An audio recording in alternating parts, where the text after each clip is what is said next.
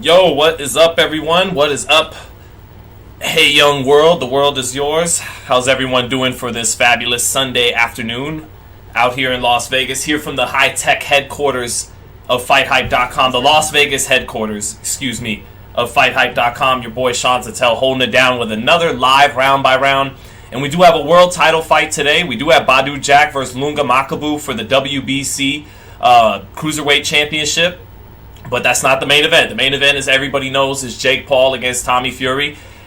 So, we're just getting ready for the main card to start here. And we're kind of just going to kick it a little bit while we wait for the main card to start. My man Sean Porter over there in Saudi Arabia alongside Christina Poncher holding it down for the ESPN Plus broadcast. And, we'll talk about the fights on the undercard, but I really won't get into the true, play-by-play call, blow-by-blow, calling each and every moment in the fight, round to round, until we get to the co-main event, Badu Jack and Ilunga Makabu for the WBC Cruiserweight title, and then definitely for Jake Paul, Tommy Fury. So, but, we wanted to get a head start on the show tonight, we usually do fights in the morning, or at night, but so many of these fights are overseas now that more and more we got to do these fights during the day.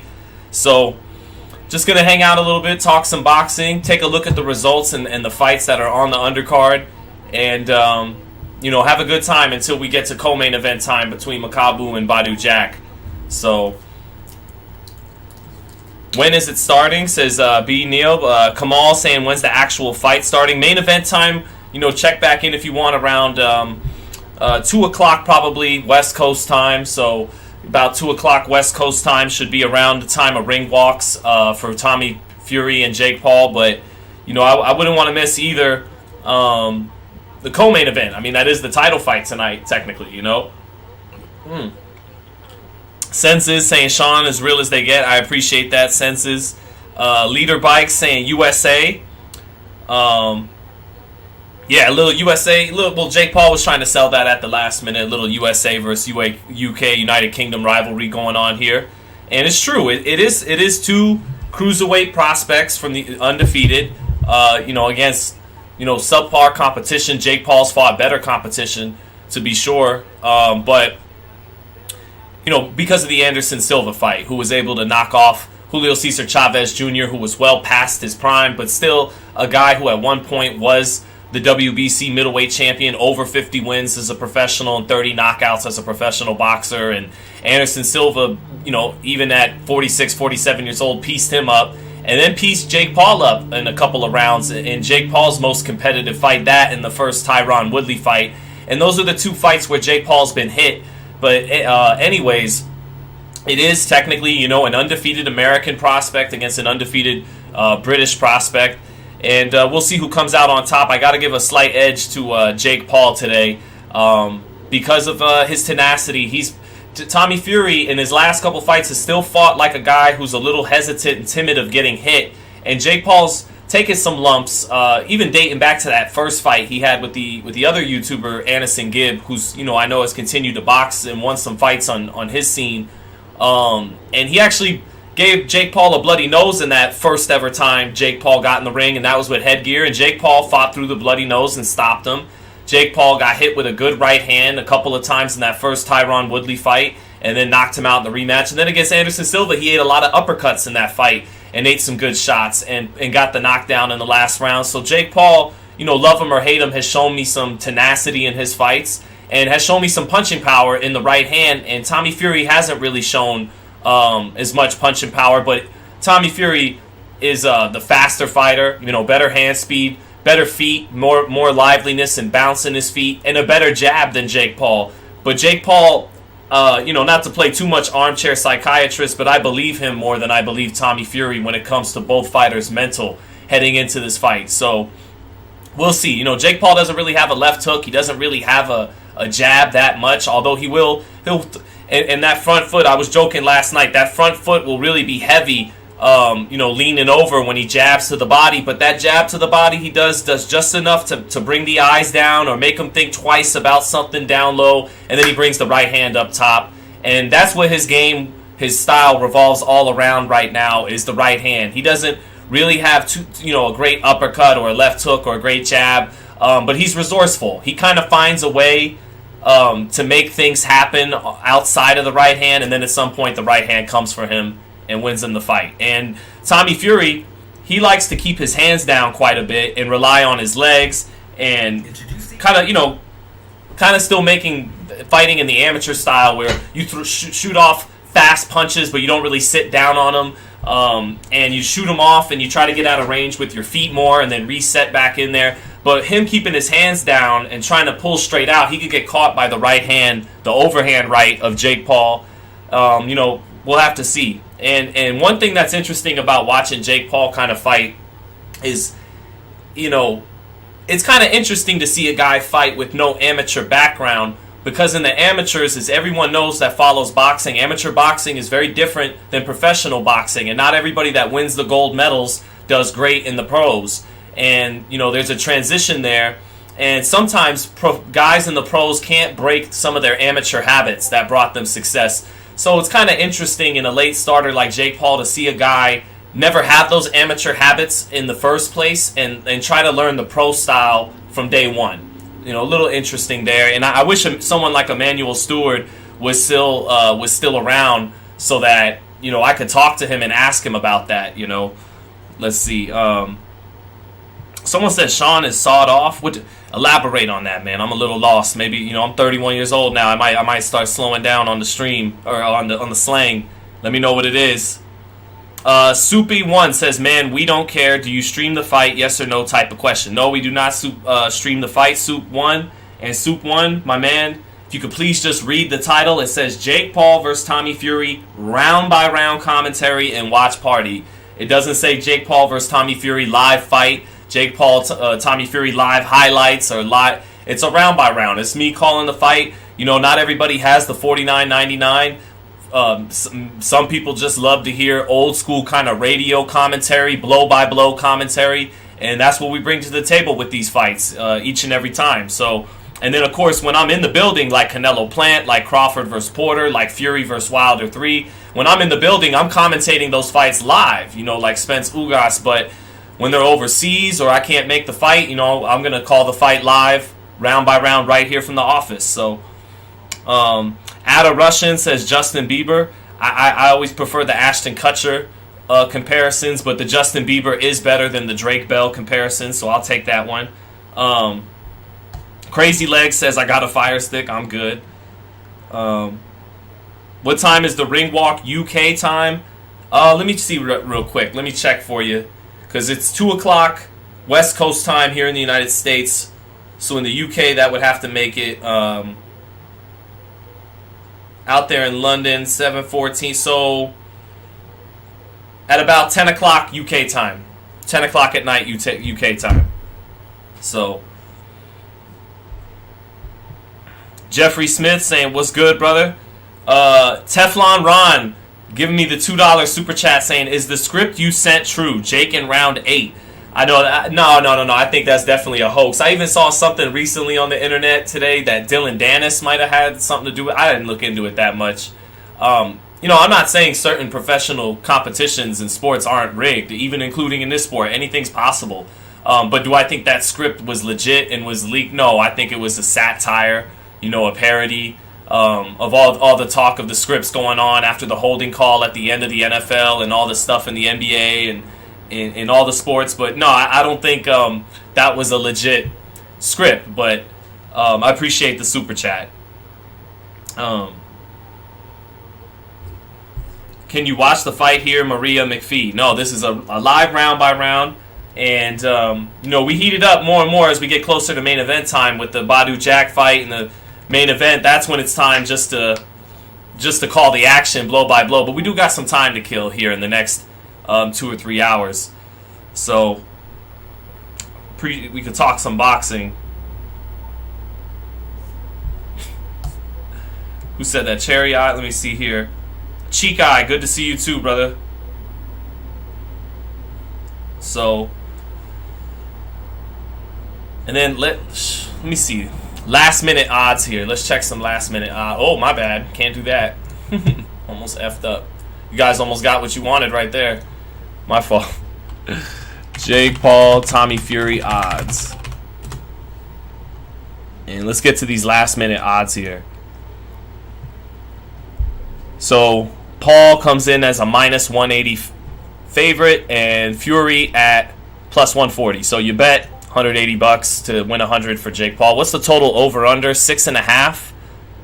Okay, so minus 150 over. All right, so you can. All right. So they think it's going to go over 6.5. They think it's going the distance. Because you could win $115 off $100 betting the under today. If you feel like Jake Paul's going to win the fight, I would bet the under. Because Tommy Fury does look like he hits a wall a little bit after 3 or 4 rounds with his conditioning. And that doesn't help when you have a lot of nerves. And he's going to have a lot of nerves in this fight, I think, compared to Jake Paul. Jake Paul, being under the bright lights in Hollywood and things like that, it kind of makes the transition to fighting under the bright lights in this a little easier for him. He's carried the confidence he's had outside of boxing in his life into boxing. And a confident man is a dangerous man until you convince him otherwise in boxing. So I feel like if Jake's going to win this fight, that's a decent bet, betting the under that he could win by knockout in under 6.5, because he stays kind of more relaxed in there than Tommy Fury, and that could help Tommy Fury gas out. And then also, I talked about the amateur stuff earlier, how Jake hasn't developed any amateur habits because he's never fought in the amateurs. He has no amateur experience. Amateur fighters, mentally, they hit a wall after 3 or 4 rounds in the beginnings of their career. It takes them a little while to mentally get to 6 and 8 and 10 and 12. Jake kind of somehow going 6 rounds out the gates when he fought Anderson Gibb, and then going 6 and 8 rounds since. I don't know how he's done it as a guy who did have a couple amateur fights and was exhausted after 3 rounds. Kudos to him, but I do think he's got the better commentary tonight. Talaria Films, shout out to Talaria Films for the 20. Appreciate you, brother, saying, if it's not fixed, Fury will destroy him. Thank you for your work. You bring back old school boxing with your commentary. Thank you, Talaria Films, so much for the super chat, my man. And I get what you mean. Fury will destroy him if he's not fixed. It makes sense that this guy who's got faster hands actually fought as an amateur, grew up and when you box as a youngster, the muscle memory you can develop is superior to someone who's going to start later. That's why you could see, little shorties at 8 and 9 years old throwing combinations like they're pros already at 8, 9, 10 years old. Your mind and your body's like a sponge at that age, so you have an advantage sometimes starting off younger. So I get it. Like Fury, logically, there's a lot of reasons why he should win and put an end to what a lot of people feel like is this whole charade. But I don't know. I think the fact that Jake Paul handpicked him, seeing an easy mark, and the fact that he's making so much money for certain, for various powers that be in boxing, they're good at, sometimes boxing is good at protecting the money cows. And, with as much money as he's starting to make people in America and overseas, would they really want to put him in there in a fight where they didn't think he'd get the job done? BJ Flores and his manager and the networks and everybody. So we'll see, And he's got the advantage of punching power with that right hand. But what else is kind of going under the radar is that Jake Paul has returned to Disney. Or did he ever really leave? Was he an agent of Disney all along? And Disney was just allowing him to have this more edgy image, but all along he was going to come back to Disney. Because remember, he started with Disney, and now he's back fighting on ESPN, which is owned by Disney. So yeah. Rahman Saladin saying, stop asking stupid questions. How to watch the fight? What time does the fight start? Google is your friend, right? You're not incorrect there, but I will clear it up for a few more people that keep asking. What time is the fight? Funny hat again. 2:00 West Coast time. Jeffrey Smith saying Jake is a joke. Jeffrey Smith, I'm not a fan of the Kim Kardashian, Paris Hilton route to fame that has proliferated, right before the dawn of social media back in the early 2000s, and when reality television started, and basically celebrity began to be created from things other than becoming notable because you're great at a certain craft or or you do something, big for humanity, or you innovate, or you're a Steve Jobs, or you're Michael Jordan, or and so I'm not a fan of that, but it is a case of don't hate the player, hate the game. I can't get mad at Jake Paul for taking advantage of, society accrediting certain personalities with all this fame and attention when they, you could argue what have they produced to do all that? On his way to fame, he did some acting, but it's not like he's a Robert De Niro. He's not some great actor. He did some YouTube stuff, did some social media stuff. I'm not that familiar. Now he's fighting, and he's famous for doing some fighting, but he's not a Sugar Ray Robinson. So he's a little bit of that, like that Paris Hilton, Kim Kardashian, and he said, "Call us the new Kardashians." Him and his brother, a little bit of famous for being famous, and that's a product of the new era, the last 20 years or so. But that's not his fault, and he works really, really hard in the gym with a lot of explosive training, sparring a lot of rounds with professional boxers. He's not afraid to get hit, and he's not afraid of hard work, and he's got some country strength to him, coming out of Ohio. So I try to keep it fair and balanced here. I don't want to kiss a Jake Paul's ass or anybody's ass, but I don't want to be the guy sitting on my chair, as I haven't been doing all this training over the years, and they have, and I'm saying X, Y, and Z being a little too on the high horse. So we try to keep some perspective and some context about these things. And actually, we're about to start with this first fight of the night. Let me take a look at the names of the two fighters. I got the whole card pulled up right here too, but I think this is the fight between Ziad Alaloumouf and Ronald Martinez, two super lightweights in this 4-rounder. We got a 4-rounder, then a 6-rounder, then an 8-rounder, then another 8-rounder, and then we got Makabu and Badu Jack, and then we got Jake Paul. So 1, 2, 3, 4, only 5 fights, thank goodness. And God, it's not one of these, oh no, wait. This cat wasn't even on the box rec. Oh, no, he was. Viral Simeon. Okay, no, never mind. This is the 8-rounder, so we're not starting with the 4-rounder. Viral Simeon taking on Badir Samrin. But, we're gonna do more, talking boxing than paying too much attention to these fights. No diss to all these pros fighting on the card, but we don't expect anyone to go too far on the undercard outside of maybe, outside of the two main cards, maybe Mushin Kaysen at 10-0. He's a good fighter on this undercard, but I don't see any standout prospects on the undercard except Kaysen fighting at Cruiserweight, probably in the 3rd or 4th fight. So, but website. Sean? What's up, Dane Sampson? Good to see you. Good to see my man Dane Sampson in the chat. Why? Mike Olavi saying, "Why are you lying? Live show? Where is it, fool?" It doesn't say live. It says Jake Paul versus Tommy Fury, round by round commentary. So that's what we're gonna do, round by round commentary, my man. Let me see. When is the fight? 9:30 UK. What's AC Xander saying? What's your favorite fight of the 2000s? That's a great question. I got a lot. Morales Barrera 1, Corrales Castillo, Trinidad Vargas, Hopkins Trinidad. Those are some of the first ones that come to mind immediately. Pacquiao Marquez 4. And then I enjoy, not so much great fights, but great performances I'll never forget. Mayweather Gotti,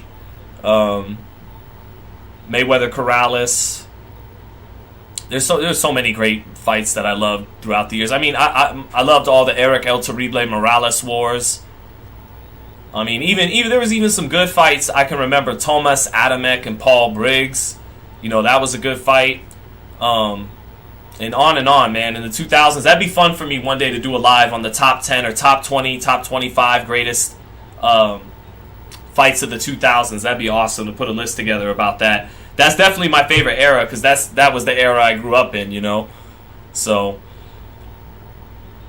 but I believe Badir Samrin the 7-0 fighter, you know, taking on the 32-fight vet with 23 wins in Simeon. Oh, and a good straight right hand and a left hand to follow it up, a left uppercut it looked like, and Badir Samrin getting a first-round knockdown against the 32-fight veteran over there in Saudi Arabia, Virial Simeon, and the ref will call it off. And so the hometown guy gets a first-round knockout and will improve to 8-0. I mean, you do got to wonder if the other guy, you know, fighting on the road, I mean, Virial Simeon, let's look at him. 23-9. You know, here, we'll do this together, chat.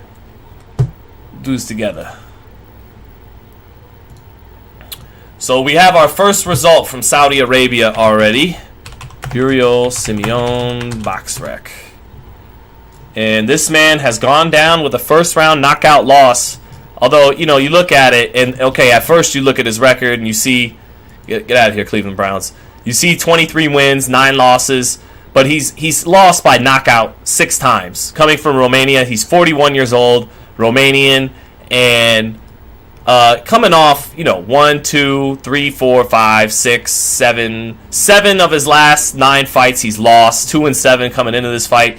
So Badir Samrin, help, you know, from Jordan over there in the United Arab Emirates, now going to be 8-0 with 7 knockouts. You know, a prospect from Jordan, but will he ever make his way to, you know, the higher levels of boxing? We don't know. But at 22 years old, he actually goes in the books as our first result of the night, and he gets the first round knockout. So kudos to him for our first fight on the Jake Paul Tommy Fury card. And hopefully we get a lot more first round knockouts to keep it moving, so we can just get to the 2 main fights of the night. Philip Dagnabot saying, dude, we do not care about this nonsense, then just leave, my friend. Go do something else with your time. Everyone's still talking about that script. I mean, only the Lord knows, right? I don't know, but we'll see. I'll tell you. I mean, if something looks funny to my eyes live on the stream, I'll say it. You know, if it looks like a guy took a dive, I'll tell you. Dane Sampson, my man, saying, Sean, who would have won between Lomachenko and Mikey Garcia at 135? Man, back when that fight should have happened when Mikey wound up fighting Errol Spence, but he was with PBC and Lomachenko was with Top Rank, and there was a lot more money on the table, retirement money on the table against Errol Spence, and he took it. But at that time, that would have been a great fight. I think Lomachenko is a little more ambitious than Mikey in that, even though Mikey has finished his career with 4 division world titles and Lomachenko still has 3. But I think maybe Loma was a little hungrier at that time. I mean, Mikey, you know, based on his decision making, was ready to cash out. So I think Loma was a little bit of the hungrier fighter, but honestly, I felt like Mikey had the punching power and the boxing skills to win that fight. It would have been Mikey's fight to win or to lose to me. He was Loma's a smaller guy, and so was Mikey, but I think Mikey was a little bit of the physically bigger guy. I mean, he was able to beat up Sergey Lipinets at 140 pounds. That might have been one step up too high for someone like Loma. Mikey, you know, with his great boxing skills and ability to line up the southpaw, Mikey had a great right hand and a great left hook, both of which you need against the southpaw, and was maybe a little bit bigger than Lomachenko. I actually felt like Mikey could have got the job done against Lomachenko in their primes. I just don't know if he would have, because you know, Loma, I think, has a little bit more dog in him than Mikey Garcia, just a little bit. Although Lomachenko didn't really show that dog against Teofimo Lopez when he didn't throw punches for the first 6 rounds. So that would have been a 50-50 type fight. But I actually kind of want to give the edge to Mikey Garcia based on the punching power, you know, and his ability, I think, to line the southpaw up and find the right angles against Loma's trickiness. But we'll never have found out, unfortunately. My man Highness in the chat. Good to see you, Highness. Got some of my regulars in here. Earn with Hearn said, do you make a living doing this? I mean, I'm starting to, but I really make a living more from still covering fights in person, getting interviews with fighters, and doing other kinds of content. But we're starting to take off with this, you know, with me playing the Max Kellerman, the Ariel Helwani role, which, you know, I kind of always wanted to do that, but I wanted to earn the right to speak on the sport first by actually covering it for at least a decade, and I've done that now. I've been covering boxing for over 10 years. I mean, technically, I covered my first fight at 14 years old, Antonio Margarito at the Aladdin, and now that's the Planet Hollywood. But I feel like after a decade of covering boxing and being in the gyms, watching fighters up close spar and train, and talking with the trainers and everyone in the business, and absorbing different reading and watching tons of tape, that it's time, man. It's time to speak. So my man TV Boxeo, shout out to Chris saying Sean always killing at ZCAP. Shout out TV Boxeo, good to see you, brother. TV Boxeo, man, you going down to Mexico for when Canelo fights John Ryder? Let me know, brother. I wouldn't mind going to that fight. I still don't have my passport yet, though. Colin Ruiz, thank you, brother. Good to see my man Colin Ruiz in the chat. So yeah, I'm not going to lie. We do got a little bit of time to kill before now main event time. So feel free to keep the boxing topics coming. Shout out Christina Poncher over there on the broadcast. And, of course, shout out to my man Sean Porter. Dane Sampson saying, Sean, who do you think poses more problems for Fury, Usyk or Joyce? Good question. Good question. Two different types of challenges. Oof. I'm tempted to... Usyk. I'll still say Usyk. Although Joyce is just a tough out for anybody because he has, right now, the best chin in boxing.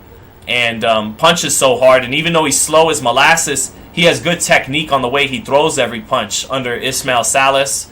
But that said, I just think he'd be too slow, and Fury over 12 rounds would have the size and the length and the strength and the boxing skills to keep Joyce off of him enough, and land enough to win a decision over Joyce. I think Fury is still the best heavyweight in boxing. I think he beats Joyce and Usyk. I think Usyk is a case of a great big fighter beating a great smaller fighter. But even though Usyk's smaller than Joyce, just his tremendous skill and championship pedigree, I still think makes him gives him a better chance of pulling off an upset against Tyson Fury than Joe Joyce. But styles do make fights. I could be wrong about that. It could be just a guy that is relentless on Tyson, that Tyson can't keep off of him, that he can't hurt or buzz.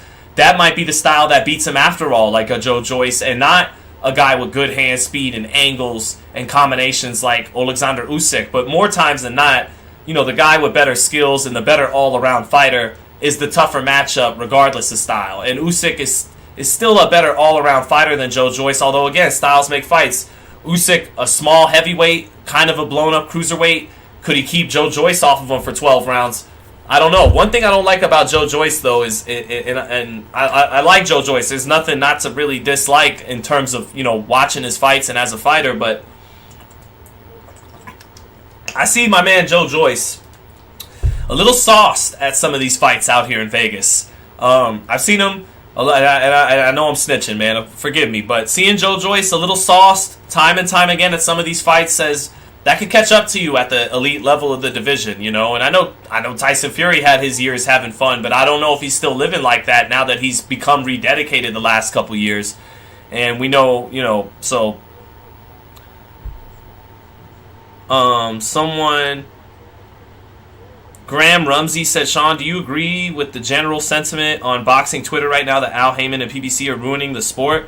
No, I don't think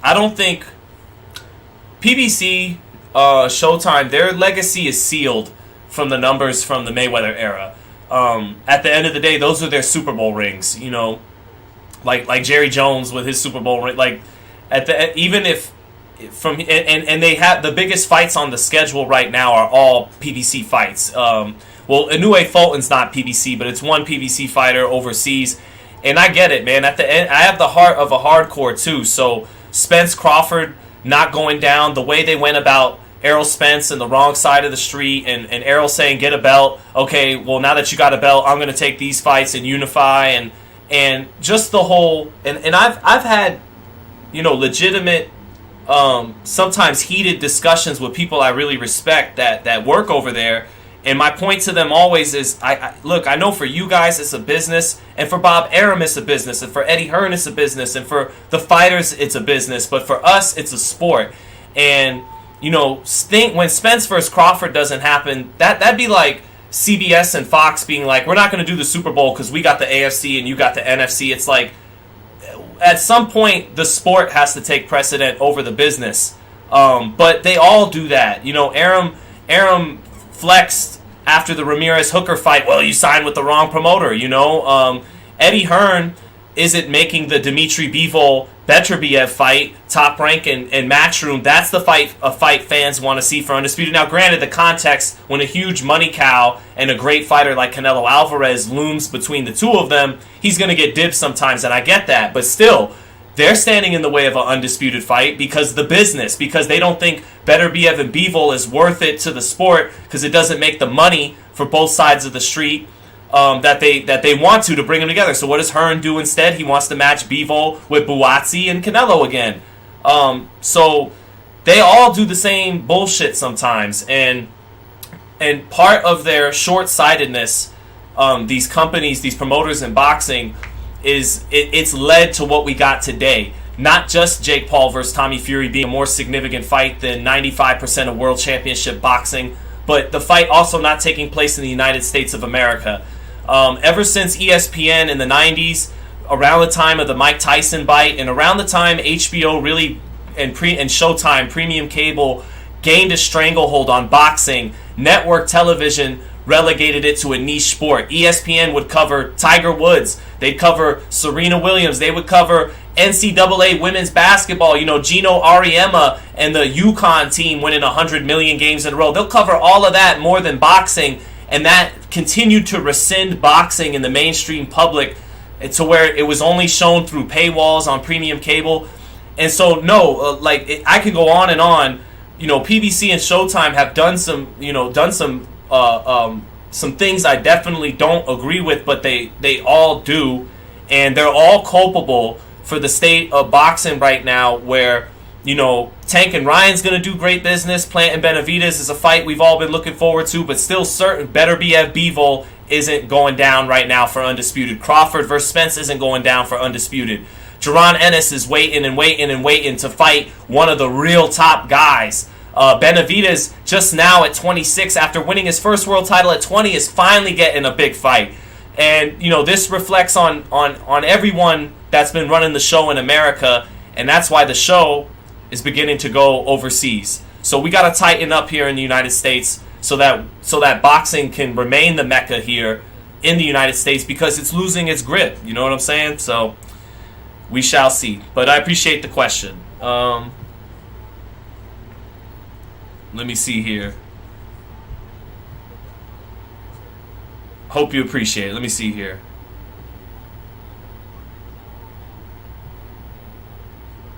Let me see. The issue, Crawford. Sean Morrison. Oh, good to see Sean Morrison back in the chat.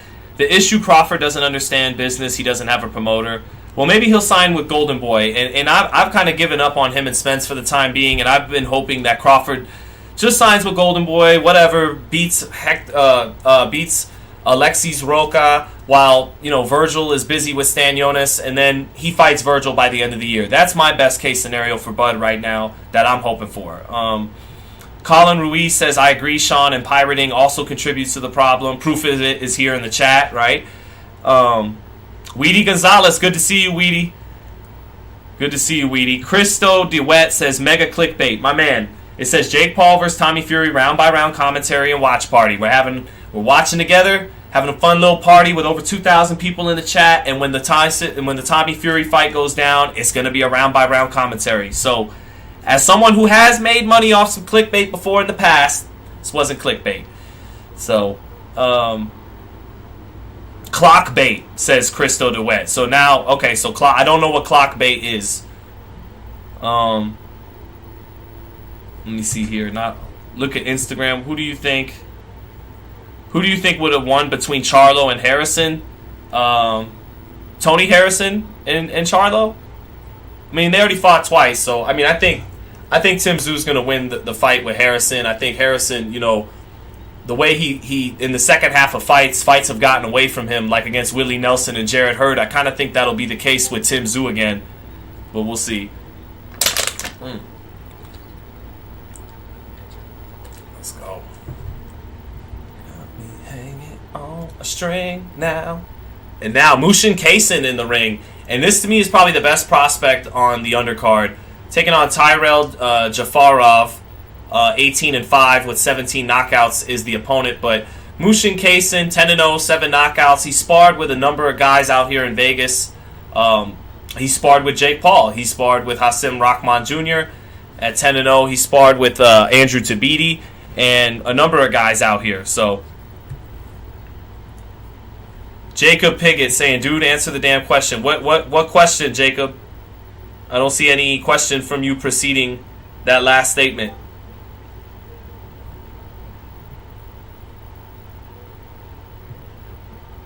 Yeah, there is a lot of questions of when does it start, and I gotta be honest, it is a kind of a dumbass question. Like, just Google when it starts, please. You know, it starts 2 o'clock West Coast time, 10 o'clock UK time, 5 o'clock East Coast time. Edward Nato saying, FightHype, just to make sure my stream works. Are you seeing dude in the glittery red and dude in the white in the ring? Yes, I am. Yep, that's the fight we're on right now. Mushin Kaysen against Tyrell Jafarov. Let me look up. I know Kaysen, man, he sparred a few guys. He's had some interviews here on the site with my man Ron Goodall. I know my man Ron Goodall's had some interviews with him. Ron, if you're out there watching, bro, shout out. Let me get to Kaysen's box rec here. Here we go. Well, box rec has. Oh, well, they're counting the amateur bouts as well. So, yeah, there's our guy set to go down right here from Baltimore, like Gervonta Davis, and take a look.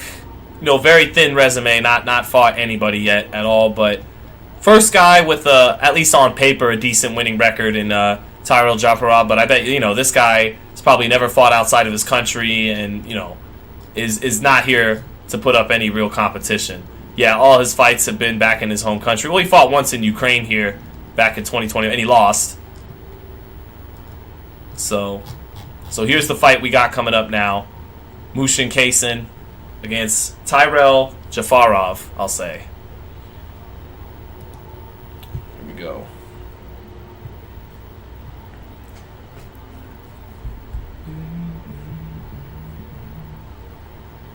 Free Top G says Toasties bread. We got Andrew Tate fans in the house. Sonia Dumas. Hello, Sean. Here to listen to you call the fights today. Let's go. Hello, Sonia. Good to see you in the chat as always. And yeah, you're doing a little killing time on the undercard until we get to the Badu Jack fight and Ilunga Makabu. And for Badu Jack on that co-main event, man, he's got a hell of a chance to solidify a really good career. Not a Hall of Fame career, but a really good career. He's won. Badu Jack's been the super middleweight champion. He's been won a title at light heavyweight. Let's go to the old box rec. Go down memory lane with Badu Jack here for a minute.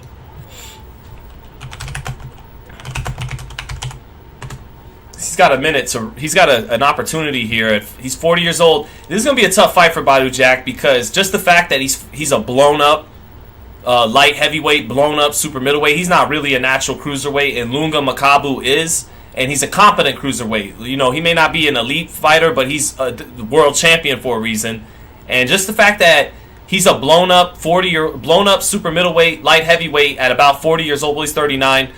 Having to fight a real competent, legit cruiserweight is going to be a tough task for Badu Jack, but I got a feeling he can get it done. So Badu, he won that WBC title against, George Groves back in 2015 it was? No, he won it all the way back against Anthony Durrell in 2015, and then he defended it against George Groves. So yeah, Badu Jack won that WBC super middleweight title, beat Anthony Durrell, beat George Groves, beat Lucien Boutte, draw with James DeGale when he tried to unify, beat Nathan Cleverly for a WBA regular title, and then this is a win. If he had gotten this win against Adonis Stevenson, which a lot of people felt he won that fight, the only judge that scored it either way had him winning 115-113. If Badu Jack had won that fight against Adonis Stevenson for the lineal title, and then Adonis wound up losing that lineal title to Vazdik, who then lost it to Beterbiev. So Beterbiev's the king right now at 75. But if he gets that dub against Stevenson to go along with the Boutte, the Groves, the Anthony Durrell, to make him WBC champion in 2 divisions, and then if he had gotten that fight and then wound up winning today against Makabu, he'd be flirting with a borderline Hall of Fame case, because that would make him, a lineal light heavyweight champ and the WBC champ at super middle and cruiser.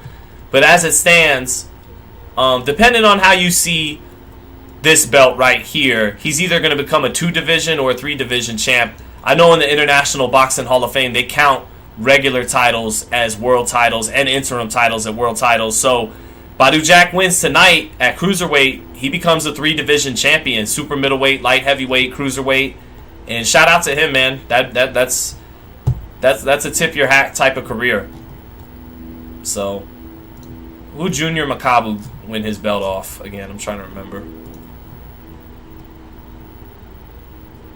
Yeah, against Michael Shislak. And then I know a lot of people attended this fight because a lot of media went down to Warren, Ohio, because they thought that Canelo was going to go through with that Makabu fight. And a lot of people felt like he lost this fight, and he got the split decision victory here to retain the title.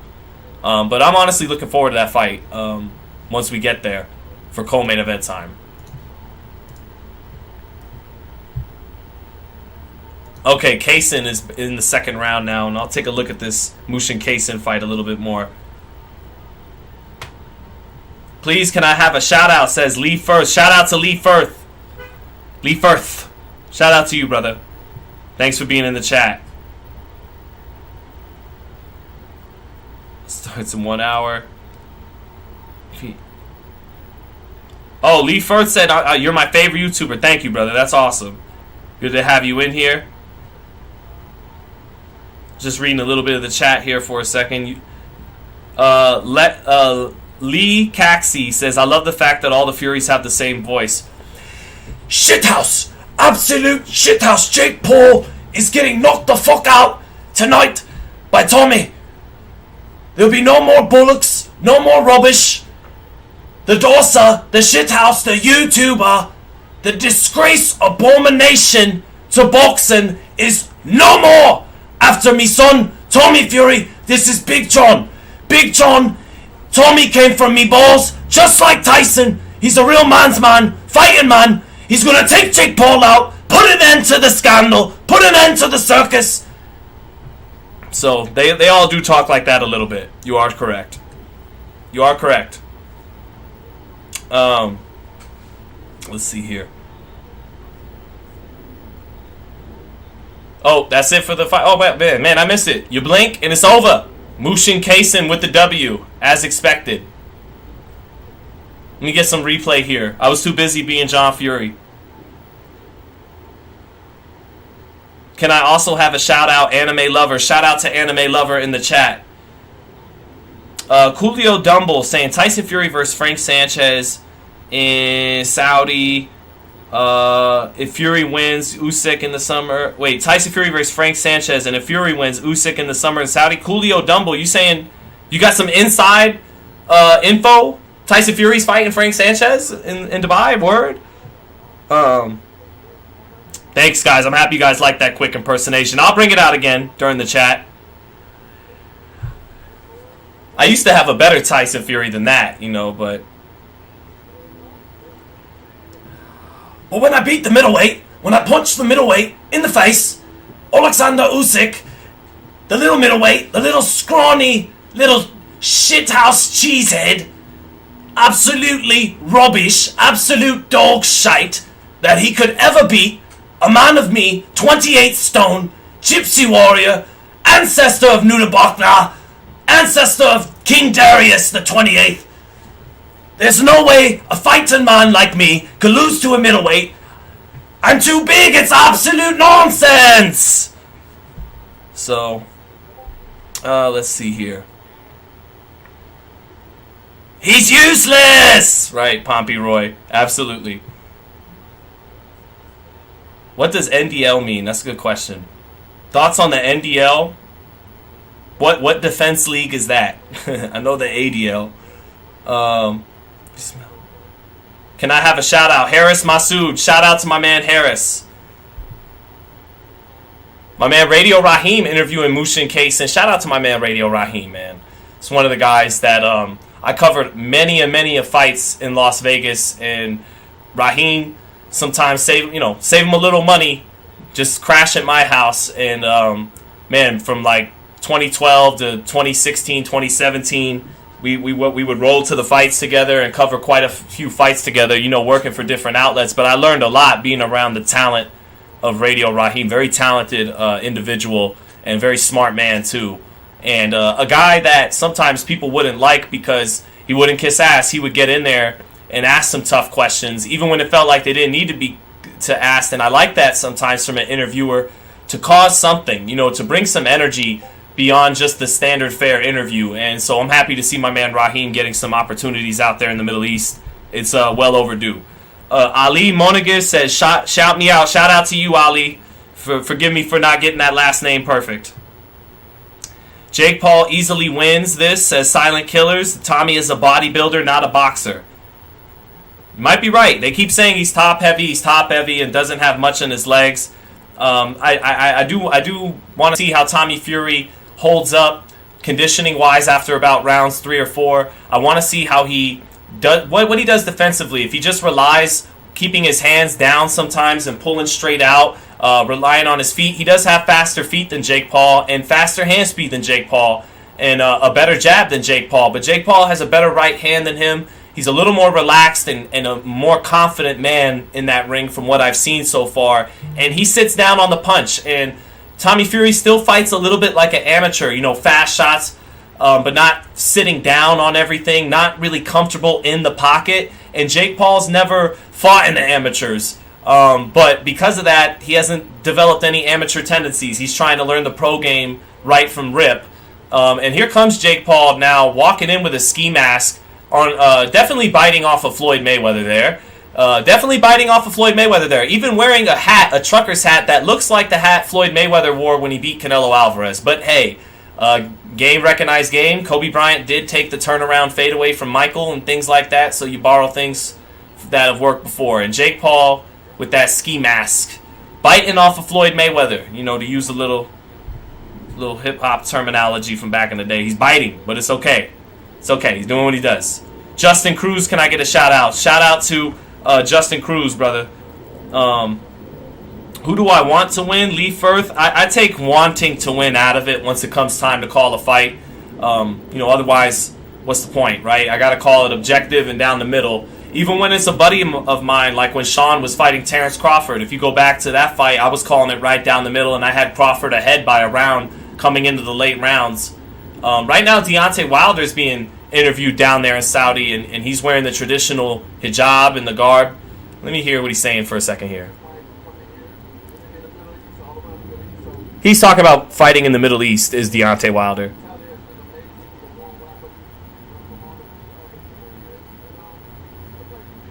He's just talking about this is the place to be, and this is the place to be. And this is a little cringe for me, from the media to the fighters to everyone that goes to Saudi Arabia. I'm getting this vibe almost like they're told to say nice things about the country when they're there, because inevitably in every interview that's taking place this weekend, whoever's being interviewed gets asked, and just what do you think about just out here, this country, the Kingdom of Saudi Arabia, Prince, whatever his name is? Isn't it just awesome? And inevitably, the person being interviewed, no matter who it's been this weekend, goes, it's just awesome, it's great, it's amazing, it's a wonderful country.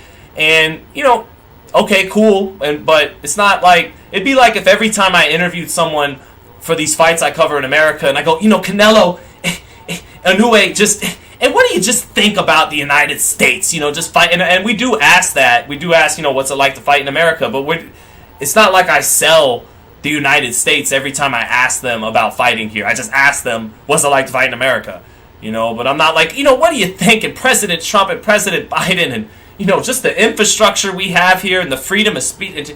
What do you think? But I'm also killing time talking a little, just talking. Sam Muse, can I get a shout out? Shout out to you, my man, Sam Muse. Danny Cable Jr., can I get a shout out? Mahomes, the GOAT. I agree, Mahomes is the GOAT right now. It's called political correctness. Yes, I hear you. And political correctness inevitably has a way of corrupting and killing truth. To get deep for a minute as we kill time before a boxing match. Because I remember one time, my little sister-in-law didn't know what AD and BC mean, AC and BC, before Christ, after Christ, and I told her, it means this, and she's like, she explained to me a whole new term they use, which is AD or A. It's not even AD, after death. It was a whole new term, and it didn't even reference Christ at all. And I was like, well, it's not so much whether you believe in Jesus Christ or not. It's that's history. We're in the year 2023 because we're going off a calendar after when Christ was thought to have died. And anyways, but that's how political correctness can help kill truth, is to alleviate the feelings of non-Christians. They try to come up with a whole new term, but it's getting away from the truth. The reason why it's 2023, whether you agree with AC, BC or not, or is because we're going off of that timeline. So, but anyways, so can I get a shout out, Carl Lord? Shout out to Carl Lord. Is the fight live yet? No, not yet. When's the goddamn fight, says Billy. Fight is at 2 o'clock West Coast time, but I'm looking forward to co-main event time too. Do you think Cotto was lucky to get a decision over Clottey? No, Dane Sampson. That was a close fight. Could have went either way. Josh Clottey, he let some rounds get away from him in that high guard, not throwing a lot of punches. And that fight was on the table for him to win against a still shaky Cotto coming off the Margarito loss. But did Cotto knock Clottey down with a jab in that fight? I can't remember. Did Cotto get a knockdown and that was the 1 point difference? I can't remember if he dropped Clottey. I know he hurt him in the 7th round and had a big round in the 7th, but Cotto being the A side, fighting at Madison Square Garden, I felt like he did just enough to win that fight, and Clottey let it get away from him, Dane. But before Common Era, is that what they're calling it? The BCE? Right. Before, and it's like, what's, And you're right, it's BS. Thank you, Brian Red.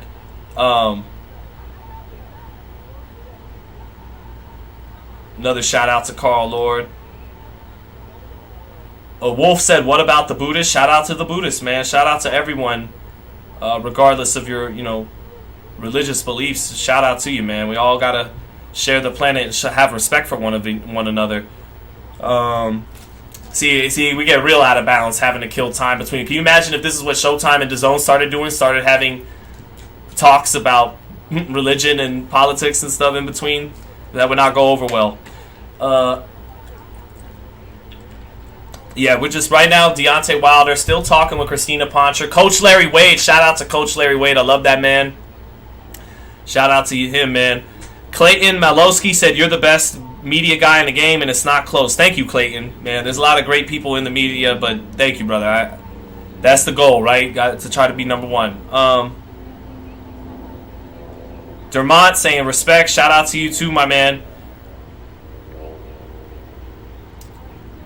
Javier G saying, shout out. Those Fury impressions are extra funny. Man, if Tommy Fury wins, not only will I do a whole bunch of Fury impersonations, but I'm also gonna finish the stream playing Undisputed with Tyson Fury. That's what I'm gonna do. As a matter of fact, just to preview what that might look like.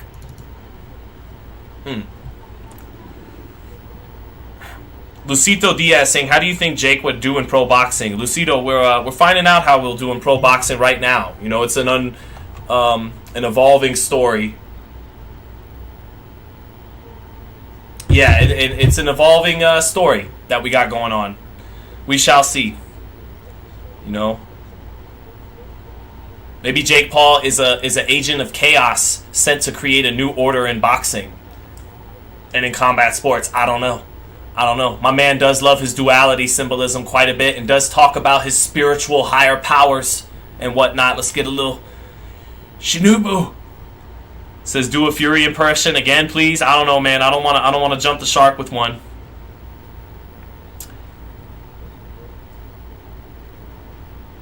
Jake, are they going to add Jake Paul to Undisputed? Asked Smith. I think they are. I heard it's a leak that they are going to add Jake Paul to Undisputed. So that'd be kind of cool. That'd be kind of cool. I'll clickbait the shit out of his name for views, and I will do Undisputed Jake Paul content. Yeah, and it won't be my proudest accomplishment in life, but I will do that if Jake Paul gets. I'm gonna be fully transparent with you, the people. I want to be a man of the people, and sometimes I will even be honest with you about the hypocrisies I'll commit in boxing media. You know, keep it real. What time in England does it start? 10 p.m. UK time. Rosa Quarles says, will you be showing us the whole fight? I'll be commentating the whole fight, blow-by-blow action, like back in the day, like back in the Don Dunphy days when he was calling Joe Louis and Sugar Ray Robinson fights. We'll be doing it like that. So, let me see. Is Undisputed coming to Xbox, says D-Money? Yeah, it's going to come to Xbox and PlayStation 5 eventually. It's just the game's in early access, and they want it to be a finished, polished product before it comes out, and I totally get that. Dane Sampson asking, do I think Trinidad was lucky to get the decision over De La Hoya? I think De La Hoya might have gave away the fight to where it could have been scored a draw, 6 rounds apiece. But no, I don't think De La Hoya lost that fight. I don't think De La Hoya lost the rematch with Sugar Shane Mosley. And as great as Oscar is, if Oscar gets both of those fights on the cards like he may have deserved, the Mosley rematch in Trinidad, Oscar's all-time ranking, even though it's already sealed as an all-time great, would be much higher, in my opinion. Because one of the narratives that started to develop against De La Hoya was, man, he fought the best. He didn't always win, but he definitely always fought the best. And it's like, no, he did beat the best. Pernell Whitaker was still the welterweight champion when he beat him. Julio Cesar Chavez wasn't in his prime, but he was the super lightweight champion when he beat him. And Ike Cuarte and on and on and on. But I do feel like Oscar giving away those last 3 or 4 rounds, it could have been a draw. But if anyone won, it was De La Hoya. Andy Ruiz Jr. impression, Tank Davis versus Ryan Garcia, Ricky Torres. I've never done an Andy Ruiz impression. I mean, I'll try. Well, yeah, you know, basically I think it's a good fight between Ryan and Tank, and whoever lands first, you know, is probably going to win, you know. Fuck, man, whoever lands the first bomb, I guess, you know, whether it's, I mean, obviously I'm Mexican and I want Ryan to win, but, you know, it made the best man win, you know, it's boxing, man, you know, just be a fan and enjoy it. On fight night, I'll probably be there at the MGM, you know, so we'll see, man. Kind of pulling for Ryan. We used to train together, but Tank's a monster, bro. So there you go. There's my Andy Ruiz for Tank and Ryan. Man, I got a $5 super chat I got to get to. The One ALV. Good to see you, The One ALV. I remember you being in several of my chats, man. What's up, Sean? Could you ask Ryan Garcia what his tweet was about when he said PBC told him not to take a tune-up or some shit? Absolutely, The One ALV. Definitely going to ask Ryan that. And, I mean, I got Ryan's pop's phone number. Maybe I could reach out and try to head down to California and get you guys some gym footage of him training, get an interview, get some questions answered that the fans want.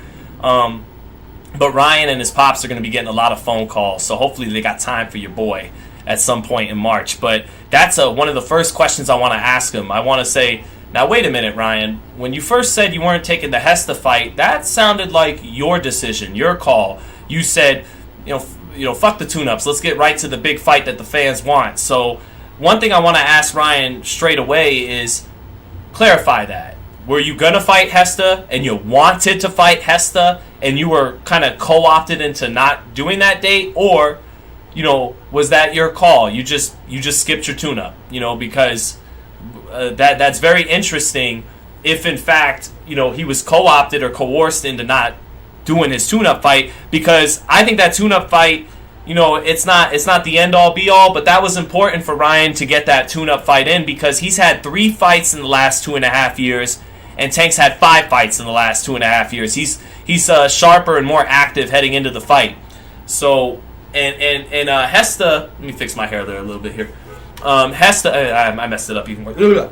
Hesta is a short southpaw, you know, an older guy who got schooled by Linares years ago. But Hesta is a short southpaw who's got some explosiveness, Filipino-American. And that was a decent, you know, you're fighting a short, explosive southpaw in Tank Davis, who's, you know, several levels above a Masito Hesta, but it's a tune-up. It gives you a decent tryout, a decent trial run against a shorter southpaw. And, you know, that's going to hurt Ryan's chances heading into that fight April 22nd. Tank's activity, Tank's experience against better opposition, but Ryan is the bigger guy, and with his, you know, gifts and punching power and hand speed and size, he can still win that fight. I think it's like a 70-30-ish fight for Tank Davis, you know. Let me see here.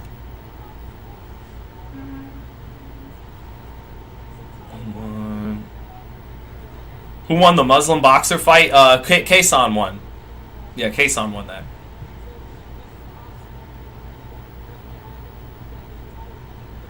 Dane Sampson says the Spence versus Crawford turned into Mayweather versus Pacquiao too. It already has, except these guys ain't Mayweather and Pacquiao. All due respect, you know, they're two of the best fighters of their era thus far. But you know, Mayweather and Pacquiao, several more divisions, several more wins against Hall of Famers, and much more money on the table. So we can't even really say it's Mayweather versus Pacquiao 2 all over again. We want a Joe Rogan impersonation, Shinobu. Never tried Joe Rogan. I mean, yeah, I can't do that. Jamie, you want to bring that in, Jamie? Well, no. Let's just take a look at it. I mean, you're a fucking badass, right? In boxing, and in MMA, it's something totally different. I mean, there's guys who are just, so there you go. That's my best Joe Rogan. That's as much as I got right there, I guess. Bro, his hair looks fire. The fuck you on about crazy? Oh, thank you, man. Someone's saying the hair is fire. Wait, let me see here. What fight is it? Let me see here. They built the venue for this fight, right? It's a pop-up arena. Pop-up shop arena. What kind of shit is that? Dane Sampson, do you think Canelo can surpass Julio Cesar Chavez Sr.? I mean, you could argue he has. He has better hand speed than Chavez ever had. He's a better athlete than Chavez ever was. Has better reflexes than Chavez ever was. But he don't got the conditioning Chavez ever was. And pound for pound, Chavez was a little more heavier-handed than Canelo. But you could argue Canelo's a better boxer than Chavez. Chavez was a champion from 130 to 140. Canelo's a champion from 154 to 175. If you just take away the sheer quantity, you know, the 100-plus fights of Chavez and boil it down to their fights against other world champions and how many divisions, it's already very close between Canelo and Chavez. So he could definitely surpass him if he wins a rematch with Bivol and then after that goes on and beats a David Benavidez. He could definitely still surpass Chavez. And I don't hold Chavez head and shoulders above other Mexican greats like Marquez and Morales and Barrera and Canelo. I think they're all on the same. Finito Lopez too, although he didn't have to fight as tough an opposition in the lower weights at his time than the other guys did. But Finito Lopez, an incredible S-tier Mexican fighter. They're all great. I do love me some great Mexican fighters. Let me see here. Oh, $2 super chat to my man Ohio Runs Boxing. Good to see you, Ohio Runs Boxing. And Ohio may run boxing tonight. Jake Paul's from Ohio, so he is the slight favorite. He is country strong from Ohio, a natural, strong guy.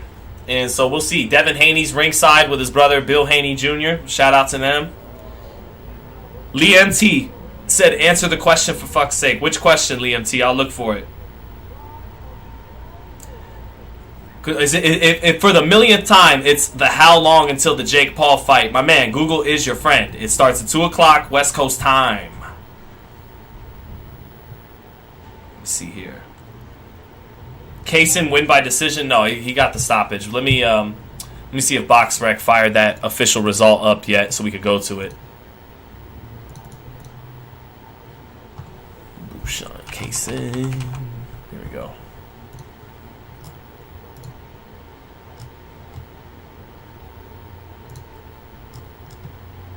Yeah, there you go. And the result is official for Mushin Kaysen, now at 11-0 with 8 knockouts in the Cruiserweight division. Fights here out of Las Vegas. And, yeah, he got the first round stoppage against Jafarov. And that was it. Failed to come out after claiming an injured finger. But that wasn't really the case. He was just overmatched. So no, Kaysen gets the stoppage, not the decision win. And we're here for fight number 3 now. And again, I can't, the quicker we get to the co-main event so I can start really calling some action, the better. But here we go.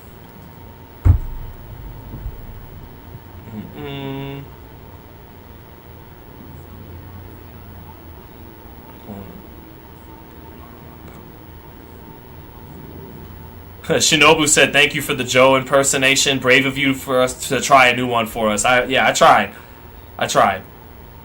You should. Boryu said, "Bro, country strong. He's from the suburbs." Goofball. I guess. All right then, Bonaru. And just the show, I'll read the comments that trash me too. Okay, maybe you got a point. He is from a big 2-story house with 6 bedrooms in the suburbs. What I mean by country strong is basically he's from the Midwest, is what I mean. So maybe for Jake we'll call it Midwest strong. So D Porter, shout out to D Porter saying hello from Springfield, Virginia. Shout out to D Porter, man. Thank you for the super chat.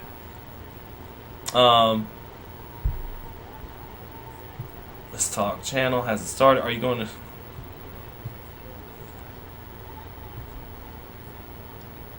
Let me see. What's up, Sean? I was wrong about Jirov. He did not win the light heavyweight title. I was thinking of Thomas Adamek. He would have gave Usyk a run for his money. Yeah, Raphael32. Good to see you in the chat again. I thought so, man. I didn't think I remembered. I was like, Jirov never won the light heavyweight title. But yeah, thanks for clearing that up. He was asking me yesterday, my man Raphael32 was asking me who do I think would have won, Usyk or James Toney at Cruiserweight. And my head said Usyk by decision, but my heart said James Toney. Let me see. Wait. Someone asked something. Hold on, I'm looking for that. Where was that? There was one question asking. Who was it? And there was one decent question, and then I missed it. Man, the chat's flying today because everybody's waiting for the main event to start.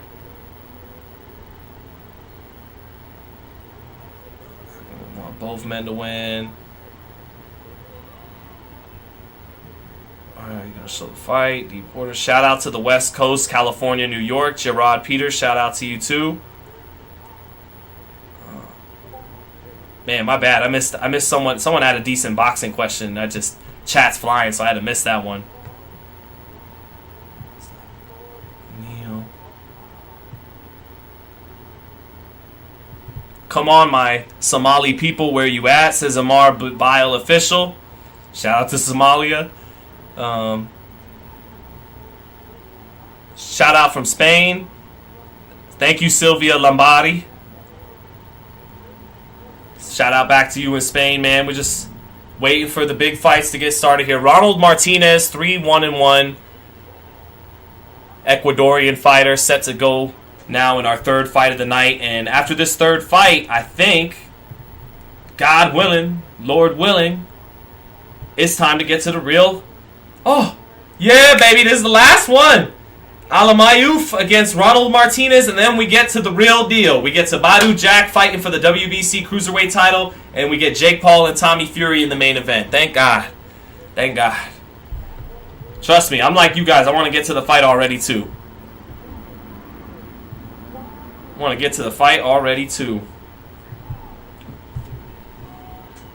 Curious, and I don't think, by the way, let me see. Sean, worst robbery in boxing, says Colin Ruiz. It's the Roy Jones in the gold medal fight for me.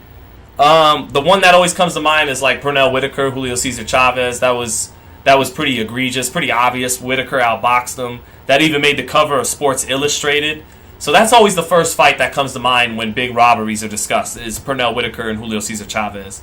Oh, there's a super chat I may have missed here. Let me see. Whoa. Did Melissa Everts, did you really give me $35? Or am I tripping? Did I misread that? Melissa Everts, thank you so much. I wish I understood this emoji that is attached to it. Melissa, please check back in the chat so I could see what's going on with that. Let me see here. I'm still getting used to the love in the super chats and whatnot. Melissa Everts, my God, with the 35. Thank you so much.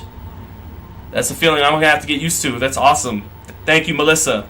You are more than welcome here any day and get any of your questions answered. Dane Sampson says, top 3 best fighters active right now that have the best gas tank and stamina in boxing. Errol Spence comes to mind right away. Errol Spence. Stephen Fulton has a great gas tank. He was able to hold up to a ridiculous pace with Angelo Leo and Brandon Figueroa. Brandon Figueroa has a great gas tank too. Man, Errol Spence came to mind right away. Usyk has a great gas tank. Carrying all that weight up to heavyweight and still being able to move and pivot. That's part of why Usyk beat Joshua. Is not only does Usyk have the stamina to out-punch and outwork the heavyweights, but to out-feint them constantly doing his feints to feint them out of position and then be busy off those feints. And so Usyk has great stamina. Errol Spence has great stamina. Fulton has great stamina. Dimitri Bivol has great stamina. And, we'll see, As we go on chats, if I'm missing a few fighters that you think need that shout out for great stamina, go for it. $35 is $2? Who said that? Let me see here.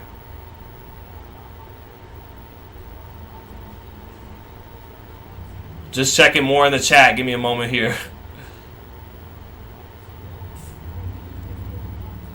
Do you think the winner deserves an official WBC ranking? To ask just a thought. No, not yet. Tommy Fury's combined win-loss record of his opposition is 20 wins and like 200 losses, or 35 wins and 146 losses, or 240 something absurd. So even and he had 12 amateur fights. So he's not some former Olympian. He's not some super decorated professional boxer. He is a professional boxer. But if Jake Paul beats him, no, he shouldn't get rated by the top 15 from the WBC just yet. But the WBC, Ronald Martinez, by the way, has a knockdown in round 1. And yes, we may have another first or second round knockout. But Cruiserweight is a very thin division. It's one of the thinnest divisions historically in boxing and still is today. So Jake Paul's in the right kind of a division to make a run at a world title. Cruiserweight isn't usually a very deep division, but even that said, he should not be in the top 15 ranking based on winning this fight.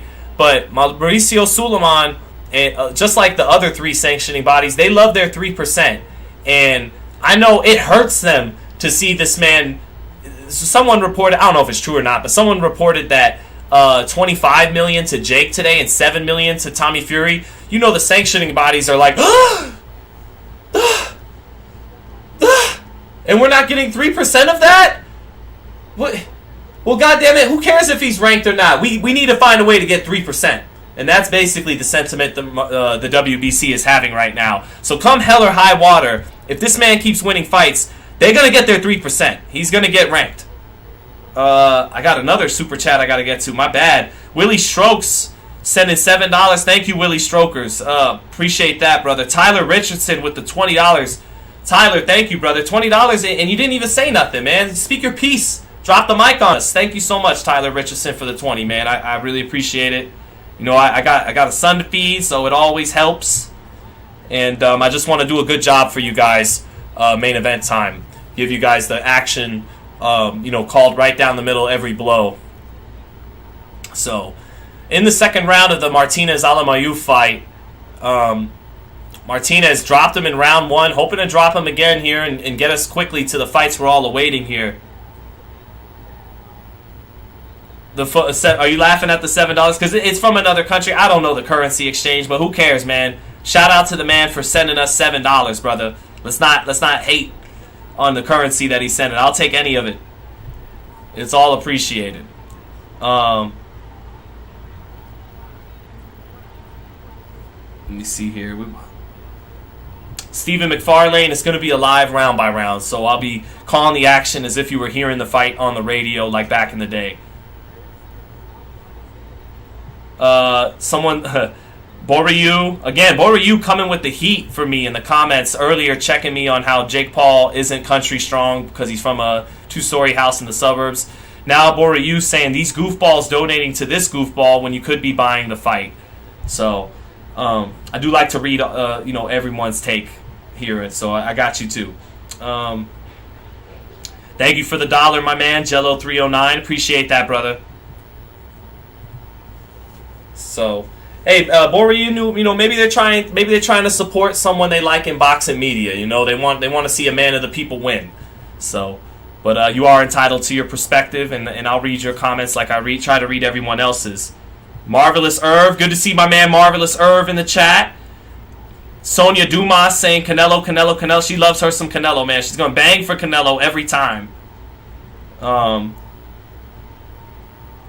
I appreciate that, Boren. You said, yo, I'm just fooling, man. I enjoy your streams. Well, I appreciate you, taking the time to join the chat. So, the least I'll do is read what you gotta say, even if it's not always friendly, Carlos Vega said, Sean, thoughts on Subriel Matias's performance yesterday? He's a fun guy to watch. Definitely the definition of a TV fighter. And now, not just a fun guy to watch and a fun offensive fighter, but a world champion. He wins the IBF super lightweight title. And what I like about Subriel Matias is the combination punching. He doesn't really sit down. He's not like Jeremias Ponce was trying to deliver the oomph and snap and sit down on every single shot. He would wing those uppercuts. Trying to get that body weight into every shot. And Matias sometimes has the punching power to just throw kind of arm punches, not even fully finish up each shot. He'll just, working his hands in a nice smooth rhythm, and he hurts these guys sometimes throwing what it looks like arm punches without really getting his ass and his hips and his lower half into it. And he's a fun combination puncher, a fun offensive firepower fighter, but a very leaky defense, a beatable fighter. Not an elite, pound for pound type guy, but a world champion and a fun offensive fighter, kind of like different styles, but kind of like Emmanuel Navarrete in the featherweight weight classes, a flawed guy, a guy that you could take advantage of his defense, but is a very fun and potent offensive fighter and a world champion. So, shout out to Matias, man. I had fun watching his fight last night against Ponce. So, let me see here. Joshua Scruggs says, everyone asking when the fight starts are just Paul fanatics and don't understand there's a whole card of fights. Got it. Appreciate that, Joshua. Ross Mills says, Caleb said, Sean has those hands. Keep it tight. You see it, brother. I still got a little something from back in the day. Ross Mills says, hey, man, what do you think about their skill level? Mainstream media over here in England makes it seem like Tommy should win easy because he's a proper boxer, but I'm not so sure. I'm not so sure either, Ross Mills. I give the edge to Jake Paul. He's making a lot of money for some of the powers that be in boxing, and they're not quick to want to kill a cash cow like that, so they're going to match him wisely, and they feel this is wise matchmaking. A guy who still fights a lot like an amateur at the pro level, and Tommy Fury, a guy who looks the part body-wise, but, that doesn't win fights necessarily, having that physique. Sometimes it can hurt you. He's got better hand speed than Jake Paul, a better jab than Jake Paul, but he's a more timid fighter than Jake Paul. Jake Paul has brought more tenacity and belief to the ring and more punching power in the right hand. Now, again, Tommy Fury has some tools to win this fight behind his jab, behind his superior hand speed and foot speed. It's all got to start with the jab for Tommy Fury. That's the most important punch in boxing, and he's got to light Jake up and touch him with the jab early to get the other offense going. Tommy shouldn't shoot his load too much early. He does that sometimes early in fights, and by rounds 4 and 5, he's huffing and puffing a little bit, and he's going to have his nerves going, fighting for the first time on pay-per-view. Jake's fought on a couple pay-per-views, and that he'll be a little more relaxed, and you'll gas out less easily being more relaxed. So no, I'm not convinced that it's some easy fight for Tommy Fury. Las Vegas doesn't fuck around. And so if Las Vegas has Jake Paul a slight favorite, it's because they really think Jake Paul is going to win the fight. And as a matter of fact, with so much hate for Jake Paul and people wanting this to come to an end already, Vegas, if anything, would make the odds steeper to tantalize you to bet on Tommy Fury more, but they didn't do that. So I give the edge to Jake Paul, but I wouldn't exactly be sad if I'm wrong.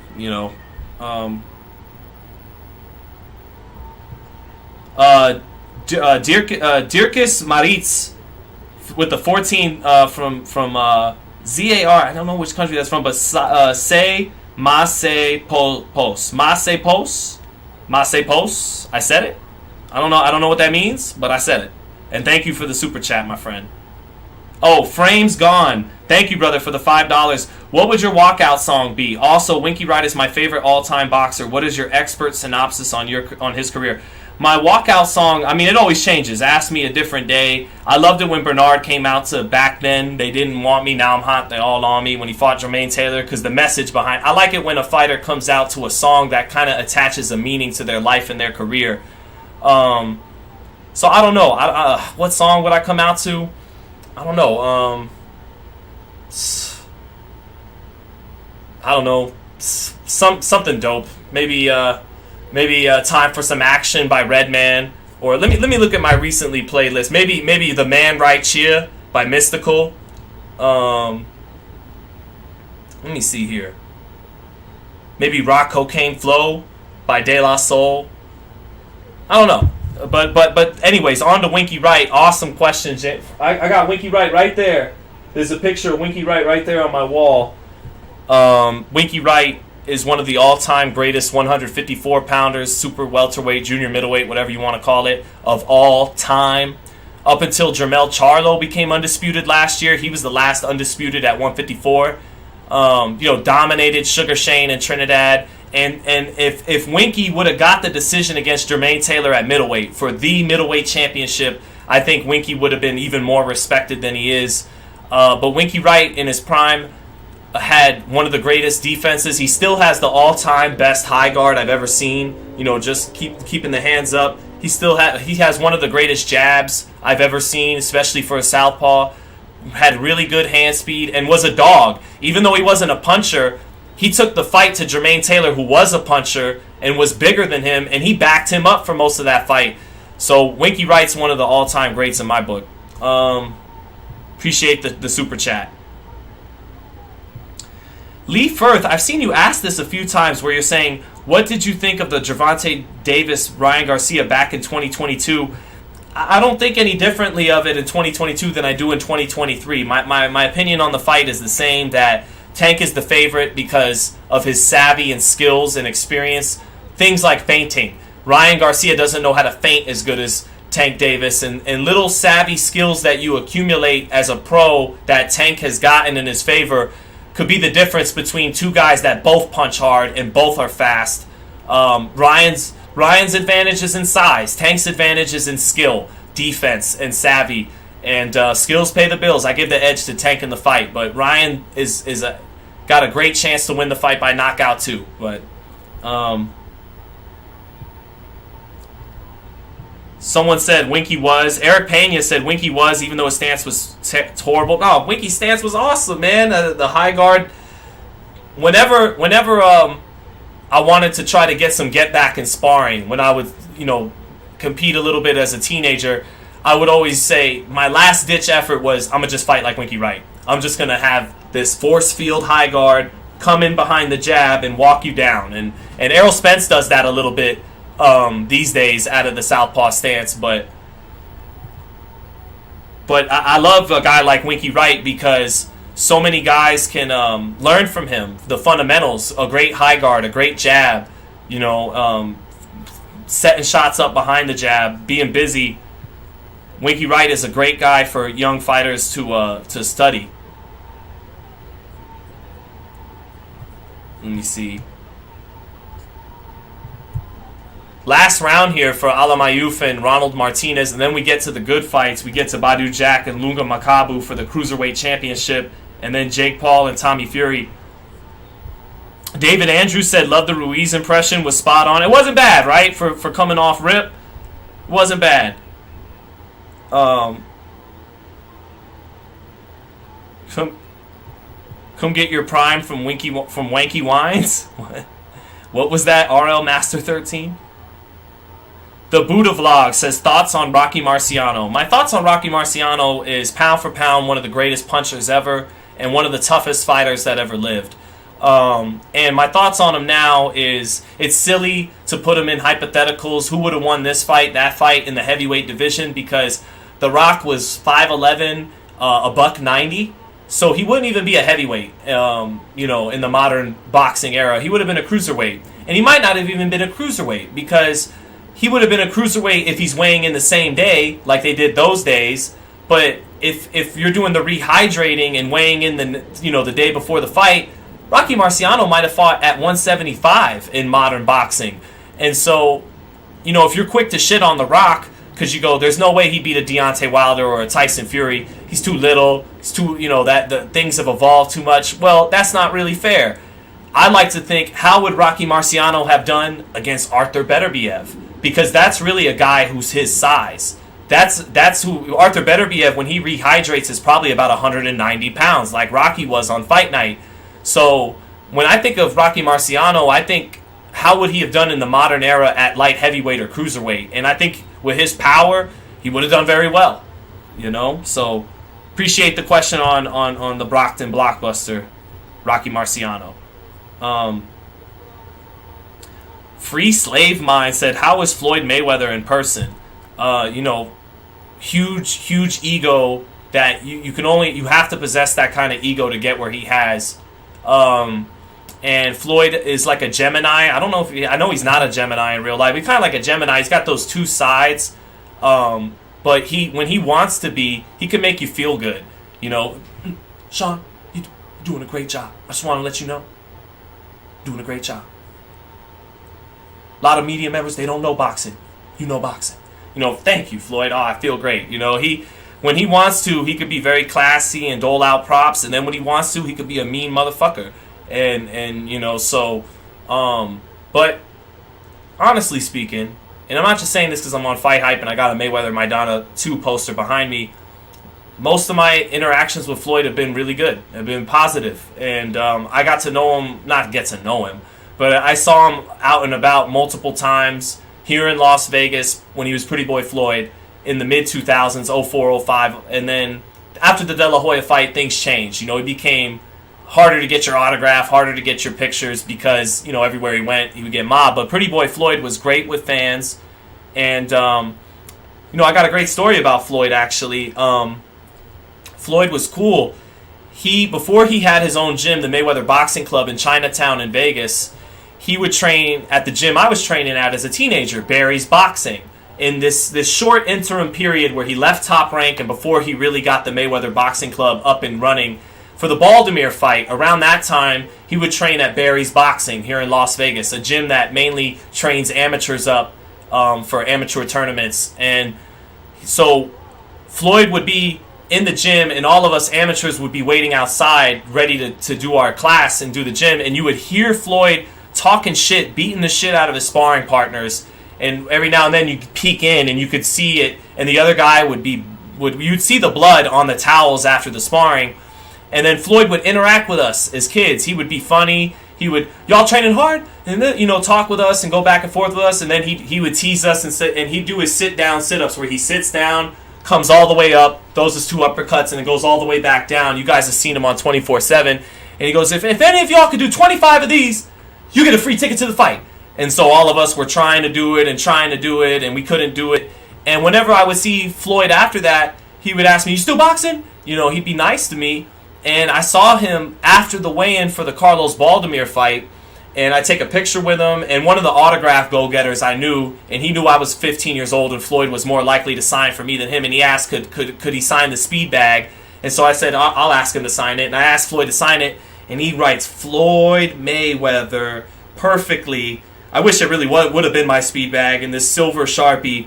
And then as Floyd's signing, and he's talking to a few of us fans backstage at the Mandalay Bay, and I go, Floyd, are you nervous? And he looks at me for a minute like, you trying to be funny, motherfucker? What do you mean? Like, you trying to be funny? And he saw I was being genuine because I had just finally had an amateur fight, and I was so scared. And I just looked at him again. I said, are you nervous? And he looks back at me while he's signing, and he goes, yeah, nervous. Nervous for that boy. About to put that boy in a hospital. Talking about Carlos Baldemir. And I'll never forget that. Him just looking at me, yeah, nervous. Nervous for that boy. About to put him in a hospital. And then he finished signing, and then he took a picture with all of us. And then the next night, I didn't even go to the fight because I hung out. I didn't have money to go to the fight. I hung out outside of the arena to try to get autographs. I met Stephen A. Smith that night. I met a few other people. And then after everyone left, I snuck back to the post-fight press conference, and Floyd had tears in his eyes because he had just got done crying after he beat Baldemir and was saying, I don't need to fight anymore. I could retire. I don't need the De La Hoya fight. It was an emotional night where, like Larry Merchant said, Tiger Woods walked out before the 12th round. People were bored. And I go up to Floyd to get my Baldemir Mayweather poster signed. And he just got done crying. And I said, hey, Floyd, do you mind signing this? And he's at the dais after the post-fight. And he goes, yeah, sure. And then he looks at me and he goes, did you see the fight? And I remember being shocked that this multi-millionaire, great fighter champion actually gave a fuck if I saw the fight as a nobody 14-year-old fan, 15-year-old fan. And I looked at Floyd and I said, yeah, I saw the fight. You fought a great fight. You did a great job. I lied. I didn't actually get to see the Baldemir fight until the next week on HBO, but I remember that Floyd being vulnerable with me in that moment and actually caring if this 15-year-old saw his fight or not.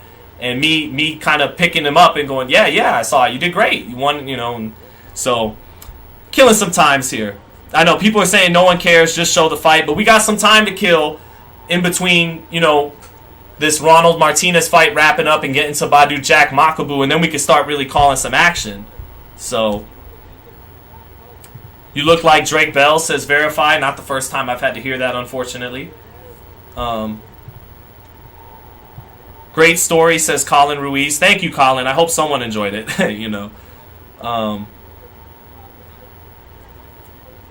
Chero says, dude, where's my card? Dude, where's my car? Where's your car, dude? Sweet! What about mine? Shibby! Great movie. Shibby! Let me say here. Show the fight. Why are you... Hector saying, why are you talking about fake weather? He's retired. Nobody wants to hear about his boring fights. Well, I'm telling the story, brother. Someone asked about Floyd and asked what he was like in person. So I gave a story. CB said, great story, bro. Thank you, brother. Smith said, great story. Good. I'm happy some of you guys enjoyed it. I know I'm a little long-winded, but I like to kind of, set the scene and put you like you were there when it happened. Hold on. Quick phone call. Yo.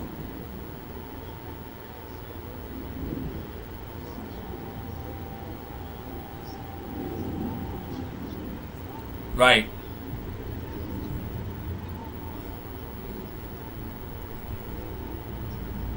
Ooh, the mic's a little high.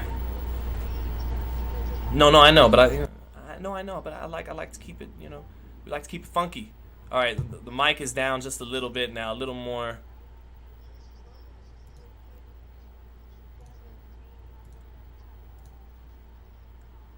Got it. Thank you, brother. Like, did you like that Floyd story?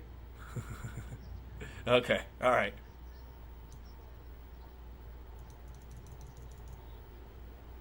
Oh, yeah, he got a call right from it. You can't tell that story. Right. You can't tell that story on FightHype. There is, we got to amend the story now. All right, brother. Later.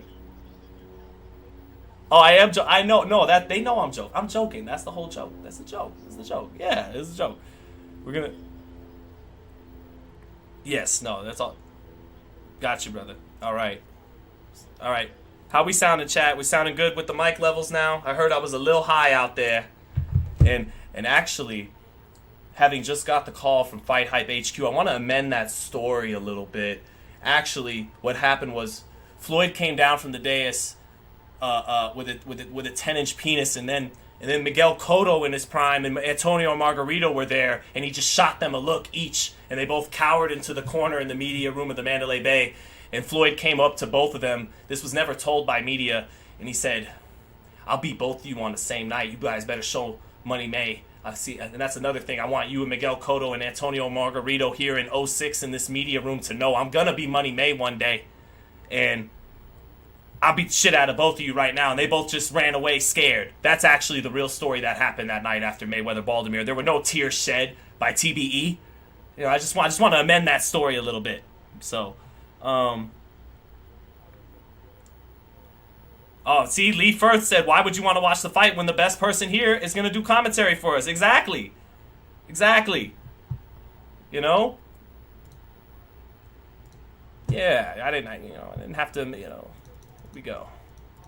I mean, sure, you could watch actual boxing and watch the actual fight take place, or you could just hear me talk about it. Come on. Here we go.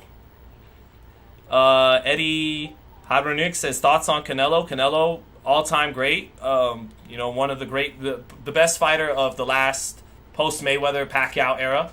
The best fighter alongside Chocolatito and a few others, but Canelo's great. There's a little tainted meat to his career, with the test, but hey, other great fighters, if you do your research, Evander Holyfield, Roy Jones, and Sugar Shane, they had, Pacquiao, so he's not alone, but Canelo is an all-time great. It's funny too. Some people thought I'm a Canelo hater because I asked him that Benavidez question that went viral after the Golovkin fight, but I'm just trying to do a good job and ask good questions. I think Canelo's an all-time great for sure. I don't love the John Ryder fight, but he's getting a little tune-up in before he gets to the real task at hand, Dimitri Bivol. So there we go. Show us the mic. I will show you the mic. Oh. Telling me I left lacerations around my mic's neck. Domestically disputed, and you just might get the undisputed underdog serving y'all threat. Much more is what we got in store. So yeah, and now they're finishing up these last features, and we're finally going to get to the Cruiserweight title fight. The Glamour belt, as disgraced as these belts can be at times in the day, it is the Glamour belt still. The WBC Cruiserweight title set to be on the line in Saudi Arabia in just a moment or two. So, Graham Rumsey says, Sean, do you think we'll ever see David Benavidez a Cruiserweight? I do. I think that's where David will top out. I think David's best weight class is going to be light heavyweight when it's all said and done. But I do think he'll finish at Cruiserweight, like Badu Jack tonight. I think his height, his size will allow him to be a Cruiserweight one day. And I think he could become a world champion in all three of those divisions. So, Safwan Abrams asked, is Muhammad Ali the greatest? He's the greatest heavyweight of all time. I think so. I still think so. And I don't just say that because of, all the outside of the ring greatness and the cult of personality. I just really think he was pound for pound the best heavyweight of all time. The resume backs it up. The gold medal, beating the three gold medalist heavyweight champions, Joe Frazier, George Foreman, and who's the third one I'm thinking of? Leon Spinks, but I still think Ali has the best resume in heavyweight history. He was in the greatest fights in heavyweight history, 1 and 3 with Frazier, and he still has, alongside Larry Holmes, the greatest jab in heavyweight history, the fastest pair of hands in heavyweight history. And one thing about Muhammad Ali, I think he for all his talent and hand speed, and he may have the greatest heart I've ever seen in a fighter. There are fighters who will never quit, but then there's Muhammad Ali who will never quit. And Muhammad Ali was going to try to win the fight to the very end, would never quit, would be in the early stages of Parkinson's, still fighting through the punishment Larry Holmes would be giving him, and just an absolute. Just when you talk about true champion and the true heart of a champion, is Muhammad Ali. So, appreciate you asking about him. Javier Romero says Ryan Garcia KOs Haney. I don't think so. I think Haney would win a decision in that fight, but appreciate you being in the chat. Nick Coetzee saying Fury will never be the best and neither will Ali. Well, then who's the GOAT at heavyweight? If it's not Ali, what do you got? Joe Louis? That dude said, when is the fight, douche? That dude, the fight is at 2. It should begin main event time around 2 o'clock. So, there you go. What bowl did you use to cut your hair? Hey, that's not very nice. It's not quite a bowl cut. It goes off to the side a little bit. You know. It looks a little bowlish today, though, I will admit. Anyway,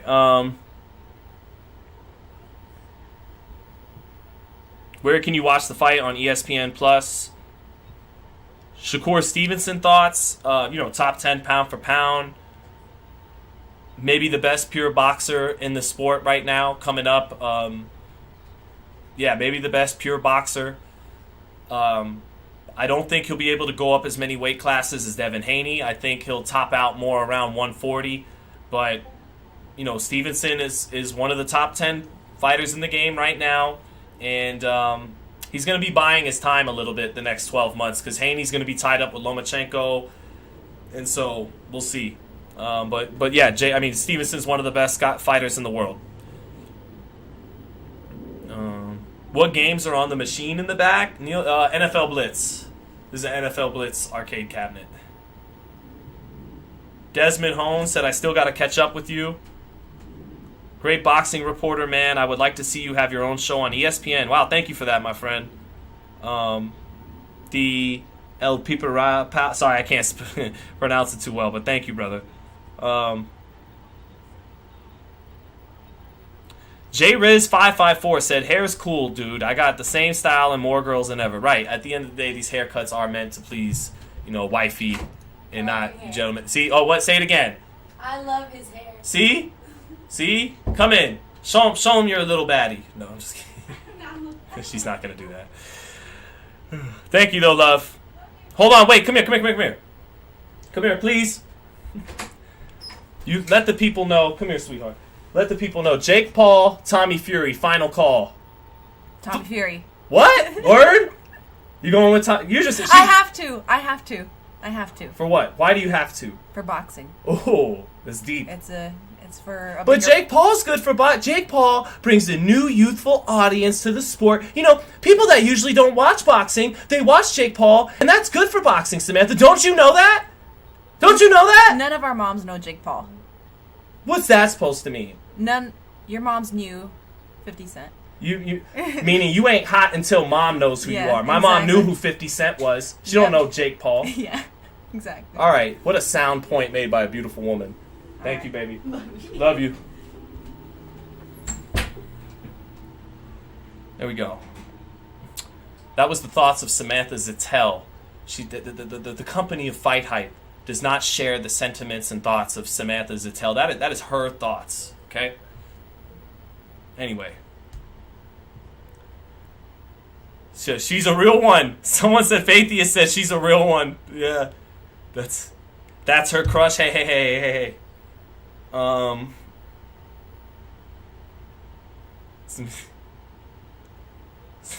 is so fine. Thank you, I guess. You're winning? Thank you, brother. George Long said you're winning. So yeah.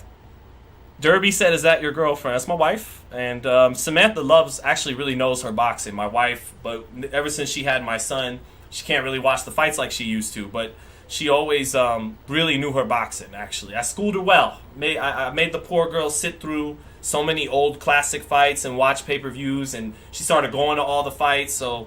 She knows her boxing, man. She's actually going for Tommy Fury for real. She wasn't kidding. Anthony B. What's up, Anthony? Hey, wait, Anthony. This isn't Anthony Bernard. It isn't my man Ant with 2 T's. But shout out, Anthony. What are your thoughts on Caleb Plant? Caleb Plant, really good pure boxer, really good jab. He has a great jab to the body and jab up top, works his levels with it. Really good left hand. He has a really good left hand. The right hand has been lacking, and that's something Breadman Edwards is trying to bring along. But the left hand is better than the right, and he can fade a little bit late in fights, but he's an athletic fighter and a pure, smooth boxer, very sharp with his punches and with his hand speed, and has pop in that left hook. That's the shot he dropped Uzcategui with twice. That's the shot he knocked out Anthony Durrell. And David Benavidez has to have respect for the pop in that left hook. And sometimes David stands straight up and he can get caught with the left hook doing that. I think Benavidez will win that fight late, but I think Plant will look very good and sharp in the first half of that fight. And if he can sustain and hold it up in the second half, he'll win that fight. But I think David will make some adjustments. He'll find some rhythm offensively and get his punch count up there. And they both have great jabs. And David will have to match Caleb's jab. But yeah, Caleb Plant, I've always thought he's a good, very good fighter. I knew he was going to beat Uzcategui. And I knew he was going to give Canelo a little bit more of his run for his money than Billy Joe Saunders did. So, but yeah, Caleb's very good. And if he actually gets the dub against Benavidez, he seems to be winning people over with his personality and with the pre-fight promotion. I see a lot of people say Mexicans for Plant, which is surprising. You'd think that the most, Chicano Mexican Americans be riding with the Chicano. I know he's half Ecuadorian, but they'd be riding with Benavidez. But Caleb's getting over with his trash talk with the public. And if he could parlay it into a victory in a ring where he's the underdog, Caleb might find himself being one of the faces of boxing. But he is the underdog in that fight, and I do give the edge to Benavidez. So we'll have to see once we get there. Earthquake saying who's going to be a good matchup for Inoue? Stephen Fulton, the fight we all wanted, we got it. Mr. Mudd said can't watch because of y'all's kid. Do you ever change a diaper or get a babysitter or put? No, I change some diapers and do my thing. But when it's fight time, I gotta work. I gotta cover the fight. So, but I'd be lying. She did most of the diaper changing. I can't lie. Are my kin to Ashton Kutcher? Asked Wesley Combs. No, I'm not. But I was never mad at that comparison. The Drake Bell one, not as flattering. Justin Bieber, a little more flattering than Drake Bell. But I prefer the Ashton Kutcher questions. Jegodoff said, "Do I think Canelo's era is over? It could begin to come to an end if he loses to Bivol a second time. Then he goes down to 68 at 33 years old. Maybe one of the super middleweights takes the belts off of him. It could be the beginning, but it could just be a beautiful chapter in the Canelo era of how he responded to adversity and being an underdog and losing to Bivol with a great victory in the second fight. We won't know until September. But Canelo in 2022 definitely took a step back from Canelo in 2021 in late 2020. He did look like he lost a step, but he's been super active in that time period and apparently had a little bit of an injury. Oh, whoa, hey, what are you doing in here? So, what are you, Nature Boy Ric Flair? Was he Ric Flair in here? He had a stomach ache. Get out of here, Ric Flair. Nature Boy. That's my son, man. But what was I saying? I don't even know what I was saying now. Someone help me in the chat. Where was I on before? Little Nature Boy, little Ric Flair Jr., my son came running in. Ricky Ricardo says, I second that comment about you having your own show on ESPN. That would be awesome. Ike Turner, Hands. Thank you for the $2, brother. What do I think on thoughts on Tank and Ryan? I've talked quite a bit about Tank and Ryan, and we got previous streams dedicated to it. So if you want like a real deep dive, go check back if you got the time. But to answer it before we get to this Badu Jack fight, Ryan's the underdog, but at his size and with his gifts and punching power and hand speed, very live dog. And Tank having to cut distance at some point in the fight. Maybe the check hook could be there for Ryan at some point, but he can't go looking for it, to be too predictable with it. He's got to make use of his right hand better. And but I do think Tank, with the better feints, the better defense, the better savvy in the skills, is going to be the factor more than Ryan's advantage in size. It's a push when it comes to hand speed and punching power. They're both tremendously explosive, but but Tank is the more skilled fighter, and I think that's why he's the favorite in this fight. Let me see here. C.E. Aronia says Mexicans don't go for Caleb's style of running style boxing. I don't know, man. I've seen a lot of, in the comment sections, Mexicans for Caleb, Mexicans for Plant. So, you know, obviously there's still going to be, I still think there will be more Mexicans cheering for Benavidez on fight night, but Plant apparently has won some people over, you know. Here comes Badu Jack to the ring now with Mike Tyson alongside him. Badu Jack, the former WBA light heavyweight champion and WBC super middleweight champion, looking to become a 3-division champion tonight.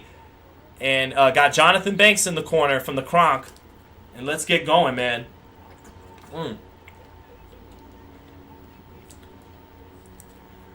So, hey, brother, cousin of Sean. Let me see here. Where was that at? Someone had a comment I want to see. Hey, brother, cousin of...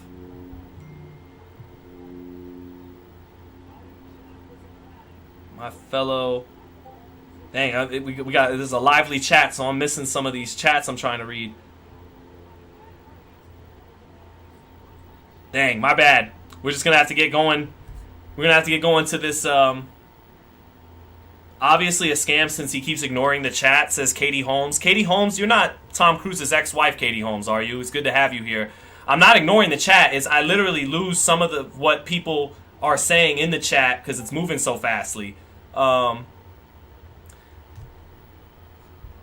Who said that? My dad put me on your live stream. We love boxing. Really enjoy your stream. Keep it up. Thank you, Kay Gonzalez. Appreciate that, man. Just about time to get to the fun part, calling the fights. So, this fight going. Now here comes Ilunga Makabu coming to the ring, the WBC Cruiserweight champion.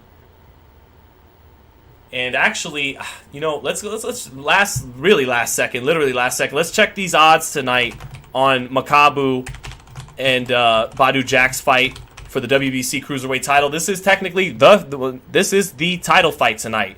Jake Paul, Tommy Fury, big fight, but not a title fight. This is the title fight tonight. So Makabu is minus 210, Jack plus 150. So the odds favor the champion, Makabu. And I get maybe a little surprised by that because Badu Jack has more pedigree. He's been a top fighter for longer, but he's a blown-up super middleweight, blown-up light heavyweight who's almost 40 years old. And Makabu isn't, you know, an elite champion, but he is a champion, and he's a competent, full-fledged cruiserweight taking on a guy who's really a blown-up super middleweight light heavyweight. So here comes Ilunga Makabu, set to defend the WBC Cruiserweight title against Badu Jack, here from the Kingdom of Saudi Arabia. So I want to appreciate you guys for joining in the chat, joining us for this live round by round. JLX says, I'm disappointed that you aren't going for Tyson, for Fury, your wife, and that your wife is, maybe your wife is the real boxing fan. Maybe you're right, JLX. And if Samantha, maybe Samantha has to start running the streams here in the household. You might be right. We'll see. Pops Cola says Disney Guy fights now. Disney Guy fights next. And by the way, Disney Guy is Disney Guy again. Because let's not forget, ESPN is owned by Disney. So this is actually a Disney homecoming for Jake Paul. Quiet as kept. So again, for everyone asking if we're going to show the fight, I would love it if you just simply read the title of the video. It is a round by round commentary. So I don't know what to tell you guys.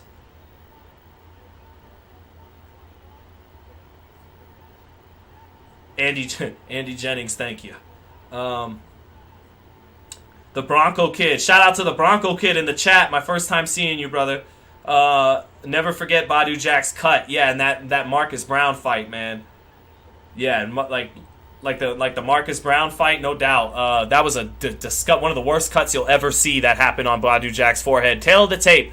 35-year-old Lunga Makabu, 39-year-old Badu Jack. Lunga Makabu, 6 foot. Badu Jack, 6'1", but a 1-inch reach advantage for Lunga Makabu. And Makabu with 25 knockouts and 29 wins and is a legitimate cruiserweight. Badu Jack, just 16 KOs and 27 wins. A workman-like puncher, not a big puncher, and a guy moving up in his 3rd division. Badu Jack, if he wins this fight, it's with combination punching and beating up Makabu over the long haul. He's not going to get him out of there with any one shot. Makabu's the bigger puncher tonight. So,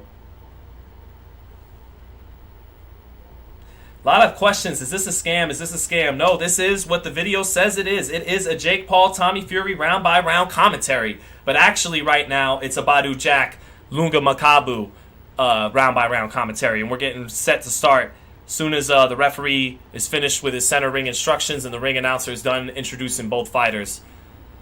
Badu Jack the Ripper, man. Probably my favorite fight of his was that draw with James DeGale. That was a war. Badu Jack went down in round 1, and then he drops DeGale in round 12. The 2 knockdowns canceled each other out, and they both went home with a draw that night. But let me see here. Oh, Happier Javier says Benavidez versus Caleb is a 50-50 fight. Buy boy socks. Yeah, I favor Benavidez, but I mean I won't be shocked if Plant puts on a great boxing performance, and if David's lack of being tested defensively catches up with him a little bit. David's question is defense is a question mark. You can't be convinced that he has a great defense one way or the other. No one's been making him pay lately. Some people say his chin's up a little bit, he stands straight up, his feet are a little flat. But when I see David, he has a very good high guard, and he has underrated reflexes, which means he doesn't just have to stay in the high guard. He can do a quick upper body movement out of the high guard here and there. And I think David actually has underrated reflexes. So I think David's going to make believers out of people March 25th. I think Plant will perform well and give a good account of himself, but I think Benavidez is the guy that opens eyes that night, March 25th. I think Benavidez might wind up being one of the best fighters on offense in the sport. So we'll have to see. Badu Jack finishing up his ring introduction now. And Badu Jack looking strong at the weight class. He is what you call a blown-up light heavyweight. Anytime a fighter's not really natural at the weight and they're moving up, you got to call them blown up, whatever weight they're from. If Tank Davis were to fight at welterweight, he's not really a welterweight. He's a blown-up lightweight, Here we go. What's Poe's commentary? What does that mean? P-O-E-S? I'm tripping. You guys help me on that. Tommy to win, says Elijah Ford Taylor. If Fury doesn't win, then it's fixed, says Stuart Humphrey. You're really putting Jake in a lose-lose there, ain't you?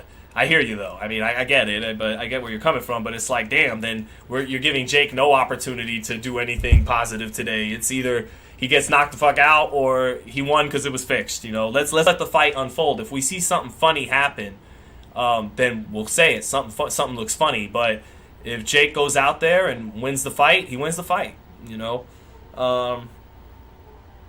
That is a very rude African's word. Is it? So they're not feeling. So they don't like the commentary? Aw, damn. Pose is basically praising you, really emphasizing your brilliance. Okay, sweet. Okay, I got 2 different answers here. I hope it's the positive answer. All right, let's get to the real work here, ladies and gentlemen. Badu Jack, Lunga Makabu, set for 12 rounds for the WBC Cruiserweight Championship.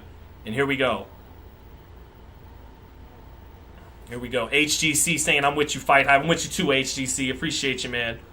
All right, round 1. Makabu, the southpaw, against Badu Jack in that orthodox stance. Despite Badu Jack being 39 and Makabu being 35, it's Jack who for some reason just looks a little more youthful and in shape. Good jab to the right shoulder of Makabu by Badu Jack to get started, to start finding range and touch his opponent. Makabu taking little steps off to his left and little steps back in that southpaw stance, trying to measure Badu Jack with his lead hand. Jack shoots the jab in, gets the better of the 2 jabs there 30 seconds into the first round. And this is the title fight of the night. The glamour belt, the WBC belt on the line in this one. Straight left hand to the body for Makabu, falls short. That's his first punch of the fight. Now Jack trying to touch with the jab. Right hook blocked by Jack. Jack doubling up his jab after making Makabu miss and block that right hook. Now Makabu starts with a jab to the body. Both fighters in the center of the ring. Makabu trying to work a right hand to the body again in the center of the ring. Jack shoots a straight right hand to the pit of the stomach of Makabu. Makabu coming back with a jab to the body. Misses and falls short with a right hook up top. Badu Jack sweeps that right hand and gets it in a little bit there. Nice shot by Badu Jack. Now a jab lands for Badu Jack. Badu Jack staying in front of Makabu and slightly backing him up a little bit, making him take little half steps back. Now he parries the jab of Makabu and shoots his own jab in there. Good jab by Badu Jack in round one, halfway through this first. Badu Jack shooting a straight right hand to the body there. Jack with the edge early in the first. Now a jab lands for Makabu, and he shoots a straight left to the body, and he throws a left uppercut to the body off that straight left to the body. Good left uppercut to the body by Makabu. Makabu trying to jab to the body, and Jack reaching back with a jab up top when he tries to reach down there with that jab to the body. Minute left in the first. Jack with a slight advantage in round one. Makabu, nice straight left hand to the body by Makabu in the center of the ring. Ref telling him to keep it up though. Jack touching with his jab, trying to step back in. Makabu near the ropes now. Jack trying to sweep a right hand in there off a couple of touch jabs, and Makabu keeping his left hand high to catch it and block it. Makabu blocking the straight right hand from Badu Jack there as well. Tries to get a jab into the body, and Badu countering with the jab up top. Badu with two jabs up top, but Makabu moving his head away. 30 seconds left in the round. Makabu inching forward, shoots a jab to the body, but his body falls in a little bit there, not able to get anything off. Right hook hits the shoulder of Badu Jack for Ilunga Makabu. Oh, nice sweeping left hand from Ilunga Makabu, but Badu Jack catches it with the right glove. 1-2 down the pipe, straight right hand lands on the chest of Makabu from Badu Jack, and a jab to the body by Makabu. And a right hook up top gets blocked by Badu Jack, and that's a close round one. I'll give the edge to Badu Jack. In the first half of that round, he was a little more accurate. He landed the jab, landed a straight right hand to the body, but Makabu down the second half of that round, he began to land some left hands to the body himself. So not a whole lot to pick from in round one. I'll edge it to the challenger Badu Jack. 10-9 Badu Jack. I am so ready, says Euphoric PRG. I'm sure everyone is, man. Everyone ready to watch the fight. Rice Bayman saying SA chat is hilarious. Thoughts on Jake versus Nate Diaz? Well, he's got to get through this first, but I think he'd take care of Nate Diaz. These MMA guys aren't going to give him that many problems. These MMA guys just ain't going to give Jake that many problems. Here we go. 10-9 Jack in that first round. Round two, here we go. Hellraiser said, not exactly Joe Rogan, are you? No, I'm better than Joe Rogan, baby. We call all the action. All right. Both guys starting fencing with those lead hands. Double jab from Badu Jack, and he gets that jab in there. He's had the better jab early on. Southpaw jab versus the orthodox jab, and Badu Jack's had the better jab early in this fight.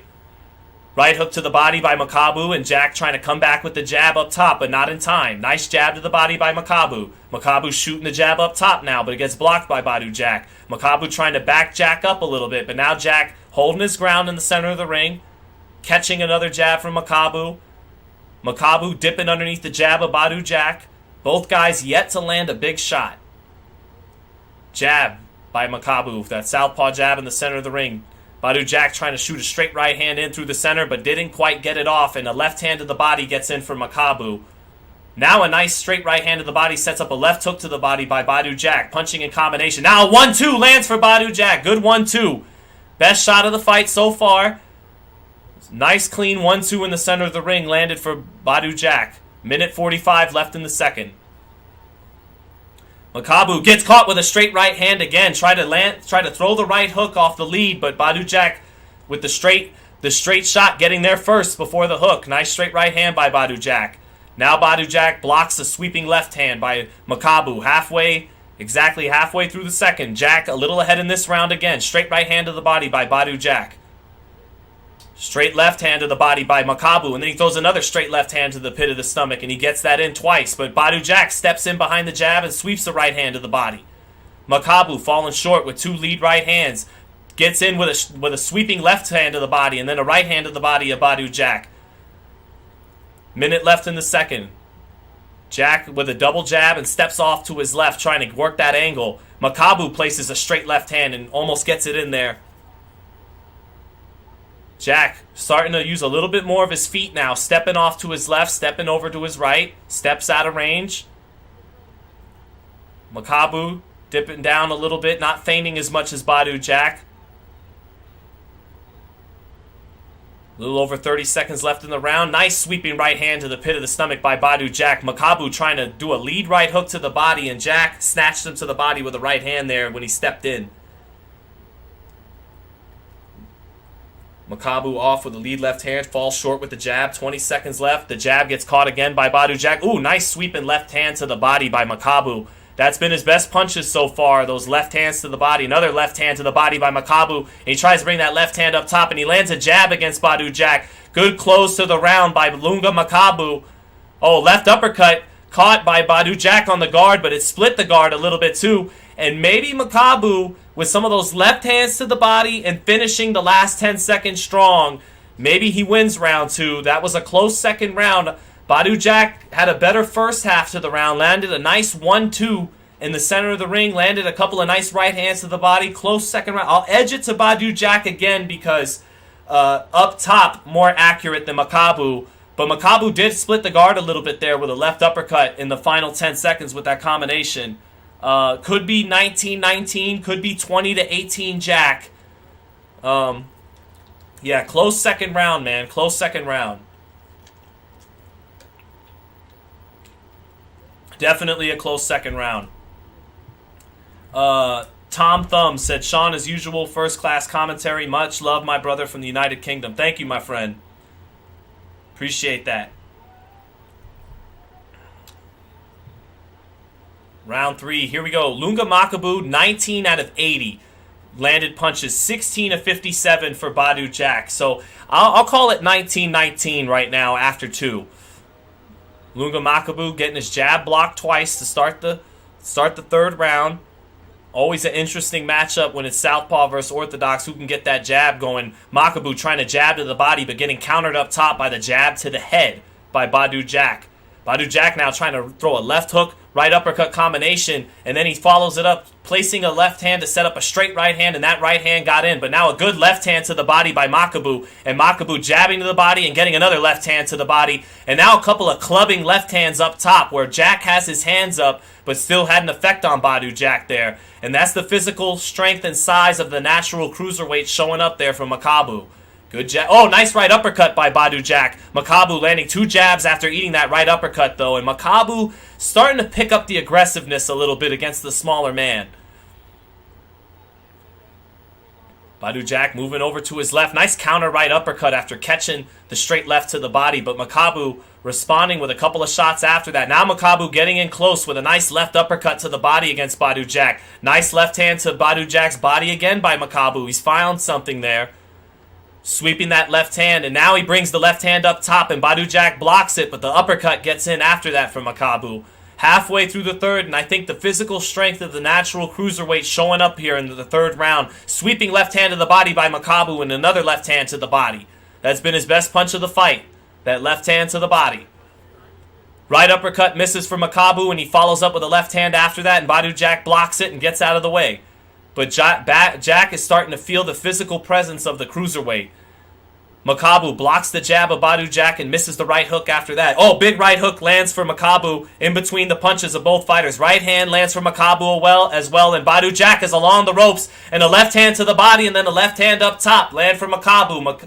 Badu Jack gets himself off the ropes and back into the center of the ring, but the physical strength is showing up a little bit here in round 3 for Makabu. Straight right hand blocked by Makabu through the center by Jack. Oh, nice right uppercut sets up a straight left hand by Makabu. And Makabu's combinations are beginning to loosen up a little bit here. And Jack is having problems keeping him off. Sweeping left hand to the body sets up a left uppercut up top for Makabu. 30 seconds left in the third. Makabu having a good round. Straight left hand through the guard lands for Makabu. Makabu with a jab to the body. Jack now using his feet to move off the line. Gets to the left, gets to the right, tries to place a right uppercut counter, but Makabu is beginning to outwork him and throw more punches and land more punches. Jack clinching Makabu along the ropes. Left uppercut just off for Makabu inside out of that clinch. Jab gets blocked by Makabu, but then he digs to the body again, and that is a Ilunga Makabu round. 29-28 Ilunga Makabu. I gave him rounds 2 and 3 after giving Jack round 1. My man Radio Raheem interviewing Mike Tyson down there in Saudi, but yeah, I got to give that. Jahood says you need some flair, bro. What you mean, Jahood? Help me out here.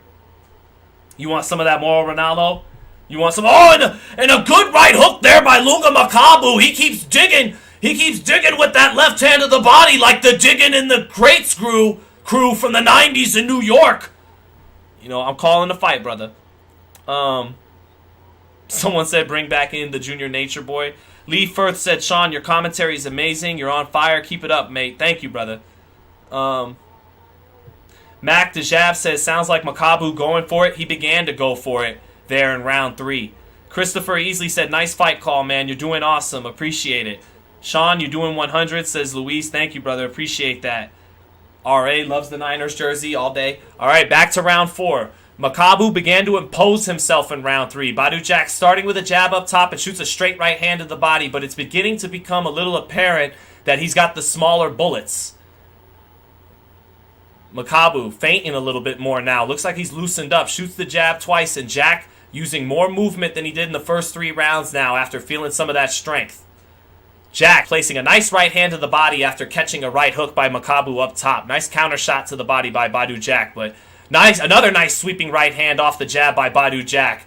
He's got to start touching that body again. Slow this bigger man down. Makabu falling in with his jab. Nice straight left hand to the body by Makabu, though, and that's where he's got to stay. Another left hand to the pit of the stomach of Badu Jack, placing it just above the belt line. And that, again, nice jab, sets up a sweeping right hand and a left hook to the body by Badu Jack, but Makabu getting his gloves up and dipping his body weight down a little bit to take some of the steam off of that. Oh, nice sweeping left hand knocks Badu Jack into the ropes to the body. Minute 50 left in this round. Badu Jack with a good start with the right hand in close, but a couple of hard left hands to the body in close by Makabu. Makabu taking the right hand to the body and then giving back 2 left hands to the body in return. Straight right hand blocked by Makabu. Badu Jack backing Makabu along the ropes. 1-2, 1-2, sets up a left hook to the body. The 1-2 blocked up top, but at least Jack gets the left hook into the body for Makabu picking his hands up. Makabu shooting that jab off the ropes now, back in the center of the ring. Makabu not as effective so far in round 4 as he was in round 3. Right hand to the body by Badu Jack, but he has to eat a receipt. A left hand to the body back by Makabu, and then Makabu hitting him a little bit on the top of the head with a right hook.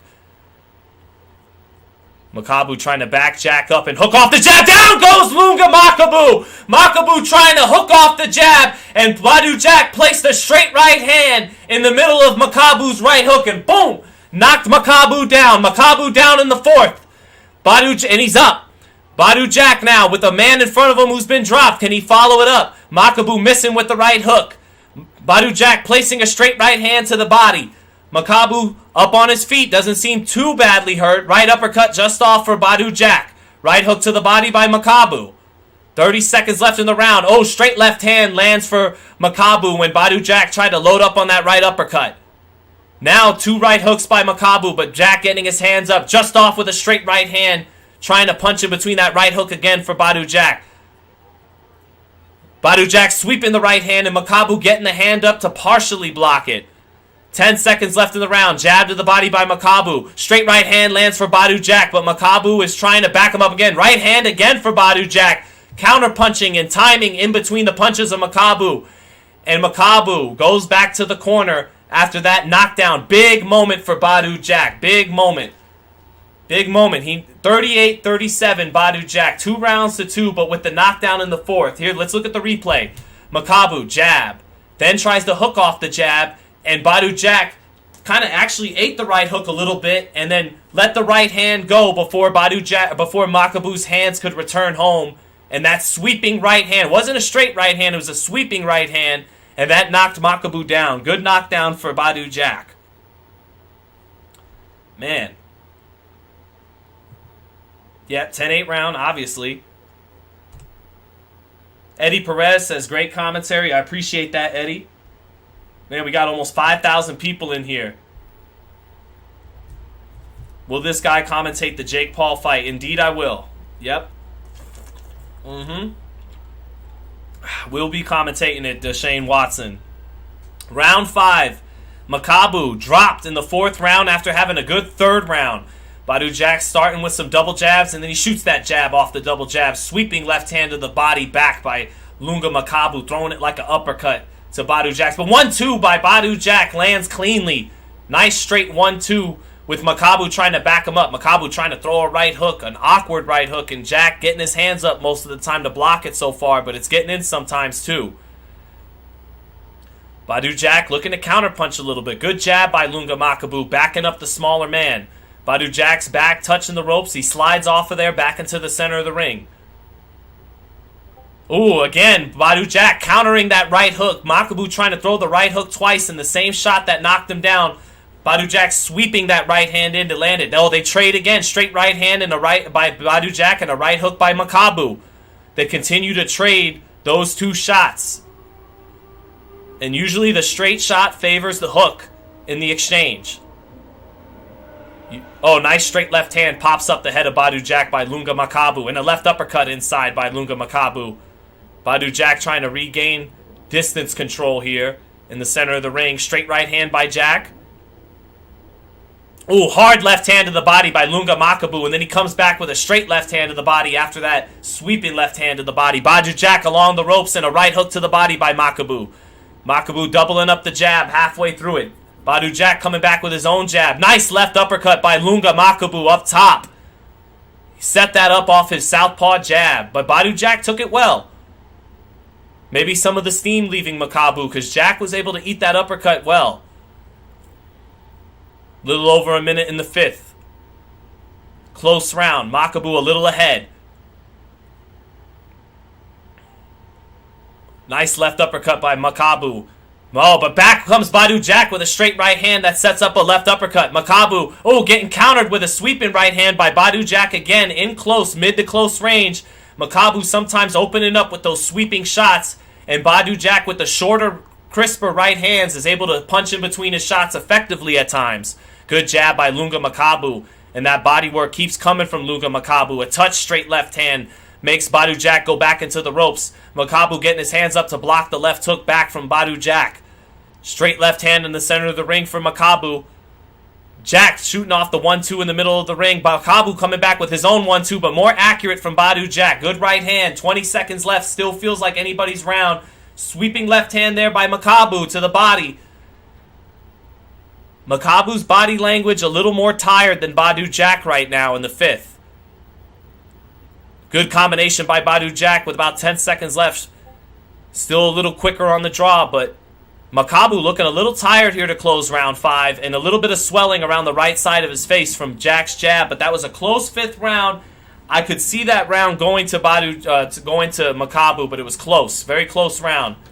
Jake Paul in the dressing room. His dad looking very serious and intense. His dad looking at him in the dressing room. Main event time next. That was a close 5th round, man. Very close 5th round. Makabu looked tired towards the end of that round, though. And I could see it either 48-46 for Badu Jack, or I could see this 47-47. Tommy Fury looks really good in the dressing room right now, bouncing up and down. He's got a great bounce and rhythm to his stance and his bounce. Oh, look, Tommy Fury looking good in the dressing room, guys. He's got a good bounce and liveliness to his stance and to his legs in the dressing room. And it looks in great shape. So, yeah, 47-47 or 48-46 Jack through these first 5 rounds. Here we go in the 6th, and I'm interested to see if Makabu starts slowing down here a little bit. Good straight right hands to the body by Badu Jack in the first 10 seconds to start. Done a good job with his right hand punching in between Makabu's wider punches with his more compact right hand. Sometimes he swept it, sometimes he's thrown the straight right. More times, Badu Jack's throwing the straight right when he leads, and he's sweeping the right hand a little inside when he's trying to counter and punch in between punches. 30 seconds into it, and Makabu's been the more active fighter to start this round. Jack landing a nice jab, but Makabu got underneath after eating that jab and swept that left hand to the body again like he's done so many times. Now Jack doubling up his jab, and it gets a right hand in the center of the ring.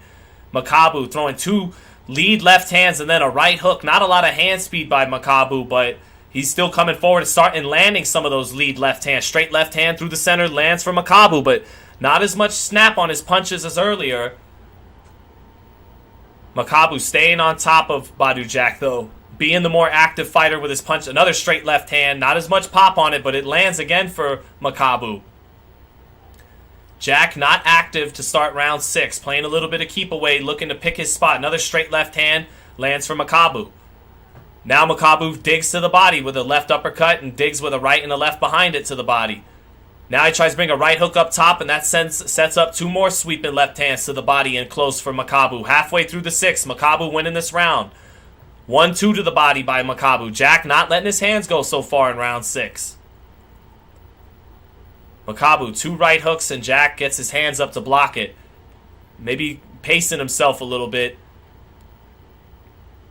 It does feel like in this last minute, Badu Jack's going to open up. Now here comes a right hook to the body by Badu Jack in that orthodox stance. Makabu coming back with a lead left. Badu Jack coming back with a straight right through it. In the center of the ring, Makabu backing Jack up, slapping with that right hook, touching the guard of Jack. Oh, nice double left hand by Ilunga Makabu in the center of the ring. Left hand to the body, and then he brought the same punch up top and landed both of them.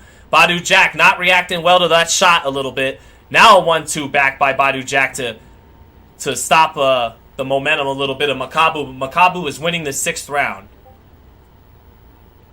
30 seconds left in the round.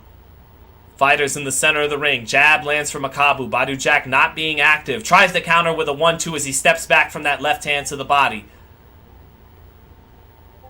Makabu backing Badu Jack up still. Getting him close to the ropes now. Jack circling to his right. Gets his back off the ropes.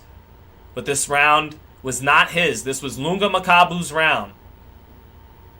Nice left hand into the body, again in close by Ilunga Makabu. Another left hand to the body in close by Ilunga Makabu. Straight left hand lands up top, and Makabu letting his hands go in combination, and Badu Jack smiles at him before and going back to his trainer, Jonathan Banks. That is a Makabu round, to be sure. 47. So either 57, 56, either way, depending on how you scored that 3rd round, which was kind of a swing round. Thomas O'Neill said, "Good man, Sean. Always appreciate the free fight commentary to make more fight fans." Thank you, brother. Appreciate that. Yeah, but yeah, I got this fight 57-56. I'll say 57-56 Jack, but I can see it 57-56 also for Ilunga Makabu. Badu Jack with the knockdown in round 4. Ilunga Makabu been more the aggressor, the more active fighter. But Badu Jack with that knockdown and some of those sharp right hands, right there, doing good work. Let me see here. Great commentary, says the real Ben. Appreciate that. Here we go. Round 6 now. Badu Jack, round 7. 57-56. Either way, close swing round dictates how the fight would be scored, but it's a point either way.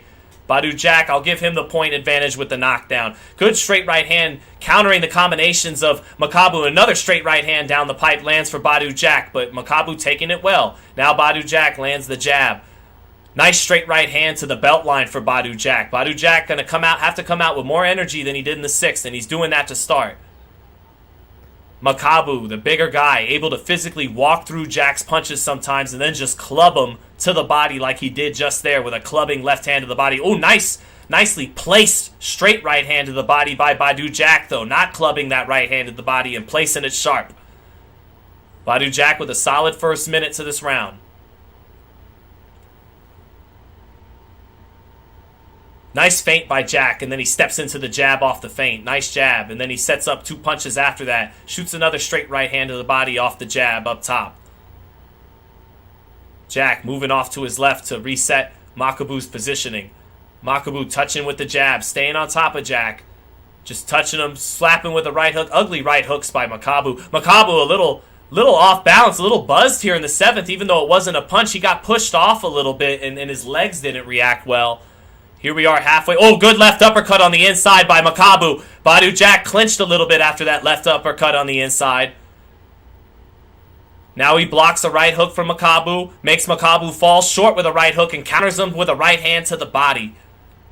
Makabu stepping in with 2 jabs in the center of the ring that time. Badu Jack keeping his hands up to block it. Badu Jack getting his right hand blocked, but stepping forward. 2 body shots by Makabu, and Badu Jack trying to counter up top.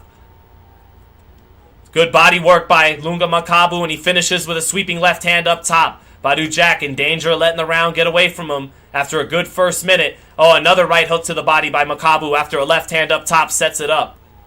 And Jack has been better in the first half of these rounds, and Makabu's been better in the second half. Good right hook to the body by Makabu.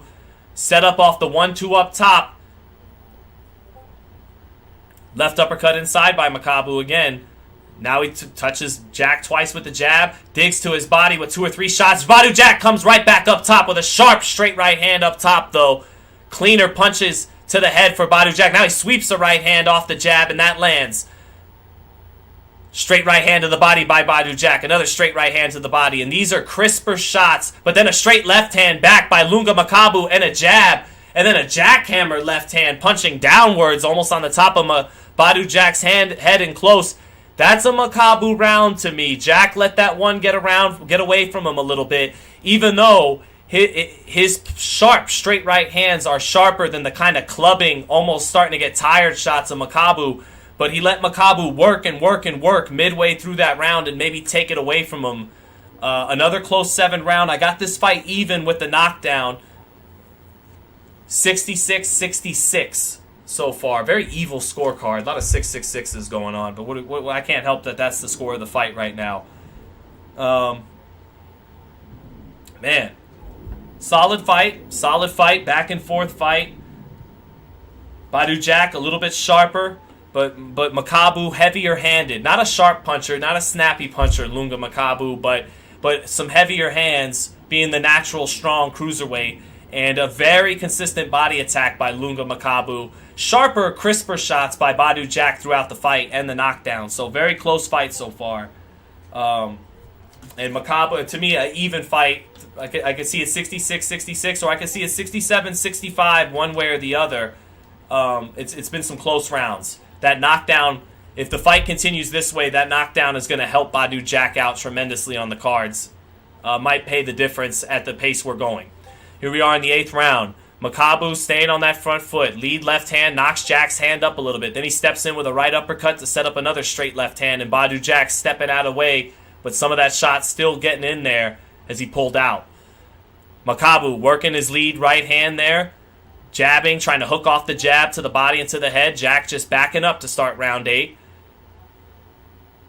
Jack dipping down, comes back up with his jab after parrying 2 jabs by Makabu. Makabu been the more active fighter. Straight left hand to the body by Makabu, and Jack makes him miss the right hook after that. Nice 2 straight right hands by Badu Jack. And again, these are clean, with better hand speed, that you'd expect from the light heavyweight coming up by Badu Jack. Oh, good exchange about a minute into the 8th. Badu Jack eating the left hand to the body, but made Makabu pay with a right hand counter up top. Good jab by Makabu. They stay on the inside here. Left uppercut by Makabu on the inside. Badu Jack has to eat another jab, trying to set something up on the inside, and he smothers the shot a little bit there. Smothers the right hand. Couldn't get it in. Good jab by Makabu, and he digs back down to the body. Touches with a straight left hand up top. It's not pretty work, but it's work by Makabu, and it could get him these rounds. Digging back down to Badu Jack's body, and that makes Badu Jack switch southpaw halfway through the 8th round. Badu Jack switching southpaw. Let's see what Badu Jack, he may be looking for a right hook, and that's what he looks for right away, is a right hook, does Badu Jack. Badu Jack may be looking for that right hook out of this southpaw stance. Maybe he found it, sees an angle there. Jab to the body for Badu Jack out of the southpaw stance. Straight left hand falls a little short. Badu Jack eats a jab, and that makes him, he ate a jab so clean it made him turn orthodox back. Oh, nice right hand in close by Badu Jack. kept his body weight low, and then came out with a sweeping right hand in close. Good shot. Makabu took it well. Makabu coming right back, though, with combinations to the body, digging down, and then sweeping that left hand up top. Badu Jack coming back, though. Good left uppercut and a right uppercut. Set up off the straight right hand. But 2 or 3 straight left hands right back by Makabu, and a jab. Oh, sweeping right hand to the body by Badu Jack, but he eats a jab and then returns a jab. Left hand to the pit of the stomach by Ilunga Makabu, and then a right hook, and then a jab up top. Badu Jack trying to counter with the straight right hand. Good pace here in the 8th. Straight left hand by Makabu. The sharper, cleaner work by Badu Jack, but Makabu is constant, and he's just winging these shots to the body. Good body work by Makabu. Right hook to the body, and then a sweeping left hand up top, and Badu Jack feels it. Oh, but a nice sweeping right hand back by Badu Jack, but Makabu overwhelming him a little bit with the work rate, non-stop output by Makabu down the stretch of the 8th, and that's Makabu's round.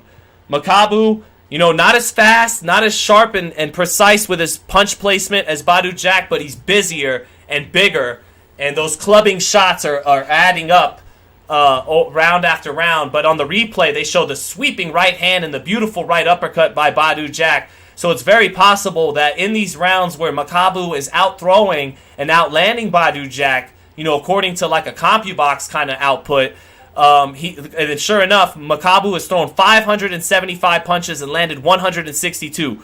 Badu Jack has thrown 361 punches and landed 137. So he's thrown 214 less punches, but only landed 15 less punches. So Badu, what do you like better? Do you like the more economical guy who's more accurate and sharper when he opens up, or are you simply going to give it to the guy who's landing more punches and throwing more punches? I think Makabu's a little ahead in this fight. I tend to give him credit for that. Got a quick $5 super chat by Union Priest King. Thank you, brother, for your commentary. It makes me think of the 1940s and 50s commentary on radio. Great work, brother. I appreciate that, man. Shout out to Don Dunphy back in the day. Anthony Harrell, thank you for the $2. Who do I think will win, Jake or Tommy? I'll stick with my pick of Jake, but we'll see. Tommy looked very good in the dressing room. If you're a Tommy Fury fan, you're encouraged by how he looked in the dressing room warming up. Here we are in the 9th now. And I think I got Makabu maybe ahead a point, but I wouldn't be surprised if the judges see it the other way because of the accuracy and punch placement of Badu Jack in his right hand. Center of the ring, Badu Jack pushing him off with the elbow there. Oh, big jackhammer left hand, kind of punching downwards by Makabu. Some awkward shots. Jab to the body by Makabu, but a sweeping right hand to the body by Badu Jack. Again, the right hand by Badu Jack has been the prettiest punch between the two of them. He knocked him down with it. He's placed it very accurately. And the judges might give him the credit for the accuracy over the work rate and the constant clubbing body attack by Makabu, who just landed a right hook to the body a moment ago. Really nice right hook to the body and keeps throwing combinations as Badu Jack has a solid defense throughout, but some of those shots are getting through. Double jab by Makabu halfway through the 9th. Both guys staying in the center of the ring. Jack trying to give it angle, stepping off to his left, shoots the jab and then the 1-2. Shoots another right hand, but Makabu gets underneath it and he lands his jab. Makabu touched straight left hand, and that gets him in range to go to the body twice more. Straight right hand by Badu Jack, though, in the center of the ring. That's the prettiest punch, the straight right hand of Badu Jack, the right hand period of Badu Jack. Maybe that's what wins him the fight. The eye catchers. Makabu missing with a combination. Straight left hand, right uppercut. Straight left hand, missing all three. Missing the right hook. Oh, big right hook lands for Makabu as they opened up in an exchange, and then he gets back to the body with a left hand. Oh, 2 left hands up top land for Makabu, just clubbing with him. Not a lot of snap on the shots, but he's being relentless. Badu Jack feeling those shots. 40 seconds left in the 9th. 2 straight right hands land for Badu Jack, but it's not keeping Makabu off of him. 2 straight left hands by Makabu. Makabu almost throwing these without snap on him, but the heavy-handedness still taking an effect. Good combinations by Makabu. 25 seconds left in the round. Straight right hand to the body by Badu Jack, but the activity overwhelming at times from Makabu. Jack trying to find the perfect shot again in between his punches. Maybe score another knockdown because he's not winning the fight punch for punch. But Makabu is out punching him. Badu Jack, nice straight right hand, finishing up in combinations with 10 seconds left. But back comes Makabu with a jab and a left hand that busts Jack up. Jack on the back foot to finish round 9, and he lands a right hand on the back foot. But again, Makabu's physical strength, the natural cruiserweight showing up there. I gave that round to Makabu, and it's a very competitive fight.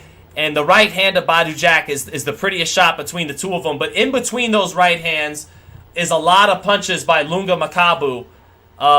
Close fight, man. Close fight. Close fight after 9.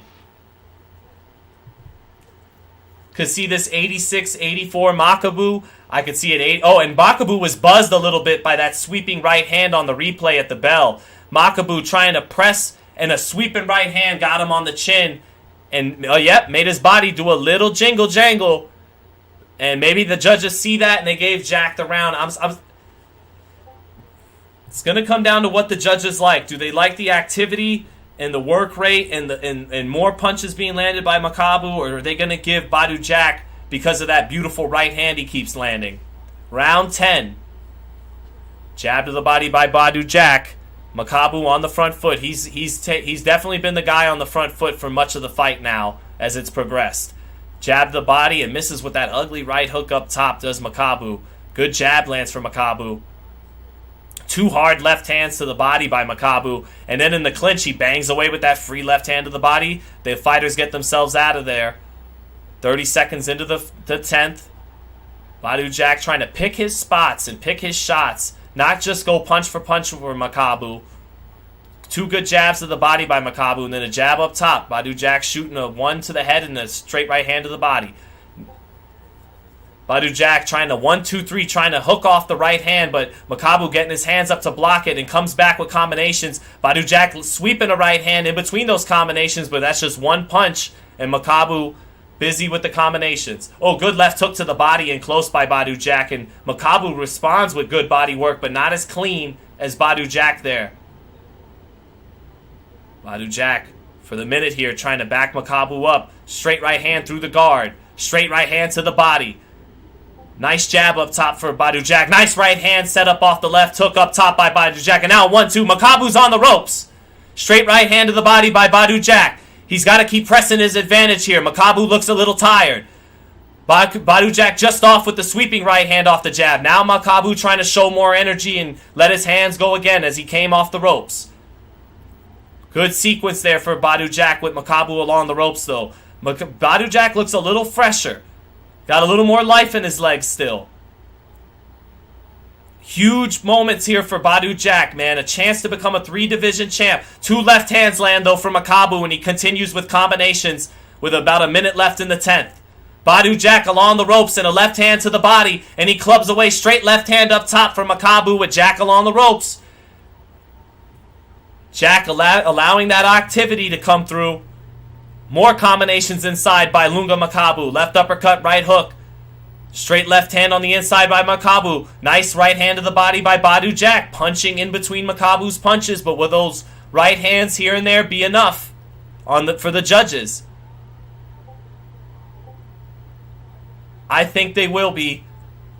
Oh, nice left uppercut by Badu Jack. I just remembered Badu Jack's manager runs the boxing in Saudi, so he will win a close decision. Couple of left hooks landing for Badu Jack with 20 seconds left. Big shots landing for Badu Jack now. Left hook again with Makabu along the ropes. 2 body shots by Badu Jack.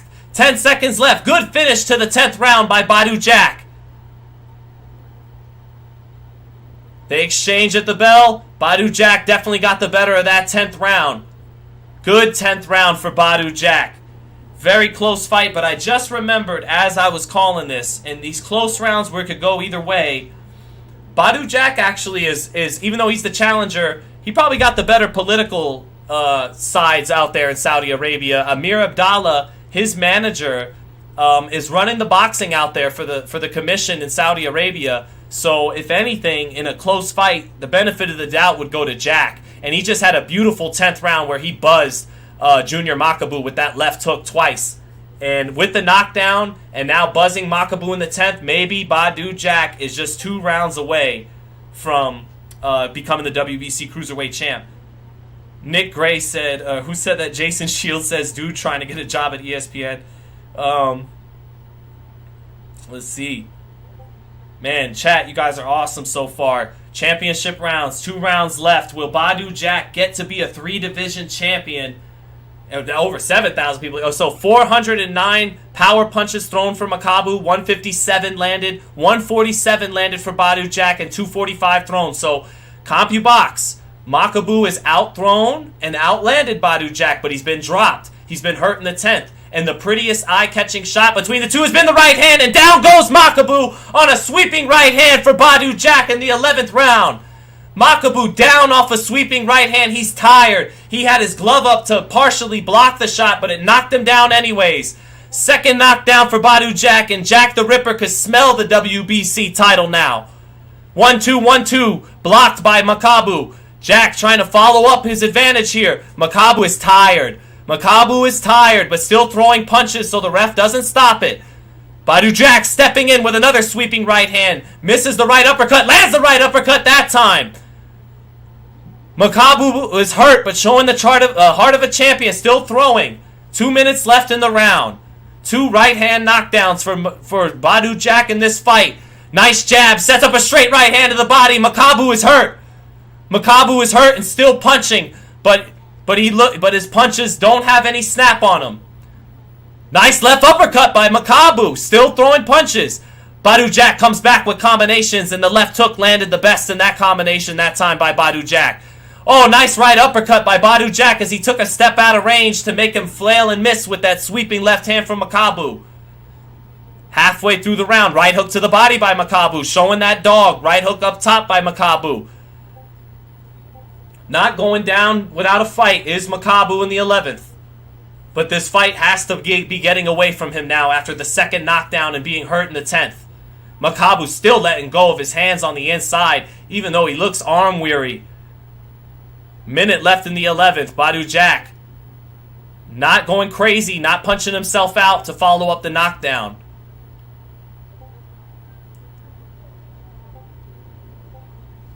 "50 seconds left. Nice left uppercut, straight right hand, and another right hand. Nice combination by Badu Jack, showing the better hand speed, being the light heavyweight, moving up against the big cruiserweight.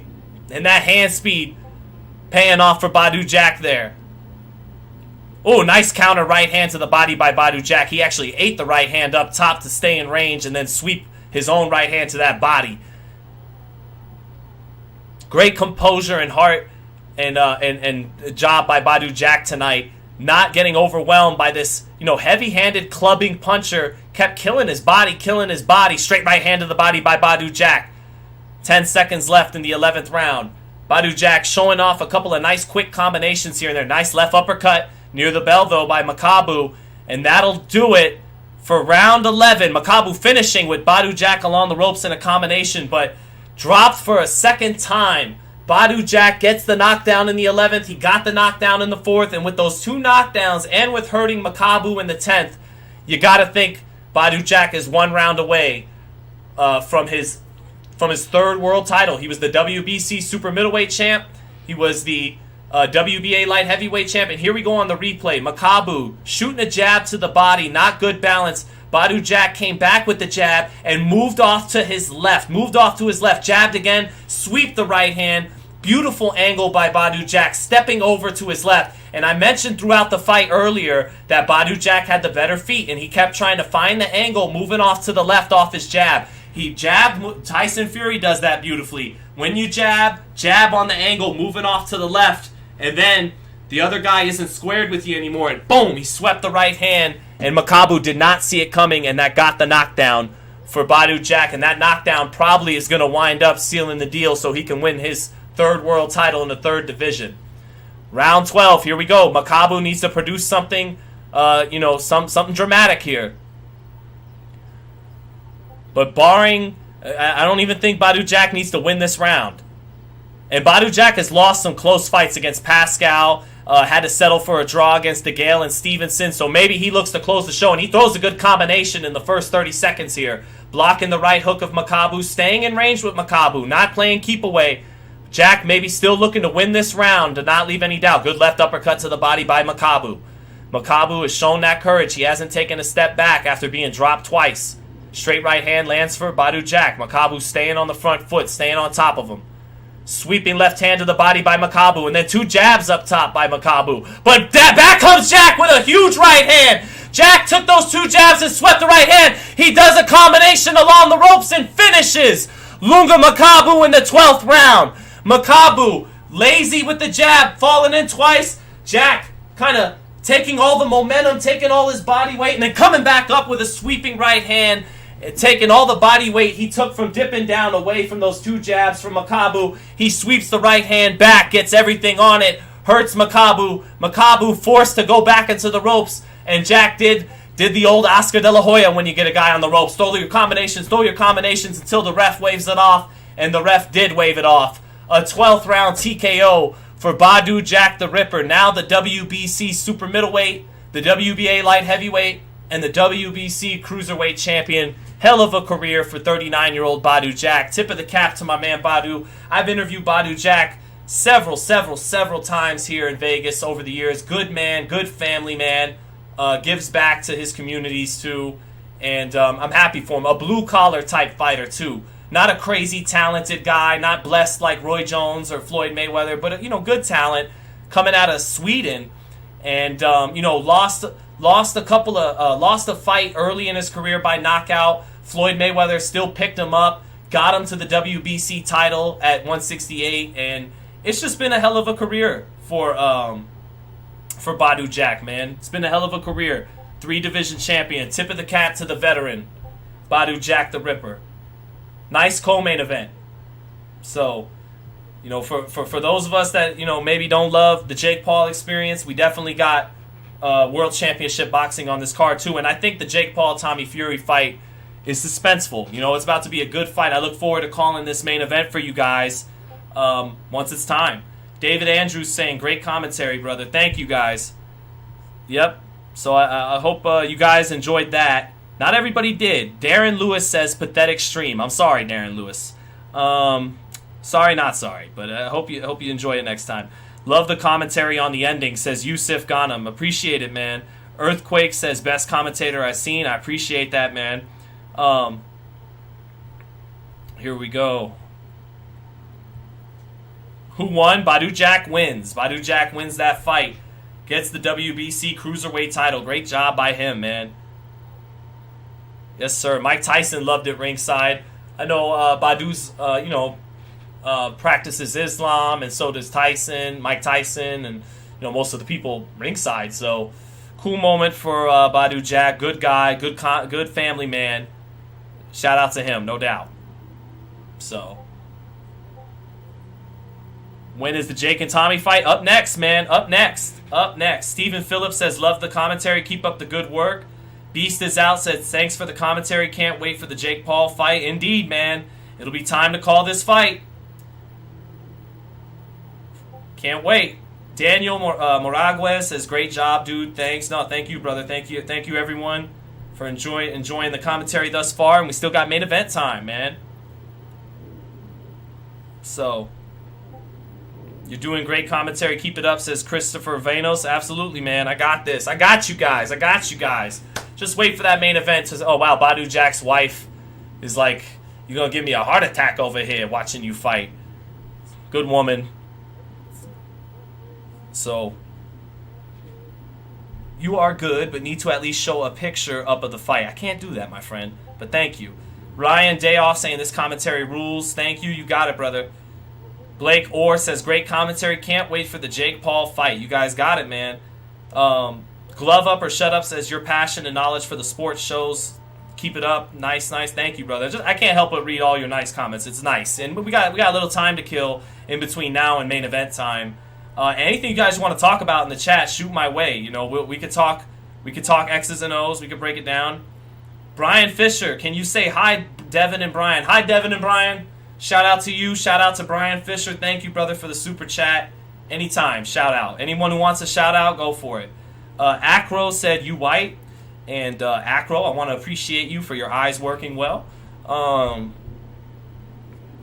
There you go. Martin PA says, great commentary. Man, chat is bumping. This is awesome. Show us your hairline, bro. Let me see. You got it. Hold on. There you go. There's the hairline. There it is. There you go. Any other requests? Crushing it with the commentary, says Rich P. Appreciate it, man. Yeah, this is the toughest part when we got some time to kill. And I guess we got to talk some boxing or break down the fight. We'll get into it. Jake Paul, Tommy Fury. Look, Jake Paul commits to his right hand. Tommy Fury doesn't sit down on his punches. He has faster hands than Jake Paul. The most important punch in boxing is the jab. And Jake Paul doesn't really have a jab, although he will throw a jab to the body sometimes to at least work some levels, bring the eyes down, and then the right hand comes up over the top. Man, he's front foot heavy when he throws that jab to the body, though. I mean, he is leaning out there, but no one's made him pay for it yet. Jake Paul doesn't really have a left hook, doesn't really have a jab, but he's resourceful. He has some tenacity. He's tough. He's a strong young man. He's a strong guy. Midwest. Someone corrected me earlier and says, don't say he's country strong. He's from the south. So he's Midwest strong. And but Tommy Fury has the faster hands, the better feet, the better jab. But I don't think he's as confident and as tenacious as Jake Paul. And Jake Paul punches harder than him with the right hand. So we'll have to see what happens. Alan Good, thank you, brother, said, been a fight fan for 40 years. Your commentary is top-notch. Thank you, Alan Good. And that means something because you heard Jim Lampley and Steve Albert and all the greats and commentate Barry Tompkins commentate the fights. So Ice Cold Juice, thank you for the 5, saying love your work, brother. Thank you, Ice Cold Juice. Appreciate it big time, my man. Yeah, that's awesome. But yeah, shout out, man, for saying that because you were watching boxing for 40 years, Alan Good. You've seen the real greats, Jim Lampley, Steve Albert, and Merchant, Al Bernstein, Roy Jones, Emmanuel Stewart, George Foreman, and Barry Tompkins. Barry Tompkins, before Jim Lampley took over, was a monster. So, man, it'd be nice if we had Jim Lampley still calling some fights, man. But I'm the young Jim. I'm the new era, and man, I'd love to talk with Jim Lampley. I've interviewed Jim plenty of times. He's always been so gracious with me, but I would love to straight have him as a mentor. Josh says, do you commentate UFC fight? No, I don't. I don't know dick about MMA. Only boxing. Only have ever covered boxing, did boxing as a teenager, always stayed in my lane. And that's the plan, I don't ever plan on commentating UFC fights unless I had a strong demand for it, unless for some reason people wanted to hear me call UFC fights. And then before I'd ever commentate a UFC fight, I'd have to call people that would have to educate me on the sport, for at least 6 months or so. But yeah, here we go. Yeah, just waiting, man. Waiting on the big one. Great work, brother. What games do you got on? Let me see this. On the arcade machine, this is an NFL Blitz arcade machine. NFL Blitz 99, NFL Blitz 2000 Gold Edition. Them games are fire. If you put them on tournament mode where the cheating computer gets turned off, you could really have some fun with those games playing other people. It gets live. It gets lit. It gets live and lit like Jake Paul, Tommy Fury's about to be. Damn, man. $20 from Team TNT. Thanks, bro. Love the commentary. Thank you, Team TNT. I'm assuming that's for Tommy Fury, right? That's Tommy Fury's team. That's his nickname, TNT. So I assume you want to see Tommy Fury get the job done tonight. And a lot of people in boxing want to see him get the job done tonight. I think even people that acknowledge and respect Jake Paul's hard work, his tenacity, they still, want some normalcy. But there's a better word than normalcy. I don't know. Order. They still want the right order of boxing to be restored, and they think part of that could take a big step towards that by Tommy Fury putting Jake Paul in his place, so to speak. But we're gonna find out what is Jake Paul's place tonight, because if he wins this fight, he just continues to legitimize himself as a legit prospect at Cruiserweight, which we know is, usually the thinnest division in boxing, if not one of the thinnest. And so he's in the right division to make a run at a world title. And actually, the old timers used to tell me in the gym that the higher the weight, the later you could get away with starting. Deontay Wilder started late at heavyweight. A lot of heavyweights, Hasim Rahman started at 19, 20 years old and became heavyweight champion. So that bodes well for him, but But yeah, we will see tonight what is what between Tommy Fury and Jake Paul. I got another super chat I got to get to. This is awesome. Jeffrey V, thank you, brother, said, I'm sticking with you for the big fight. Great work. I got Jake Paul with a knockout. Jeffrey V, thank you, my brother. I appreciate that. Jake Paul for the knockout, and surprisingly, Tim Bradley favored Jake Paul, I think, by knockout. Was it by points? But Tim Bradley, to me, and I fancy myself as a good predictor of fights, but Tim Bradley, to me, is one of the very best. He's one of the true scientists breaking it down for us. And Tim Bradley picked Jake Paul to win this fight, and that holds weight with me. Tim Bradley, no one gets everything right, but Tim Bradley's predictions are usually pretty good. He takes watching tape very seriously. So we'll see. I got another $5 super chat. Here's, tail of the tape time. Beautiful, tail of the tape time. Got another super chat I got to get to here, though. Let me see, where is it? Oh, my man. Brian Fisher, sorry to see you are a 49ers fan. I'm from Philly. Can I get a Go Eagles? LOL. All love, man. Oh, so you think just because... God damn it. Yes, go Eagles. All right? Go 2002 to 2007 Eagles with Donovan McNabb and fucking James Thrash and Pinklin, whatever his name was, and all those trash wide receivers Donovan McNabb had where he had to run around for 55 minutes and then find someone open for 60 yards. I like those Eagles. I don't really like these Eagles. I like my 49ers. And, the better team won, but we did have no quarterback for most of the game. Anyway, back to the boxing. But thank you, brother, for the shout out in the super chat. Man, another super chat. This is crazy, but by far the most super chats I ever got in my life. You from O-Town, you always doing a great job of commentary. I'm at work and need to hear this, brother. Thank you. Nature Boy. Woo! Let's go. Hey, you got it, brother. I got you. Especially for my guys at work and my ladies at work. You guys I really try to show out for because, you're working and I know you got me in the headphones, so I try to make it, on point for you guys in particular. For the people watching along at home, I love that they're rocking with me. But for the ones that can't even watch the fight, period, I feel like I got to come through in the clutch. DSW Vlog said, discovered your channel just now and I'm loving it. Have you interviewed Tommy? And sorry I couldn't donate more. Respect. You don't got to say sorry, man. Thank you for the 10. That's great. Thank you for donating anything at all. Have I ever interviewed Tommy? I haven't. I've interviewed Tyson. I've had some great interviews with Tyson Fury. Matter of fact, Tyson loved an interview he did with me so much once that he went on social media and said, "Now this is an interview. But let me see if I can find that real quick, because if you want to see a dope interview I've had with a Fury, it's with Tyson. This was back right before the pandemic hit. No, during the pandemic. Back in 2021, before the Wilder fight. Let me see. Tyson Fury interview, FightHype, and again, we're just killing a little time till we get to ring walk time. There it is. Here, I'm gonna screen share just real quick so you guys could check this out if you ever get a chance. Hold up. Hold up. There you go. This interview was fire that I had with Tyson. This one right here,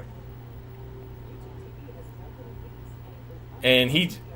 Like here, I don't got the audio on because we got the fight running too. If you have allergies, by the way, Claritin apparently is good. This was fire because I had him in this freaking Versace robe, and Sugar Hill was in the Versace robe too. And look, I mean, just look, this was classic. I gotta keep it real. This is one of the classics I've done. So if you ever get a chance and you want to see your boy with a good Fury interview, check out this one. Tyson Fury, epic, interview done, rant, drops mic, etc. But thank you for the super chat, brother. And I will interview Tommy soon. I'm sure I will. I get around to everybody eventually. Jake Paul, Bob Friend said, Jake Paul is bringing you in some money. Gotta respect it. Go Fury. You're right. And sometimes I hate on Jake Paul a little bit because I'm not a fan of the... If you hear my spiels about it, I don't love the new age... kind of started with reality television and Paris Hilton and then Kim Kardashian becoming famous by clout chase. It just becoming famous for being famous at a certain point. Before you got famous from being notable from your craft, from your your success, from what you've accomplished, and but you can't hate the player. You got hate the game. It's not Jake Paul's fault. He didn't put a gun to my head and tell me to find a way to take advantage of his fights and everyone else in boxing media. So, but I do try to keep some context about what's going on in this Jake Paul saga, because things always require balance. You can't just kiss his ass and he works so hard and he's bringing in new fans, and you can't just hate on him either and say he's a mockery, it's a circus. You got to find the truth, which is usually in the middle. Chat Daddy says, what's up, Chat Daddy? Thank you for the super chat, my brother. Says, I heard Blue Blood say Bud and Errol fighting in June 2023. Did Blue Blood really say that? That's good news if he said that. Because I know he worked near Terrence Crawford, having worked with BLK Prime. So, shout out to Blue. And if that's true, thank you for the good news, Blue Blood. And we did see the Spectrum pay-per-view had Bud and Spence listed for a June pay-per-view. And Steven Espinoza came out and said, hey, that's definitely not any confirmation. But still, maybe where there's smoke, where there's fire. Who do I think wins? I've always favored Crawford, but Father Time waits for nobody. And Crawford, he's in his prime like Kobe Bryant was in his prime in 2010 and Michael Jordan was in his prime in 1998. Still in the prime, but at the end of the prime. And as time goes on, that only benefits Spence, who still has more of that youthful vitality to him despite that car accident. I've always favored Crawford just because he's the counterpuncher.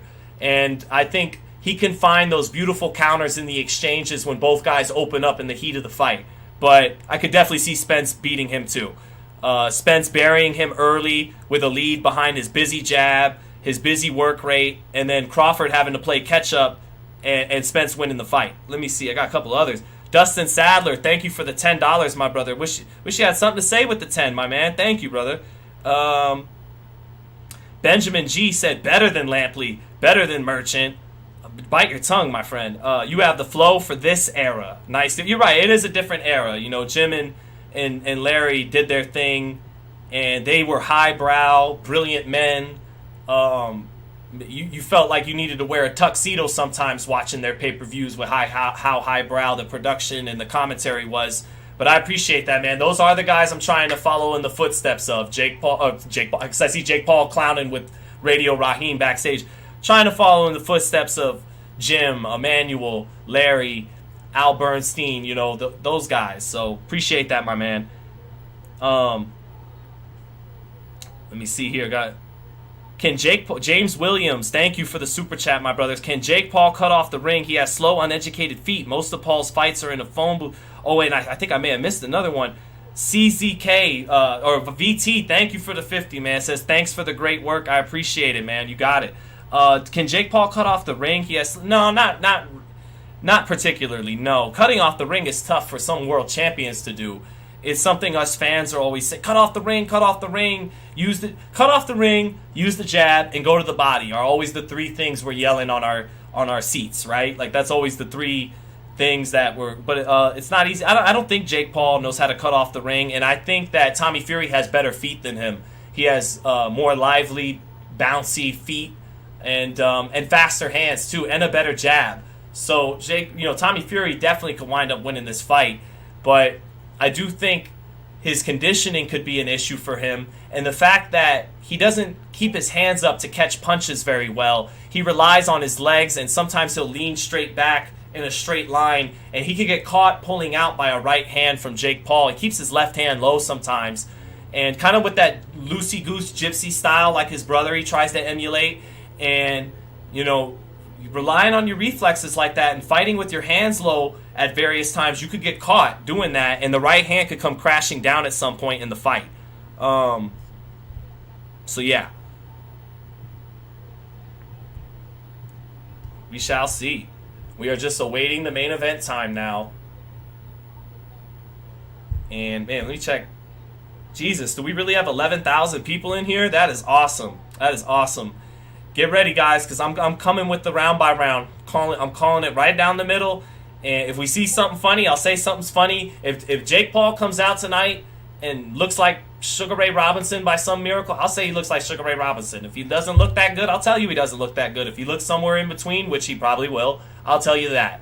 If Tommy Fury comes out and overwhelms Jake Paul and turns it into the mismatch he claimed it would be all along. We'll call it. May the best man win, as always. So now in Saudi, they're showing a big montage saying talk is over, the truth is to now, and my man Sean Porter ringside with Ray Flores. Kind of interesting, the commentary team, because it's the ESPN Plus pay-per-view, but we don't got my man Tim Bradley and Andre Ward. Instead, we got my man Sean Porter on this. And so I'm a little confused as to how this distribution works, because I know, because Ray Flores, Sean, and Coach Larry Wade, they're not ESPN employed, but it's an ESPN Plus pay-per-view. Anyways, let's just get to the fight. That'll be nice when we get there. Can you shout out my buddy Spencer Young? Absolutely, DSW Vlog. Shout out Spencer Young. Shout out to you, brother. The Spencer Box or something? Or is that just a friend of yours? Yeah, just ready for this fight to start, man. Just ready for this fight to start. Paul Fury getting put up on the... Maybe turn my monitor up just a tear so I could hear what my man Sean Porter's saying ringside. Nope, couldn't hear shit. And it's time for the tail of the tape. All right, here are the fight rules. 10-point must system. There's no 3 knockdown rule. If the result to the bell, if there's a headbutt after to start the 5th round, we go to the cards. Fighters can't be saved by the bell. Only referee can stop the fight. And instant replay is available in this fight, which it usually isn't, even for World Championship fights. So instant replay is available. If there's a cut, and we got to know if the fight should be stopped on a cut from a punch or a headbutt, they have instant replay, and that's good. Byron E., thank you for the $10, my brother, saying, excellent job, thank you for sharing. Thank you, Byron. Now comes the tough part, right? Now comes the fun part. Time to actually call the main event, and let's go. Let's go.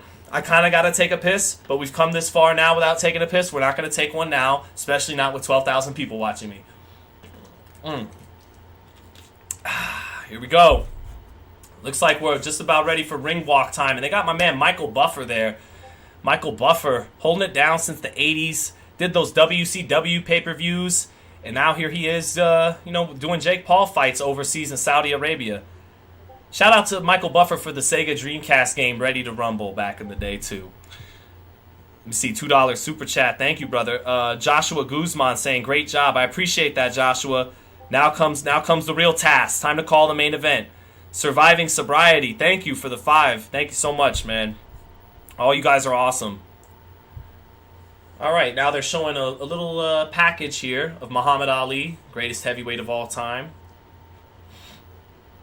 And Mike Tyson speaking on it. Obviously, Mike, the youngest heavyweight champion of all time. Muhammad Ali, the greatest heavyweight champion of all time. And Tyson Fury, who's ringside, the biggest good heavyweight champion of all time. Nikolai Valuev won that WBA belt once upon a time, but he wasn't really the champion at 7 feet tall from Russia. So yeah, got a lot of Devin Haney ringside, and they really are promoted this fight to the brim, man. The production value is crazy on these features. Jake Paul understands show business. Oh, we got another super chat to get to. Let me see here. Let me see here. Where was it? My fault. There you are. Hold on. Hazel Jameson. Thank you for the super chat, Hazel. Asked, what's my gut feeling? I'm a little conflicted. My gut feeling says that Tommy Fury might be able to come out and make this look easy after all, after how good he looked in the dressing room and his hand speed, the superior jab, but my gut's also sticking to its guns that Jake Paul by stoppage, actually, with the right hand at some point, because Tommy Fury keeps those hands low and relies on his legs to back out of range, a little amateurish there. So either Tommy Fury is about to make Jake Paul look like a joke, if Tommy Fury wins, I think he's going to win in dominant fashion. But if Jake Paul wins, I think it's going to be competitive in the first 2 rounds. And then by rounds 3 or 4, Tommy Fury is going to start to get a little tired. And once he starts to fatigue, Jake Paul is going to hit him with the right hand at some point. And a combination of that right hand and fatigue could end the fight by stoppage for Jake. Here we go. $5 again by Surviving Sobriety. Appreciate. Do you think your boy Showtime Sean Porter ever comes back for another fight? I lean towards no, because Sean is getting some gigs. He has his gig overseas in Saudi Arabia. He might, though. He really might. I honestly don't know. Only Sean knows that deep down inside. Shout-outs for the $2 to Niners Country. Go Niners. Only Sean knows that deep down inside. He's had some awful hip surgeries that have really limited, potentially some of his mobility if he wanted to come back. He's had hip surgeries.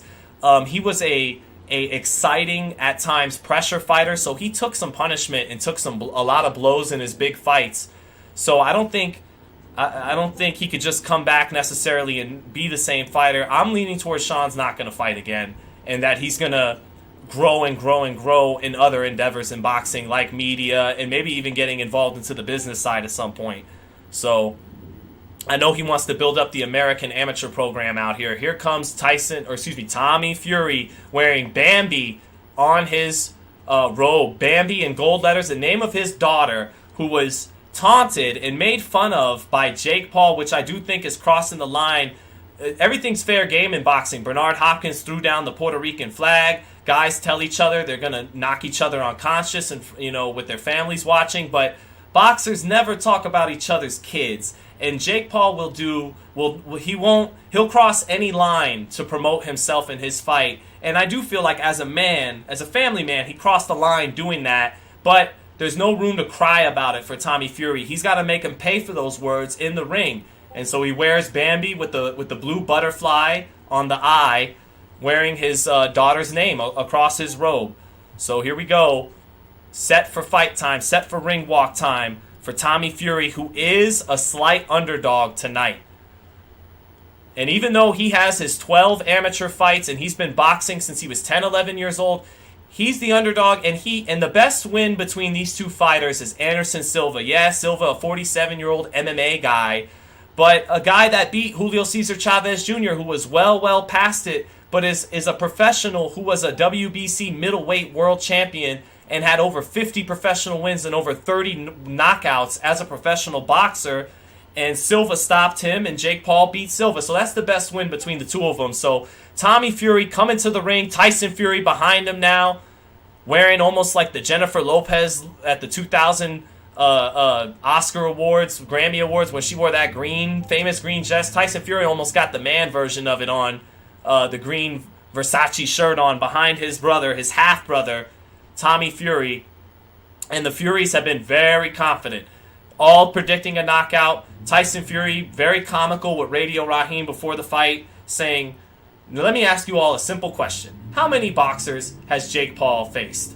And Raheem responds, well, none. And he goes, exactly. So maybe that is the scenario here. But Las Vegas, which doesn't fuck around when it comes to their odds, they think Fury's going to come up short tonight. Some people are Eddie Hearn's convinced he's going to win by dominant fashion. His brother, his father are convinced he's going to win by dominant fashion. But if you talk to a lot of experts, at least in the United States, Chris Algieri is picking Jake Paul. Sinisa Estrada is picking Jake Paul. I give the edge to Jake Paul as well. So we shall see what happens here. We shall see. Tommy Fury is in the ring. Father John Fury, both hands on his shoulders, talking to him. And Tommy looks ready to go. Doesn't look like a deer in the headlights like Jake said he is. He's nice and warmed up, not coming into the ring dry. He's got a good sweat worked up, and you can't come into the ring dry. That's how you can get KO'd early. And it looks like he's built up a good sweat into the ring. He derobes himself now. So the robe is taken off, and now he's bouncing up and down a little bit in the corner as he awaits the problem child, Jake Paul.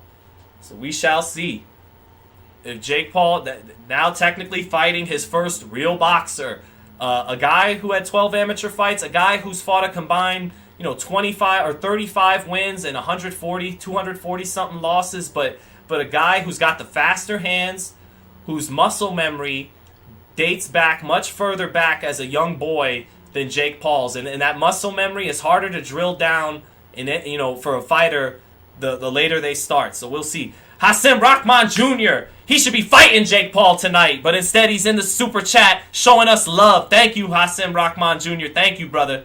You know it's all love. Me and Rahman Jr., I survived the war in the gym we had as teenagers. I gotta mention it every time. Shout out to my man Hassim Rahman Jr. holding it down in the chat. Rock, he should have fought you. He'll fight Floyd. He's telling Floyd Mayweather to fight him at 175, right? Tell Floyd's little ass at 155 to move up 20 pounds, but he won't let you have 10 pounds on him? Where do they do that at? I gotta shout out my man Hassim Rahman Jr. But Jake Paul, the problem child, set to enter the ring now. Des Dash, thank you, brother. Tuning in from Australia. Thanks for your coverage. Thank you, Des Dash, for the $8. Here we go. Someone put in parentheses, experts from the United States. Yes, sir, experts. Sinisa Estrada, Chris Algieri, those are experts. No doubt about it. Both Sinisa, reigning world champion, Algieri, a former world champion, a great analyst. Tim Bradley, one of the S tier, the top of the top experts in the sport today. He picked Jake Paul. So, Las Vegas picked Jake Paul. Here comes Jake Paul again with that black boxing glove and that white boxing glove. Do. Is it masonry? Is it the duality, the black and the white? I don't know. I'll have to ask him one day. But here comes Jake Paul getting ready to come to the ring now. Problem child. Not really a robe. Not really wearing a robe. More like a shirt, a poncho almost over. Maybe the robe was yet to come. Trainer BJ Flores to his left, his brother Logan Paul behind him to his right, and Jay Leon Love behind him to his right. And here comes the A side. Here comes the money man. Here comes the problem child. Here comes Jake Paul coming to the ring. Tommy Fury keeping himself warm in there. They got the towel on Tommy, and he's doing some shadow boxing. His brother Tyson is great at shadow boxing and staying warm and staying loose in the pre-fight introductions in the ring. And Tommy's doing that right now. Tyson actually throwing a few uppercuts in there too, like he's ready to go. So here we go.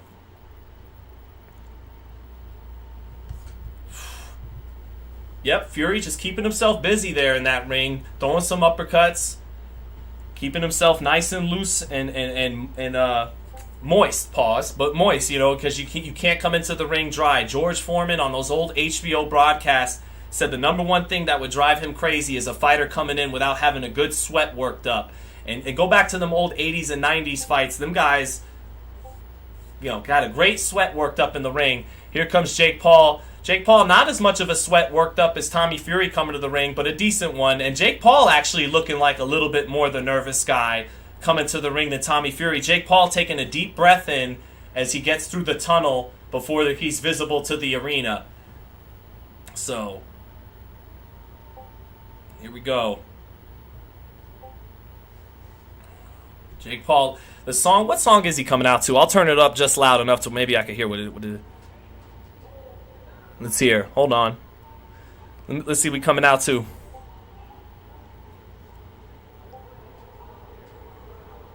Someone in the chat who's watching along, help me out here. I can't turn this shit up too loud and risk it. Yeah, I can't make it out just yet. But here comes Jake Paul. Devin Haney watching ringside. Shout out to the undisputed lightweight champ. Now Jake Paul begins smiling and bouncing up and down. Let's hear it. Oh, it's some new school. It's some new school. Any hip hop past 2000, any music past 2006, I'm lost. I couldn't tell you what it is. Help me out there. Help me out there, my youngins in the chat. Here comes Jake Paul to the ring now, smiling, taking some deep breaths, rapping his song along the ring. Daps up his brother Logan, and he is singing along to his entrance music. Looking ready to fight. Deji, the brother at KSI, looking ringside. Mike Tyson looking ringside. Jake banging those gloves together. Makes his way, daps some of the people up ringside. Wow, people treating him like he's a Beatle as he makes his way to the ring. Like he's the Beatles, enthusiastic to see him. He steps through the ropes, and here he is, Jake Paul. Him and Tommy Fury meets Jake Paul as he steps through the ropes, and they're both bouncing in the center of the ring, talking, but talk is just about done, and the ref breaks them apart, tells them to go to their two separate corners, and Jake getting that water from BJ Flores as both fighters are now in the ring, and it is main event time. Jake Paul, the slight favorite tonight. Thought to be the harder puncher with the right hand. Not as fast as Tommy Fury, not as good a jab, not as good a feet, but thought to be tougher. Maybe, the tougher, a little more tenacious, and a little bit more punching power. 6'1" Jake Paul, 76-inch reach. 6 foot tall Tommy Fury, 74-inch reach. Jake Paul at 26 years old, Tommy Fury at 23 years old. That's the tale of the tape. 6-0, 4 knockouts for Jake. 8-0, 4 knockouts for Tommy Fury. The best win between the two of them. Very thin resumes for these two prospects, but the best win between the two of them is Jake Paul beating Anderson Silva, because Silva did manage to beat Julio Cesar Chavez Jr., who was a former world champion in boxing. So, here we go. Here we go. And Michael Buffer set to give his ring introductions. My God, the chat is crazy. We got 17,000 people in here. My Lord, we could change the world with all these people in the chat. This is live. This is live and lit. Let's go. Canada says, great commentary. Glad I found it. Glad you found me. Jake Paul wearing the double zeros on the back.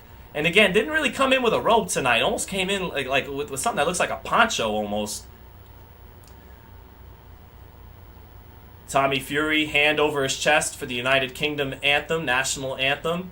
God save the Queen. Victorious, something, something, and glorious. God save the Queen. And then time for the American anthem, and then time for some boxing. So, in the United States, we usually wind up having the Mexican anthem at some point. That has almost challenged the United States for my favorite anthem, Del Cañón. But no Mexican fighter tonight. It's the UK versus the United States. United Kingdom, two prospects, one prospect with a very famous last name because of his brother Tommy Fury, and another prospect very famous for bringing his endeavors outside of boxing into the ring when he made his debut. And now he's beginning to build a following from boxing, not just from what he did before boxing. So, man, the most showbiz, the highest production value you'll ever see in a face-off between two prospects, and a couple of people with their hands over their chest with the American anthem over there in Saudi Arabia. Here we go. Jake Paul hearing the American anthem play for him, pacing around the ring. We shall see. BJ Flores in the corner. Jake warming up a little bit, throwing his jab. Logan Paul looking serious ringside. Probably gets more nervous for his brother fighting than himself. Hazel Jameson, thank you for the super chat, says TNT for the win. Hazel's a big TNT supporter. That's Tommy Fury's nickname, TNT. Phoenix Sun says Jake Paul's going to give Fury the signal with the right glove. You going to give him the signal? He's going to do the Marcellus Wallace from Pulp Fiction. In the 6th round, you go down. When you hear pride, fuck that shit. That's pride fucking with you. Is that what you're saying? He's getting the Marcellus Wallace phone call tonight, Tommy Fury. That will remain to be seen. I think everything's going to be on the up and up. If I see something funny, I'll call it to you guys. But I'm assuming it's going to be heads up, mano a mano, and may the best man win. So here we go. Tommy Fury's been having to wait in the ring, coming out first. There he is, still throwing his uppercuts, and he's kept his sweat up good. And honestly, the form on Fury when he was warming up in the back, and even him just shadowboxing here in the ring, he looks good. He looks good and ready to go. So, chat, let it be known. 1 for Jake Paul, 2 for Tommy Fury. Who do you got in this fight? Go for it. Dandruff? Oh, sorry. Thank you. Whoever that was that mentioned the dandruff. I hope I got it out of there. It's God Save the King, you heathen. Brittown is fine. I thought it was God's... Oh, is it God Save the King now? Did they literally change the lyrics? Did they update the lyrics that quickly because Queen Elizabeth died and now I have to say Save the King because it's the other guy? I didn't know that. Mr. Habibi from Ukraine, thank you, brother, says, hey man, thanks for your work. For each fighter, say they win, who would you match them up with next? I don't know. I'd have to take a look at the Cruiserweight rankings. Good question. For Jake Paul, I still think he's got to fight Conor McGregor at some point because it would just make him so much money and he would win the fight. If I'm Jake Paul's manager, I got to find a way to get Conor in that ring. All those MMA guys, they'll all probably lose to Jake Paul. So after this Tommy Fury thing, and I get the legitimacy of beating a real boxer, I'd go back to milking the MMA audience and beating all those MMA guys with big names that you'll probably beat all of them. That's what I would do as a manager. I would exhaust some of those Nate Diaz, Conor McGregor matchups before I fuck around with a boxer again, but, we shall see. Jake Paul, 21.5 million followers on Instagram, former world title challenger BJ Flores in his corners, 3 wins inside of 2 rounds, and the bookmakers' favorite tonight. Those are the quick stats brought up on the pay-per-view. Fights rigged, Jake Paul wins, says my man with the super chat. Katrina Warwick loves Benny Warwick. Yeah, we got some people worrying if the fight's fixed tonight and all that. If I see anything funny, I'll tell you, but I think everything will be fine and on the up and up. I have seldom, if ever, watched a boxing match ringside and said, yeah, I think that was fixed. Maybe 1 or 2 over the years, but for the most part, these things are fixed in that they're fixed with matchmaking. They, if it's fixed, it's because they scouted Tommy Fury and knew he had weaknesses that Jake could take advantage of, not him literally taking a dive. And Tommy Fury, here they are, center ring, and Tommy Fury and John Fury all week talked about how Jake Paul's body doesn't look good, and it doesn't look that good here in the center of the ring. Jake Paul's never a ripped guy, not a six-pack guy, but his body does look a little less impressive than normal. Usually he looks a little more full and strong and muscular. Not as much tonight. Here we go, round 1 set to start. And ding ding, and we're off for this scheduled 8-rounder. They both start touching gloves with their lead left hands. Tommy Fury starting with a jab and a left hook and a right hand, and Jake Paul clinches after falling into the ropes by an early combination by Tommy Fury. Jake Paul will clinch a lot. Referee already warning Tommy Fury for some reason, and then now giving a warning to Jake Paul. Here they go. Jake Paul firing a jab to the chest there of Tommy Fury. Tommy Fury coming back with a jab, and Jake Paul clinches again in the center of the ring, trying to work with his free right hand in the clinch. Referee struggling to break these 2 cruiserweights up, and he does. Back in the center of the ring. They trade jabs. Tommy Fury getting the better of it that time, and Jake Paul clinches again. Now he tries to fight with the free right hand, and Tommy Fury fights with his free right hand too a little bit, and the ref breaks him apart.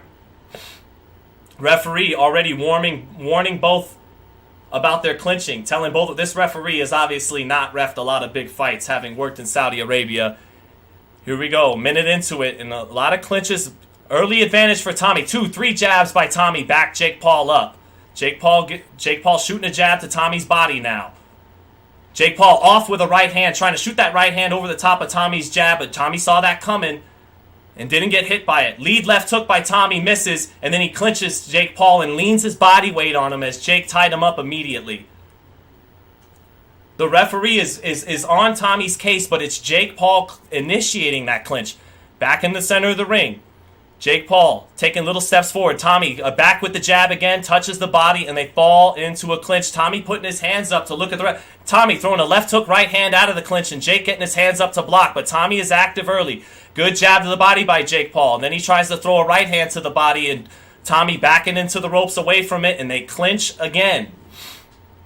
Little over a minute left in the round. Tommy, slight advantage early in this round off the jab. Jake just countering Tommy. Tommy coming in with a double jab, and that right hand of Jake caught him coming in, giving up his height off the jab, falling in with his jab a little bit there. Didn't land clean, but it grazed the chin of Tommy Fury there. Little under a minute left. Tommy trying that jab again. Jake dipping down low to get away from it. Jake lowering his lead left hand, and he eats a jab. Good jab again by Tommy Fury. That's going to be the key for him in this fight. He's got the better jab. Jake jabbing to the stomach.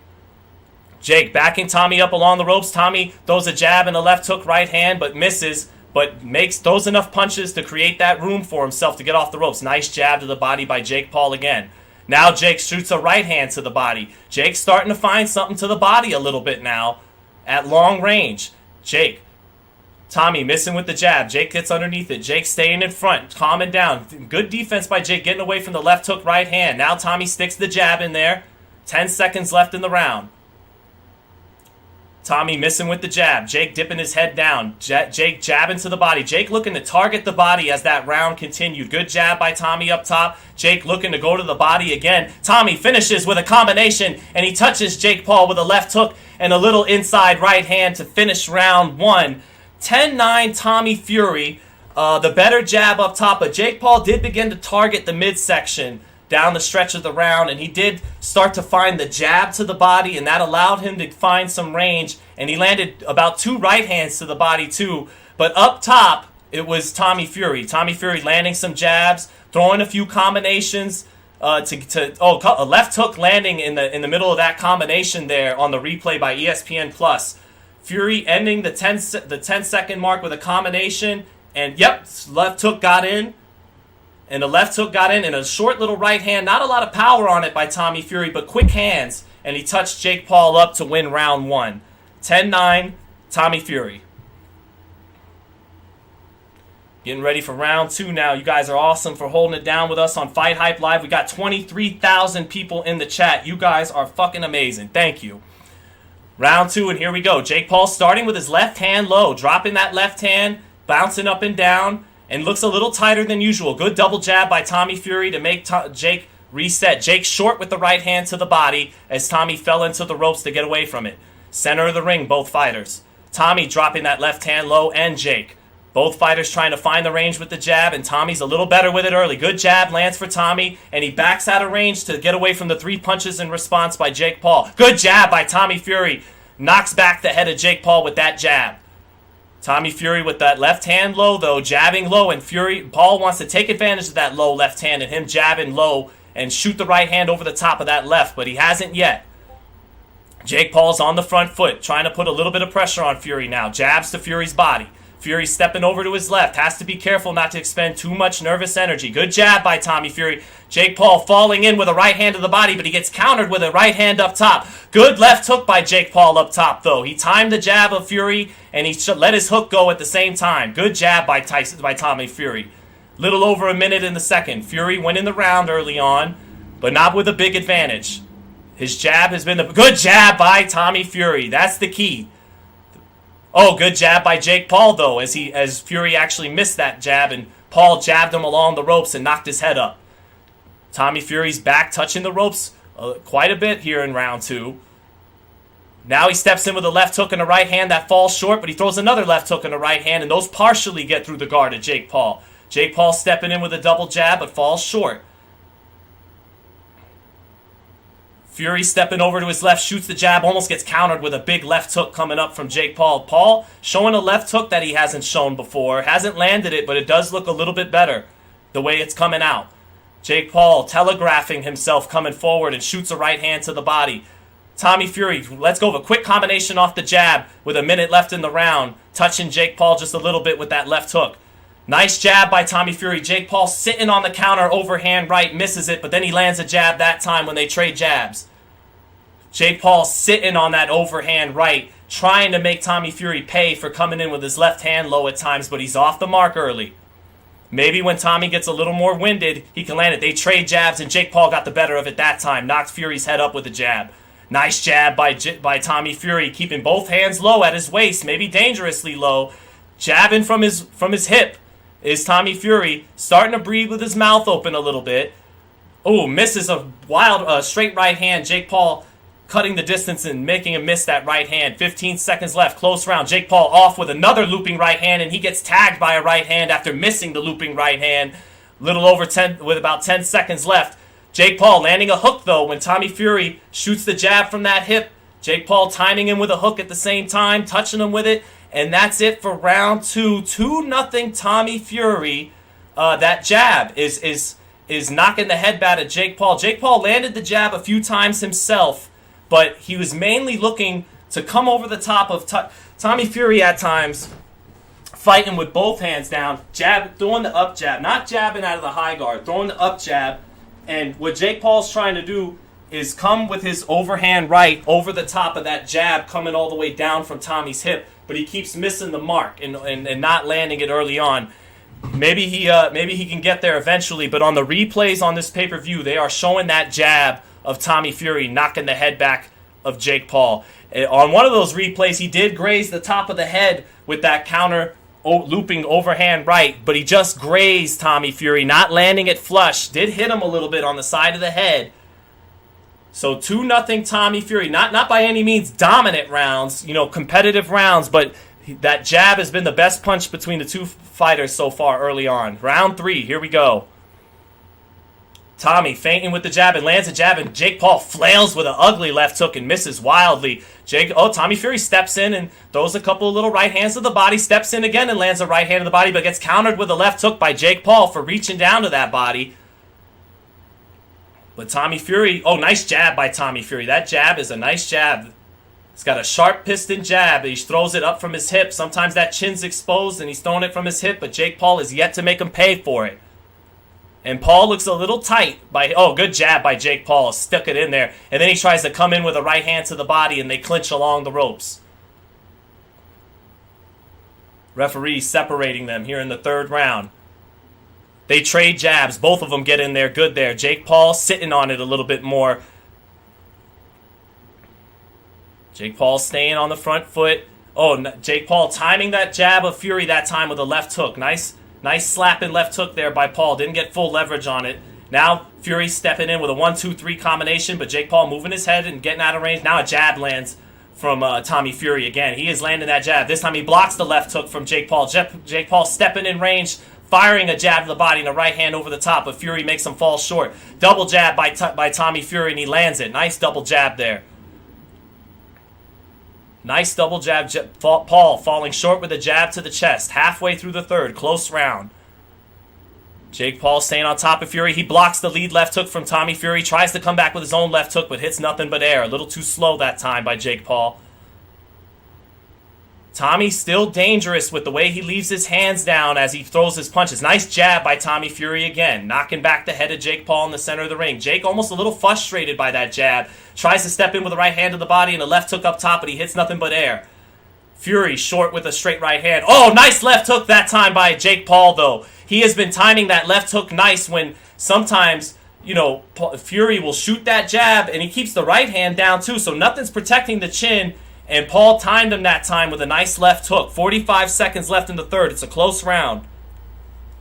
Overhand right gets in for Paul a little bit over that jab, that snapping jab from Fury, but he takes advantage by shooting over the top of it that time. 30 seconds left. Feels like Paul might be on his way to getting this round. And he's starting to breathe a little heavy, too, as Jake Paul. Nice jab for Tommy Fury. Tries to come back with a 1-2, but Jake smothers him and gets him into the clinch.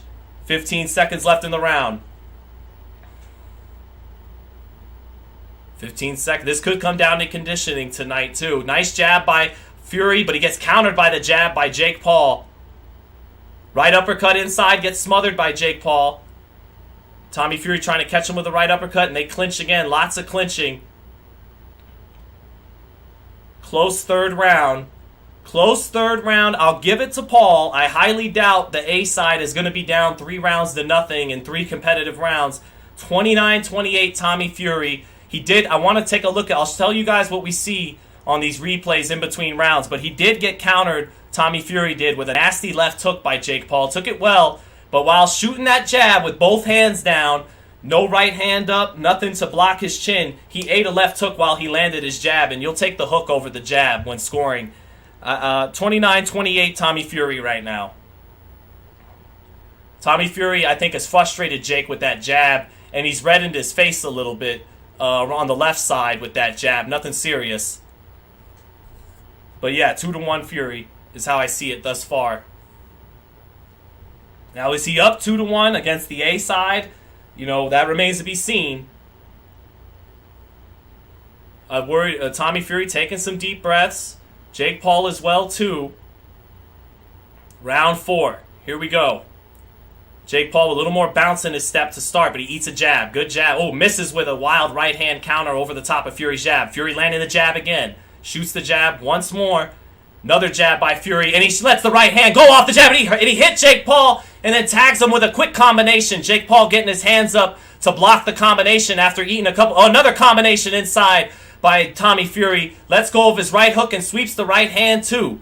Kind of threw the right hand like a hook after the left hook. Good first 30 seconds for Tommy Fury. He expended some energy. Now they're clinching. But a good first 30 seconds there for Tommy Fury. Finally starting to get something going besides just the jab. Jake Paul falling in with that jab to the body. Paul lowering himself, crouching down, trying to spring up with the right hand. Tries to crouch down to force his opponent to get down low a little bit and then come up with the right hand. Tommy Fury not baited by it yet. Nice jab to the body by Jake Paul, but he gets countered by a right hand coming in with that jab to the body. And now Tommy Fury's starting to let the right hand go with some confidence, and he hits Jake Paul with a couple of right hands, and Jake Paul is off with the left hook counters. The right hand starting to finally come alive for Tommy Fury. Not just the jab, another jab, and he follows up the right hand. Jake Paul knows he's in a fight now. Jake Paul trying to keep his composure right now, facing adversity against Tommy Fury, who looks like he might be growing in confidence. Having his best round so far in the fourth. This has been the most conclusive round halfway through. Nice jab lands for Tommy, and his reflexes are getting him out of the way of what's coming back. Jake Paul not as fast with the hand speed as Tommy Fury tonight. Tommy Fury along the ropes, and Jake takes a big swing and a miss with the left hook. Tommy backs up along the ropes and makes him hit air, and then Jake forced the clinch after Tommy responds with a right hand. Jake Paul not looking like his usual very, very confident self right now. The least confident we've seen him in a fight right now. Nice double jab by Tommy Fury, and he touches him with the right hand behind it, but Jake Paul still staying forward, still coming forward. Tommy Fury making him reset with that up jab again, and then another up jab, but Jake Paul punches in combinations and lands the left hook, but Tommy Fury waves him on as if to say that ain't nothing. Jake Paul gets Tommy along the ropes, big lunging, winging, overhand right, but Tommy gets away from it and clinches, isn't got hit by that shot. 30 seconds left, the Tommy Fury round, now maybe starting to hold momentum in this fight. Good jab by Tommy Fury, knocking that chin up of Jake Paul. He has out-jabbed Jake Paul, and I expected that heading into the fight. Jake Paul predicted a knockout within 4 rounds, and he is 10 seconds away from that not coming true. Paul not letting go of a lot of punches, and he lets go of a 1, 2, 3, and then Tommy Fury hits him on the clinch. The ref might look to do some bullshit here. The ref is looking to do it. What's the ref gonna do? Okay. Because Jake turned his back after missing a combination, and so Tommy hit him with a couple of right hands, and now the referee looks like he might want to deduct a point. If he does, that's fucking terrible. 1, 2 through the center landed for Tommy Fury on the slow-mo replay. Then a touch left hook set up another right hand, and then Jake came back with a left hook but didn't have much on it. That was a good round for Tommy Fury. The most conclusive round for either fighter so far. 39-37, Tommy Fury. 39-37, Tommy Fury. Good left hook on the replay by Jake Paul too, though, but Tommy Fury took that well. Tommy Fury backing up in a straight line like an amateur, and Jake Paul threw a right hand to the body and brought a left hook up top. Tommy Fury has landed 44 punches to just 27 for Jake Paul. He's thrown 157 punches. Jake Paul has thrown 82. Jake Paul has thrown only 82 punches through 4 rounds. That's not going to get it done. 39-37, Tommy Fury. If Tommy sweeping a right hand to the body off the jab in the center of the ring. Nice jab lands again for Tommy Fury. Jake falling short with his jab. Now Jake lands his jab. Good jab by Jake. Another good jab by Jake Paul. Tommy Fury measuring with his own jab back, but misses the right hand, and they fall into a clinch. Jake Paul taking a deep breath. A little more fatigued than we're used to seeing him at this juncture in his fight. They trade jabs. Both guys falling a little short there in the center of the ring. Nice jab lands for Tommy Fury again. Jake Paul looking to get to the body. A little ineffective, and they fall into the clinch. Jake Paul trying to get to that body again. Fury trying to counter with a right hand, but it gets ugly, and they fall into a clinch again. Little over 2 minutes left in the 5th round. We're in the second half of this fight now. Fury ahead on my card, 3-1.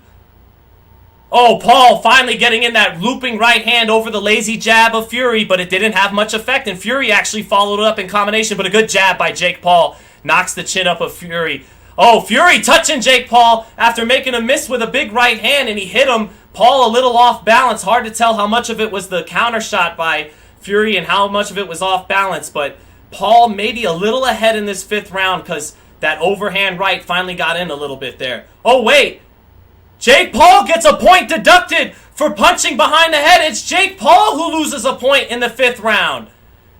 Jake Paul for that looping overhand right that sometimes is crashed on the side or near the back of the head, and the referee, the A side, gets a point deducted. Jake Paul Not letting himself get too phased by it, but big turn of events there for Jake. He eats a jab. Jake trying to pick up the pressure a little bit there. Oh, left hook lands for Jake Paul, but Tommy Fury took it. Tommy Fury took it. Tommy Fury paying for keeping those hands down and shooting that jab with the right hand not up to block anything, and he ate that left hook that time. Jake Paul is winning this round, but the point deduction can hurt him. Jake clinches. Minute left in the fifth. Jake has not found a home too much with the right hand tonight. It's been more the left hook. Good jab lands for Jake Paul up top. Now Tommy pelts him with a jab. 50 seconds left. This is Paul's round right now.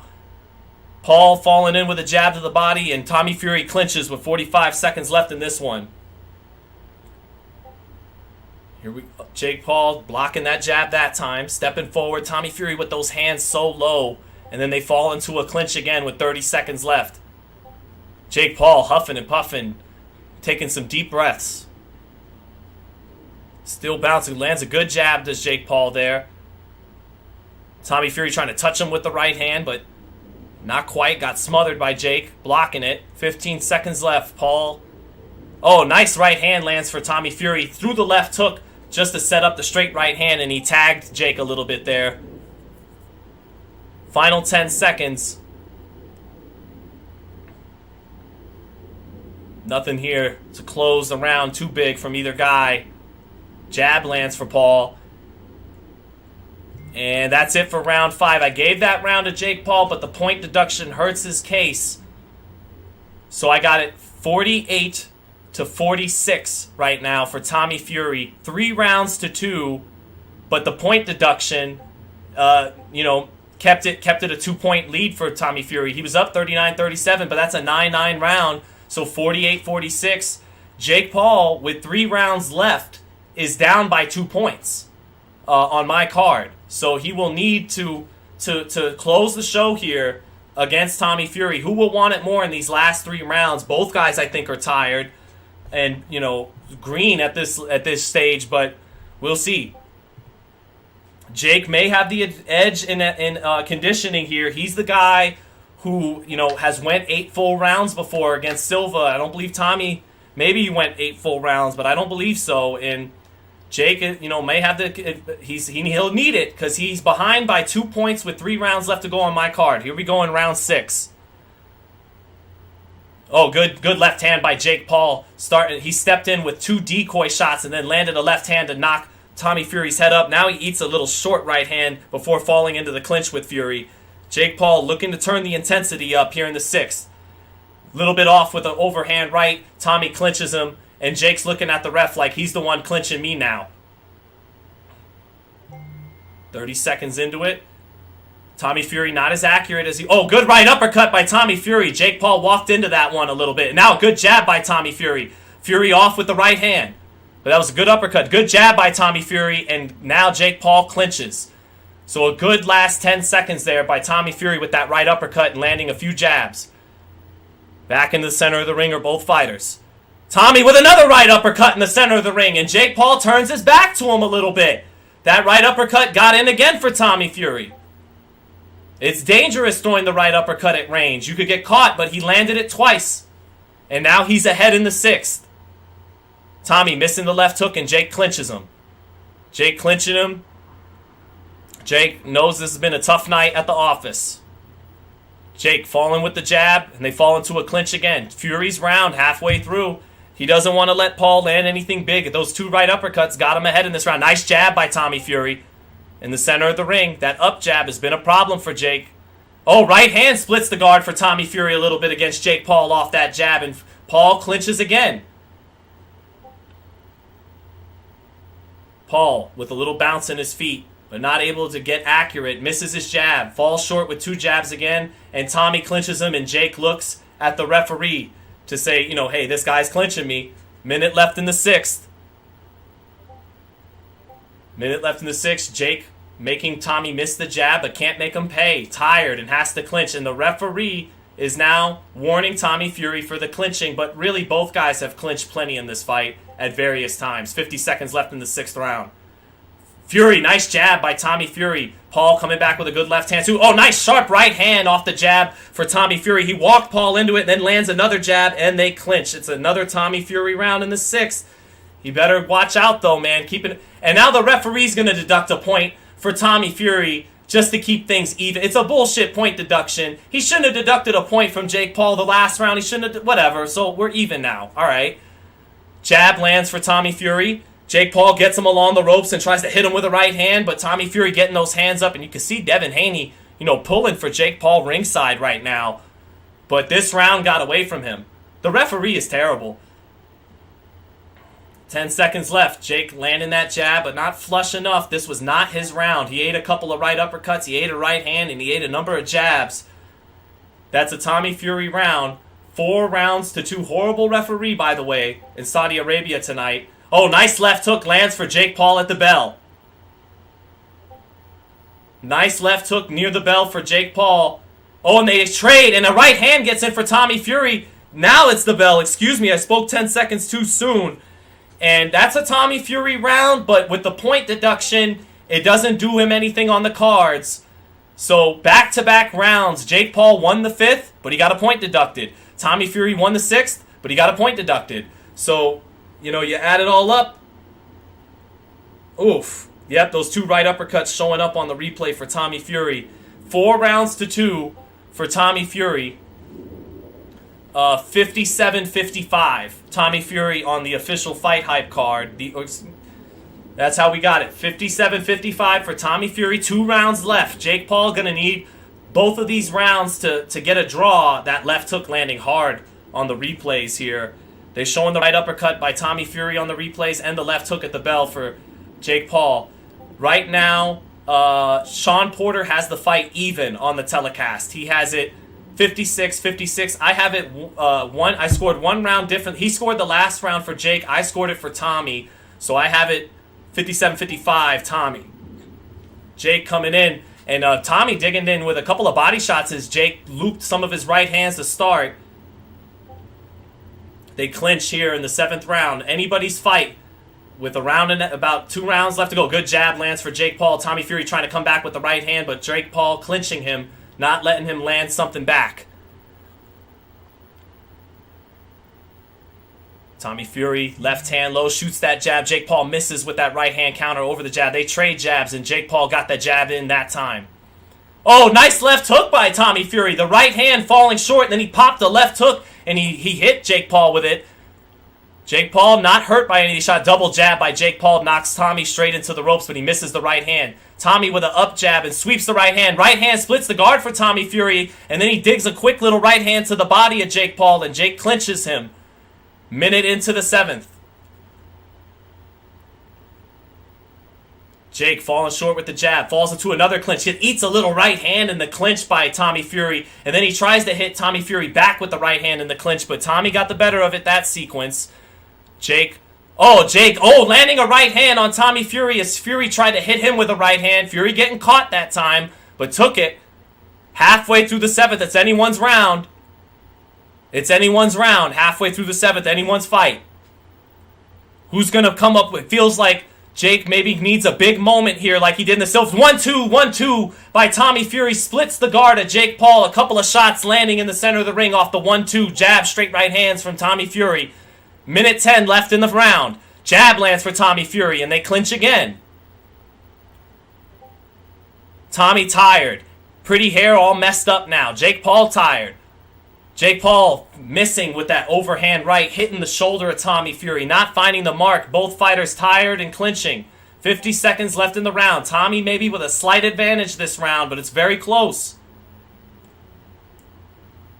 Jake landing his jab. Tommy missing with the back, but then he comes back with his jab and lets go of a little bit of a combination to get the judge's attention.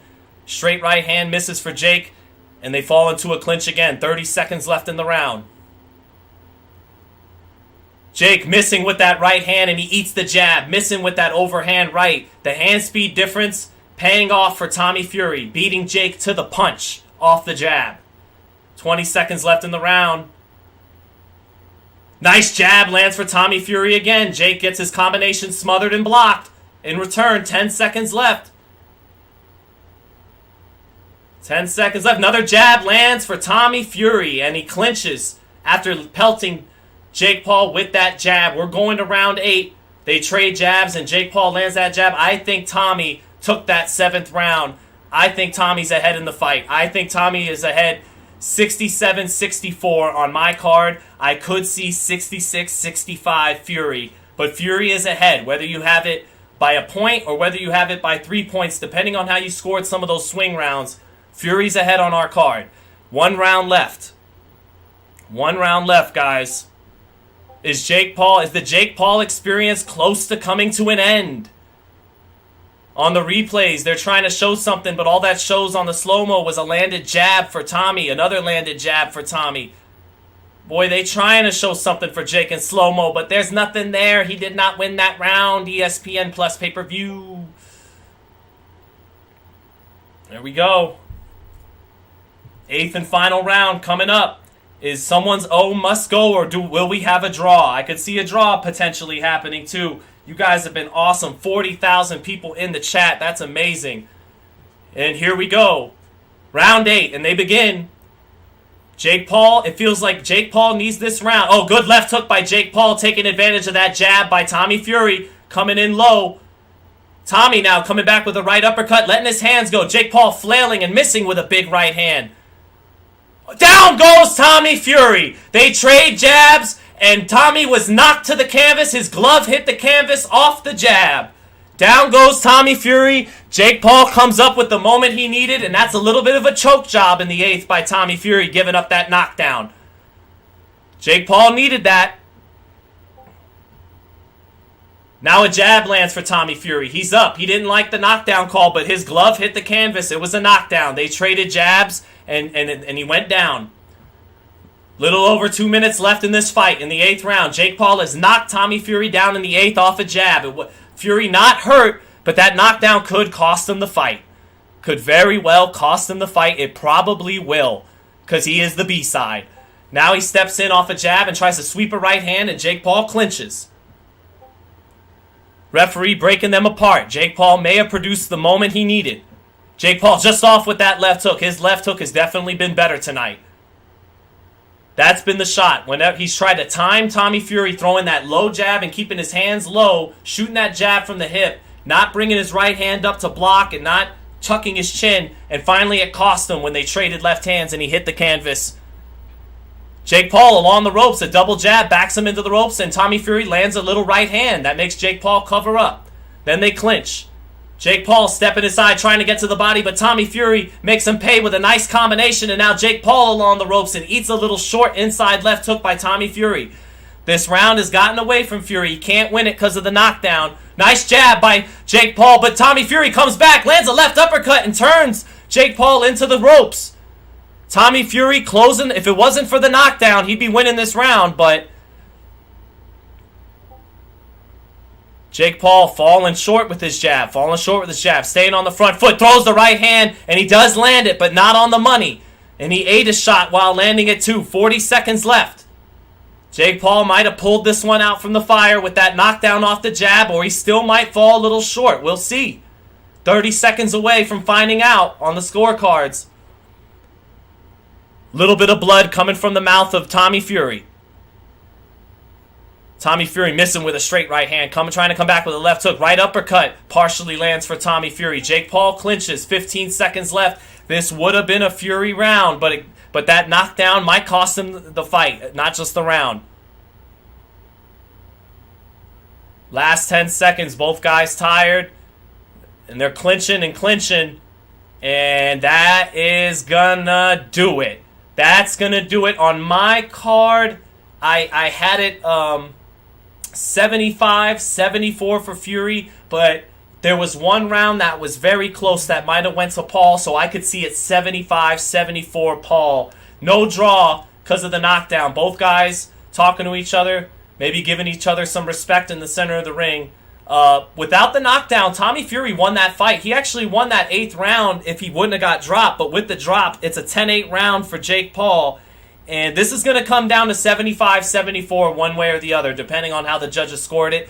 My gut feeling tells me, yep, they traded jabs, and the jab knocked Tommy Fury off balance and sent him to the seat of his pants on the canvas. It was more of a flash knockdown, but I told you guys all fight. Tommy jabbing, shooting that up jab, which was accurate all night, but Jake was starting to time him with his own left hand, and eventually again, Tommy shooting that. If you're going to keep your right hand down, then you at least got to have it tucked with the shoulder, something. You got to have great reflexes to land it, and then do that pull back, that weave. But he does none of the above. He just throws the jab, and his chin's a sitting duck. And so Paul with a power jab, not a piston snap jab, but more of a stepping into it. Like I said before the fight, Jake Paul commits to his punches. So when both of them, I told you guys before the fight, Jake Paul commits to his punches, and I told you guys Tommy Fury has the better jab, and you saw that. But when push came to shove and they both landed at the same time, Jake Paul truly stepping into his punches paid off because it got the knockdown when they traded left hands. So it's going to be 75-74 on the scorecards one way or the other. And no, that didn't look like a rigged knockdown. It looked like Tommy Fury choked by letting that happen in the 8th round. Bruh, you had the fight won. How do you let that happen in the 8th when it feels like you're one round away from taking care of business, and then you go down off a jab because you keep both of your hands down and you don't tuck your chin and you don't do anything defensively? That's got to hurt if this one got away from him because of the knockdown.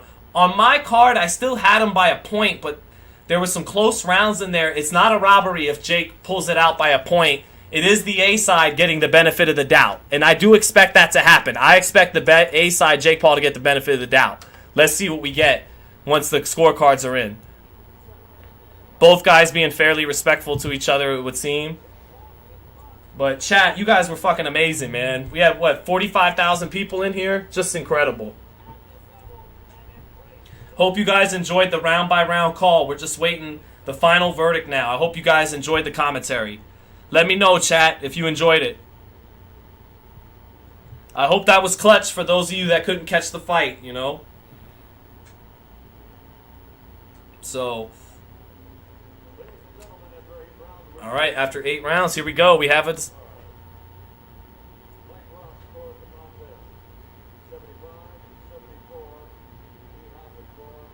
75-74 for Jake Paul, the first card.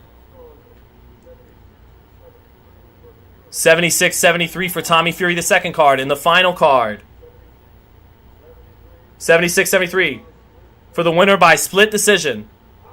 Tommy Fury! Tommy Fury has beaten Jake Paul. Tommy Fury, the Jake Paul run. He gets the knockdown in the 8th, but by my eyes, the right call by the judges. I had this 75-74 for Fury. He won more rounds than Jake Paul, and that knockdown in the 8th wasn't enough to get. I'm honestly surprised Fury gets the call because, you know, Jake Paul is the money guy. But then again, Jake Paul, this is the price you pay for insisting on fighting Tommy Fury and having to fight him overseas. If Jake Paul fights this fight on Showtime as originally planned, he wins this fight. But since he's overseas, and more in Fury's neck of the woods, Fury gets the call, and the deserved split decision for Tommy Fury. Boxing fans rejoice. Jake Paul has lost. Nathan Smith, thank you for the 10, my brother. Sam Courier said, my brother Sam Courier, my man keeps the country safe. He protects us. Sam Courier is a dog, is a gangster. He protects the country so guys like me could sit here and commentate Jake Paul fights. I love you, Sam.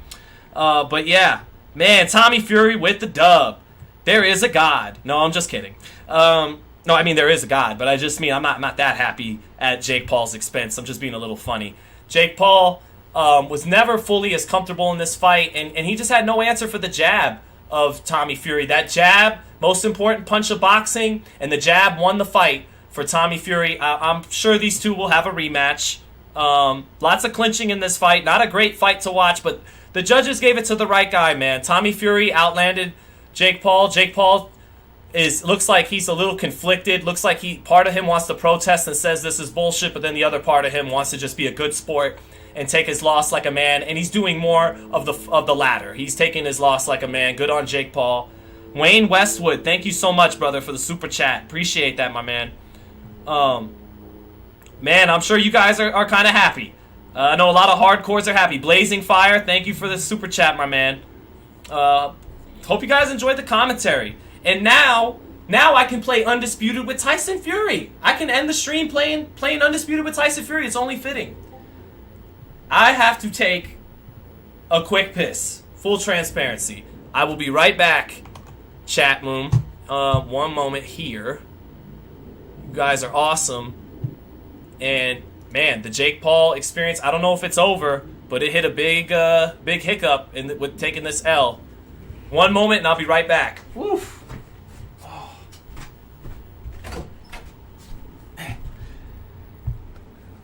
Rejoice. Rejoice, those of you who have been waiting for this moment. Rejoice. Rejoice, this is for you. God is smiling upon you today. Be right back, chat. Oh, shit. I dropped something. There it is. Let's go. Be right back.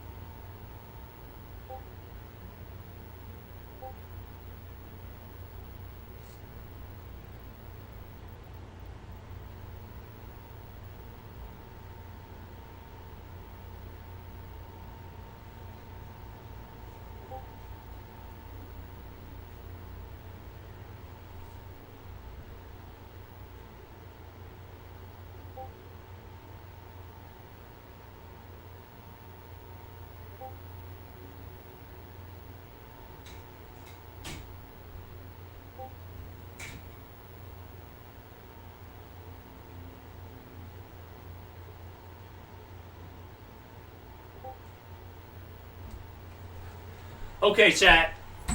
Are we here to discuss how Jake Paul let America down today in this battle of super prospects? He let us down. The United Kingdom gets to laugh at our expense today because Jake Paul fell short in this matchup of super prospects from the United States and the United Kingdom.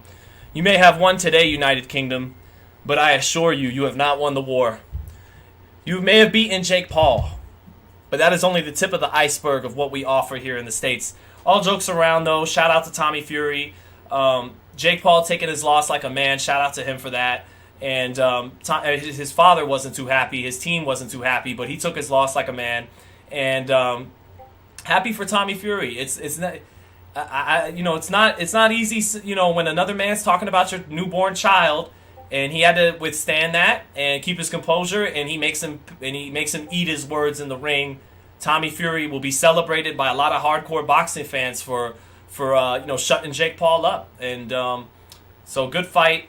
I think the judges got it right, and I think it's only fitting, chat, that maybe we play a little Undisputed with Tyson Fury, right? Just to close the show with the right note. So let me do that. But this was the most lit chat we've ever had, man. We had, 50,000 people in here? That's just incredible. You guys are amazing for that. And please, man, now that we get back, I know that 50,000, but guys, you got to check back in for the championship fights, man. When we get Caleb Plant, David Benavidez, I will be at that fight ringside. Caleb Plant, David Benavidez. I'll be at the fight when Ryan Garcia fights Gervonta Tank Davis. So you guys who enjoyed the round by round, make sure you check back in for that World Championship boxing. Tonight was fun. Today was fun and all, but what we really do is call that World Championship boxing. So I hope to see a lot of you back March 25th for Plant and Benavidez and April 22nd for Ryan and Tank. I'm ready to do my thing. So here we go. All right, chat. Let's close the show appropriately. The YouTuber got beat! The Dorsa, the shithouse, absolute bullshit, bollocks. Take the L, Jakey Jake, haha! Alright, that's Tyson. Hold on. Well, it's good, fair play to him. Brought a lot of new fans, brought a lot of attention and production value and lots of different things, but me brother Tommy Fury, I told you, the Dorsa, he wouldn't be able to compete, wouldn't be able to handle the job and the speed and the craft, and he wasn't. So, alright, here we go. Stephen Cole, thank you for the $10, brother. Saying great job with the commentary. Appreciate it, man. I'm just happy everyone enjoyed it and had a good time. Adrian Vigil, thank you so much too, brother. Sorry, I didn't want to miss you, man. Thank you, Adrian Vigil, so much. Thanks, everyone, man. This was a lot of fun. And let's close. Let's close with... let me see here. Let's close with some Undisputed, shall we? Right? It's only right. It's only right that we do. That the Gypsy King's brother won, so we'll play with the Gypsy King himself. Obviously, they don't got Tommy on here, but let's get busy with Tyson Fury. For the man of the hour, for the Fury family, we're gonna close the stream kicking some ass with Tyson Fury. Yes, sir. Yes, sir.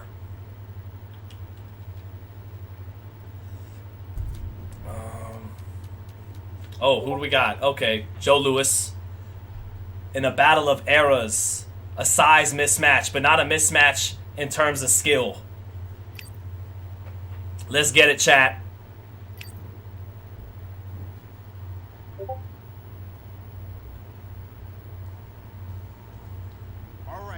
Joe Louis is a good fighting man. But he's only 5 stone. I'm 29 stone. Matthew saying, new viewer and subscriber. Thank you for the excellent blow by blow. No, thank you, brother. All right, let's close the show right, man. Let's style on somebody with the Furies.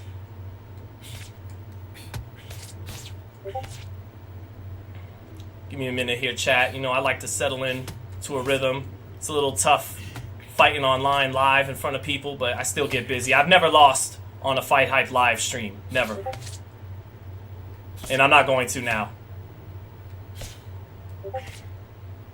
Oh.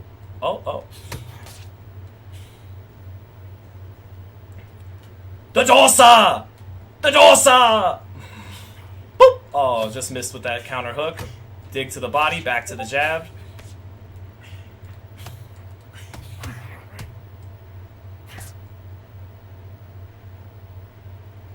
Let's see. Thank you from Scotland says, I like jelly. You got it, brother. One thing about this game, Tyson Fury doesn't hit very hard in this game. I mean, he's great. He doesn't get tired. He's big as shit. But they didn't to balance him out, they didn't give him too much power.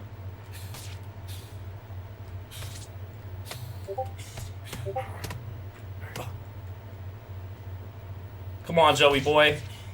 Take some chances. Throw some punches, man. We're going to dig to that body early.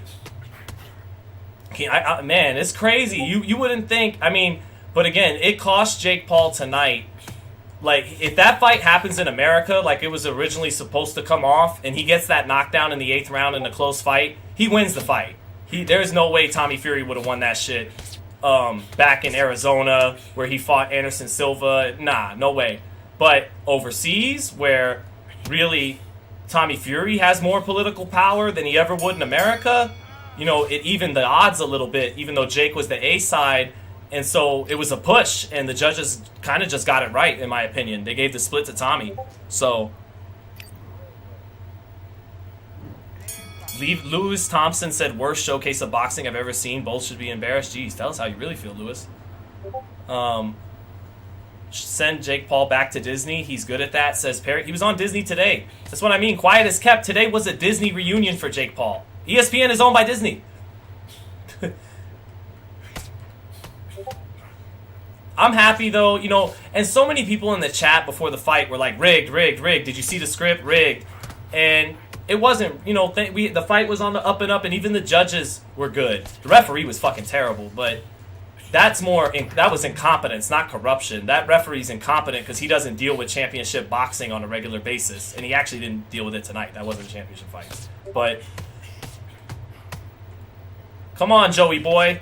Give the people some resistance, man. You just let me touch you up, give you the slow death.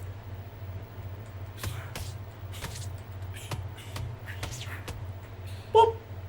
Oh, okay, good counter shot finally by Joe Louis. He's still awake. To the body. Back to the jab. Oh, nice jab by him.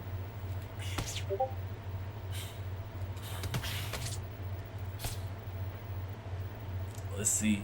They saying Paul won. They're butthurt they lost. Yeah. No, I didn't. I mean, it was close. If he would have got the decision off the, the last knockdown, he would have got it by a point like one judge had it. It would have been no robbery or nothing like that, But I do feel like the judges got it right, man. Tommy Fury, even without the knockdown, he even finished that round strong that he got dropped in. He got off more. He was the more effective fighter tonight. Although Jake did hit him with some nice left hooks whenever he would jab and leave them hands down, man. But, by the way, Tommy Fury's not going to be a world champion, I think. Not just because he beat Jake Paul, he's going to go on some run to the title. I don't think so, man.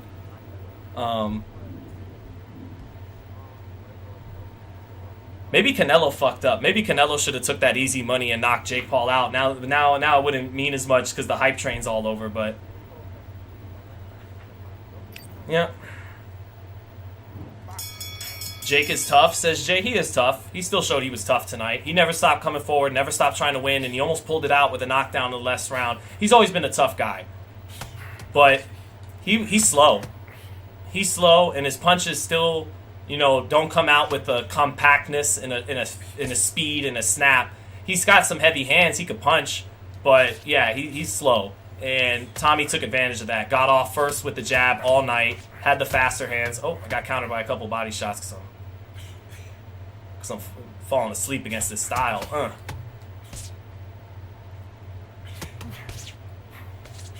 Oops, reaching too much. There it is. There it is. There it is. There it is. There it is.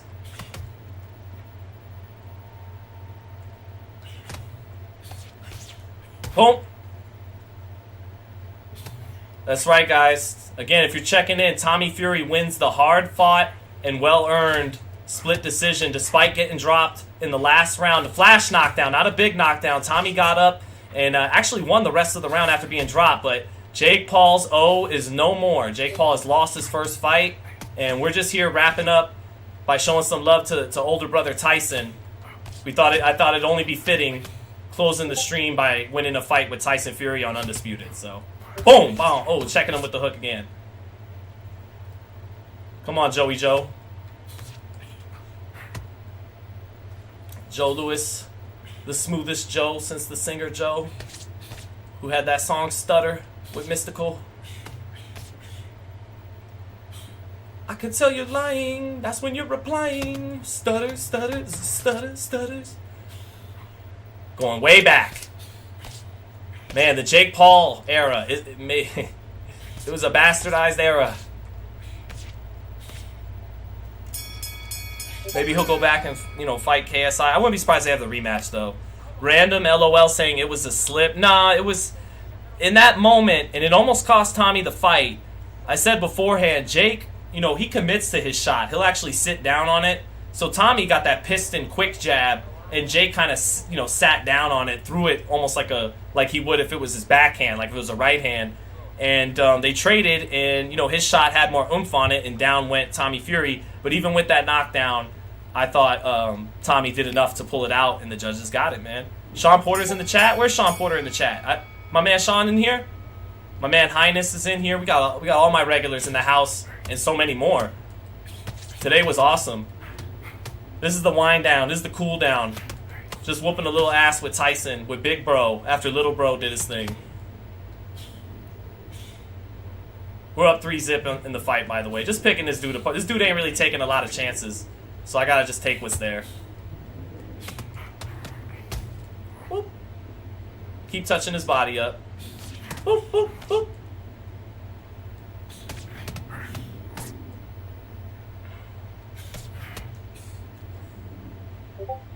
Tommy does try to fight like his brother, though. Hands down, loose, jab, really good jab.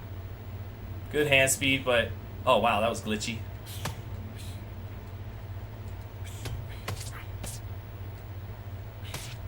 Man, we got Joe Louis shook, man. He didn't even want to let go of his hands, really. See that? He's just coming in and out. He knows my counter-punching is too legit.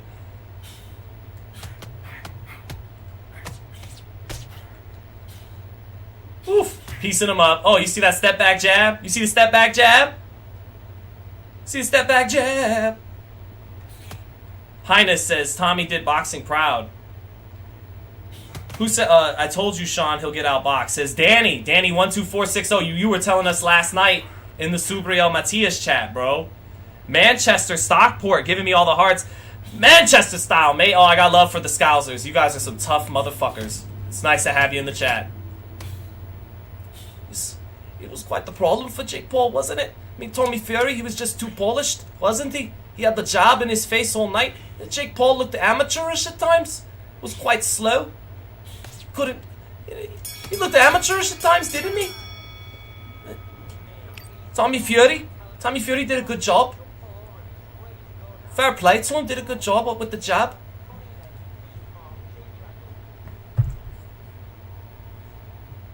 Where was Sean Porter in the chat though? I'm looking. Was my man Sean really in here? I'm looking, chat. Does Sean really pop in? That's my brother. I'm looking, I can't find it. Let's beat this ass, man. We're gonna close the show with a KO. We got no KO in the main event tonight, but Tommy Fury did win. And we'll get a KO here by Big Bro to close the stream off right. Oh, nice hook by Joe Louis though. Shit, I gotta be careful. One punch could still end it for me.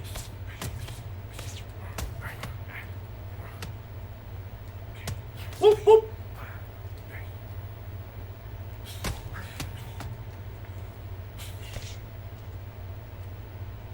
Whoop. Whoop. Whoop. See the skills? Whoop. Whoop. Picking them apart, y'all. You see it. You see it. This is a technician at work. I do this. Oh, then as I say that, I get hit with 2 good shots, of course. Because, you know, I took my mind off the focus for a minute.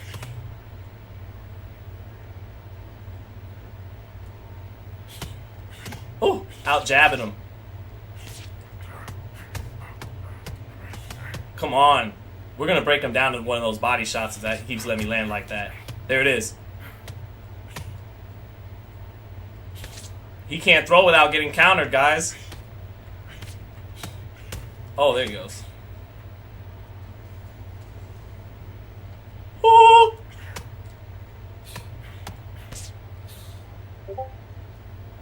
Start taunting him. Just to make him take some chances.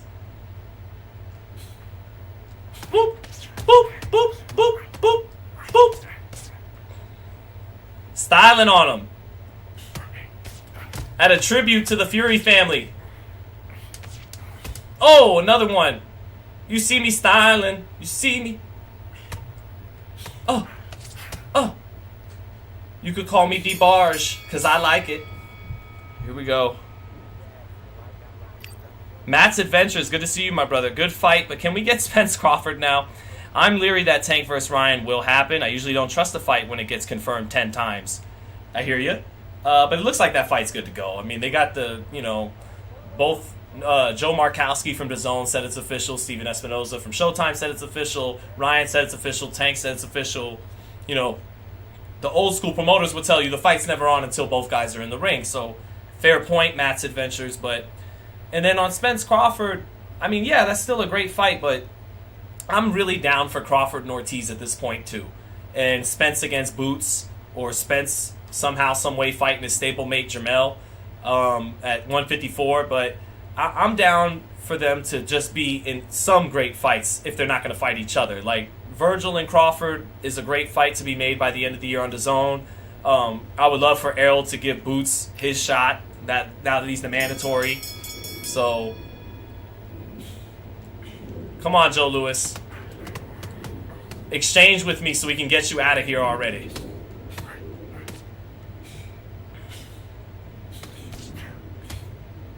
Blake, thank you for the $1, my brother.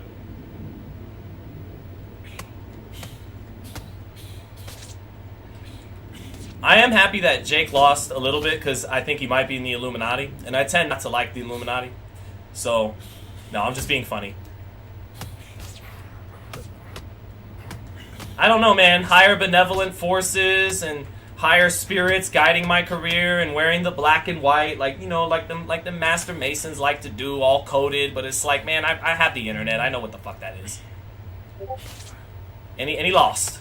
So, but he took his loss like a man, and he never stopped trying to win, and almost pulled it out, showing his heart by getting a knockdown in the 8th in the final round. Almost pulled it out. So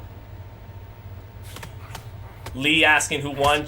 Tommy Fury by 8-round deserved split decision. Got dropped in the 8th, but got up, won the rest of the round, and was able to pull the fight out still on the cards. Wop, wop.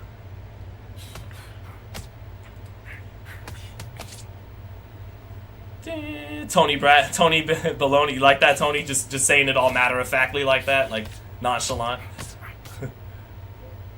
It's the only way to say it, or else I get caught up. If you say it all nonchalant like that, you know, it's like, oh. Luis Donato said, I thought Jake won, and I'm not even a fan. I hear you. He might have won. I mean, if he would have got the decision, I wouldn't have called, you know, any foul there. But it was a fight that could have went either way. And I lined up with the judges, actually. I thought Tommy won more rounds despite the knockdown and deserved to get that split. So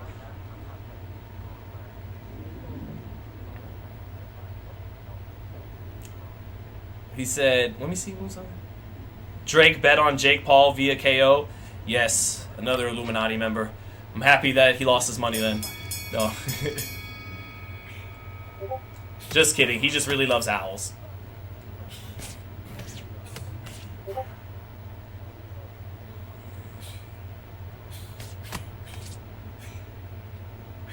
Jake never had 2 10-8 rounds. Fury walked it, says True Van Pencil. Yeah, I love my man Sean Porter, but he scored one of those rounds 10-8 Fury because of the point deduction, and I thought, nah, no way. That was clearly Tommy's round, which made it 9-9. That referee was terrible, though. They're really... Ooh, look at them shots.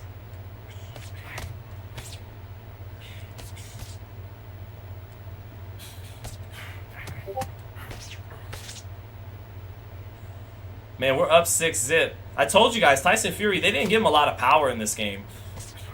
Because I've been touching Joe Louis up.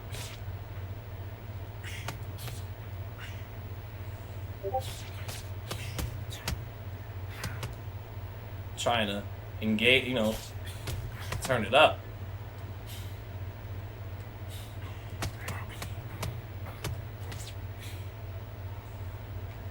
Come on, Joe Louis, do something. There you go. Come on, Joe Louis. BAM! See, that's why you don't want to throw. He knows I'm countering his shit every time. Come on, sir.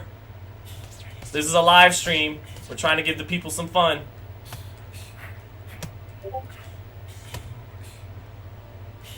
Bop, bop, bop. Come on. Come on, sir. Come on, sir.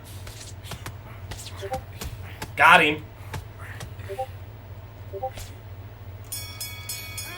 You see, in this game, though, it's way better the way you could punch in between punches in the exchanges than in Fight Night. That's the one thing I really like about this game. So. Blue Blood owns Fanon is spamming in the chat. I don't know why you'd want to spam that so much, but do you, big homie. Yes, guys, we're just closing the chat with a good old finishing up with Big Bro. Little Bro won. Chris Mason said, you are a Fury hater. Chris, I am playing with Tyson Fury in commemoration of his little brother beating Jake Paul. If anything, I'm deriding the Fury family right now, bro. I'm playing the video game with them. I called his brother winning the fight. Certainly not hating on the Furies. Come on, Joe. Stop being so useless. My man tried to glitch out and still got countered. Did you see that? He tried to glitch out and still just ran into a body shot. I am nice with it. Ah. It's going to be a sad day when I finally take an L on one of these streams, but I don't see it happening anytime soon. Woohoo, woohoo. I'm just gonna footwork. I'm just, yak, yak, yak, yak.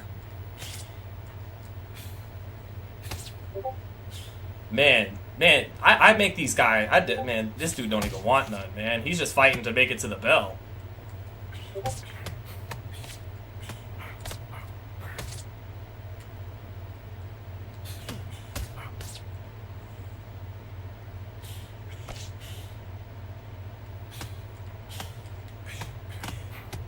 Oof! Sharpshooting. Now, you're probably wondering, why doesn't he counter me when I'm throwing all those body shots? Because I'm going to come back quick with it. I'm waiting for him to throw something back so I can finally come back with something up top. But if he's just going to stay in the high guard and look to survive, I'll just touch his body sometimes when he gives it to me. Come on, sir. Bomb! Oh, that would have been clean if I knocked him out off that hook after taunting. There it is again. Let's do it one more time. Whoa, it almost did all three. There we go.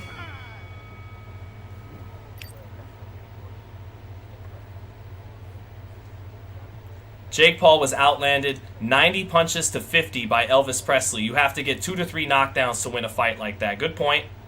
Thanks for coming with the facts, my friend.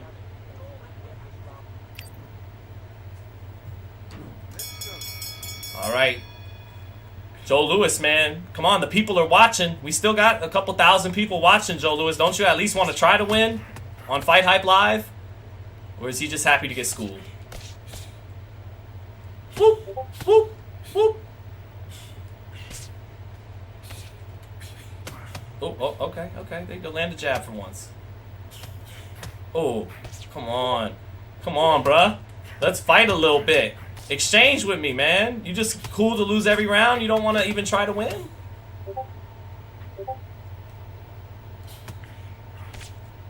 Ugh.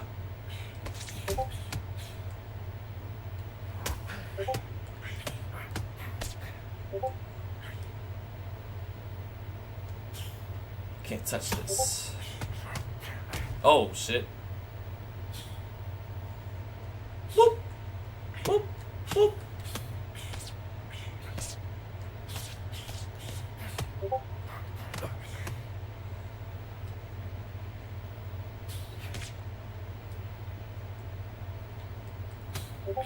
Walk into one. Trying to walk him into one.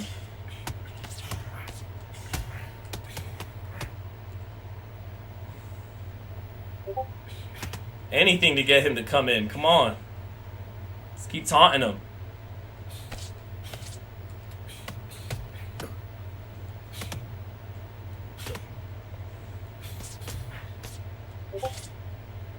Maybe it's to the body, man. Let me just counter down low more. I think we might be able to get him to the body. Hold on.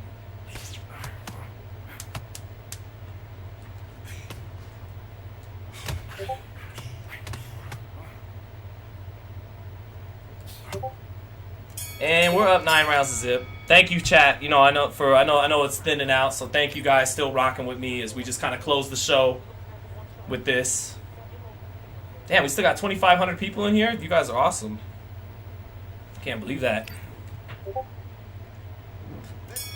Yep, 9 rounds to nothing. The man, the family of the hour, Tyson Fury, the Fury family dominating.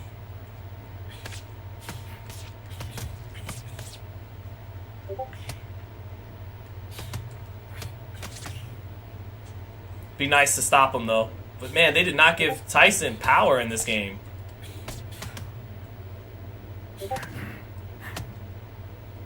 Let me switch stance. Let me tighten my stance a little bit. Plant my feet more.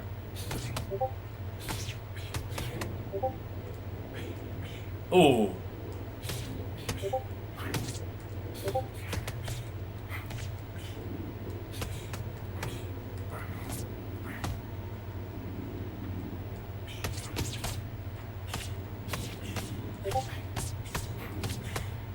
Ah.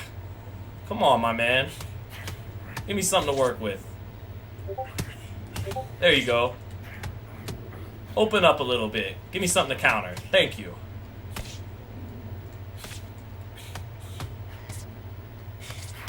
Let's get to him. Come on. Keep digging. Keep digging. Let's get him out of here. Keep digging.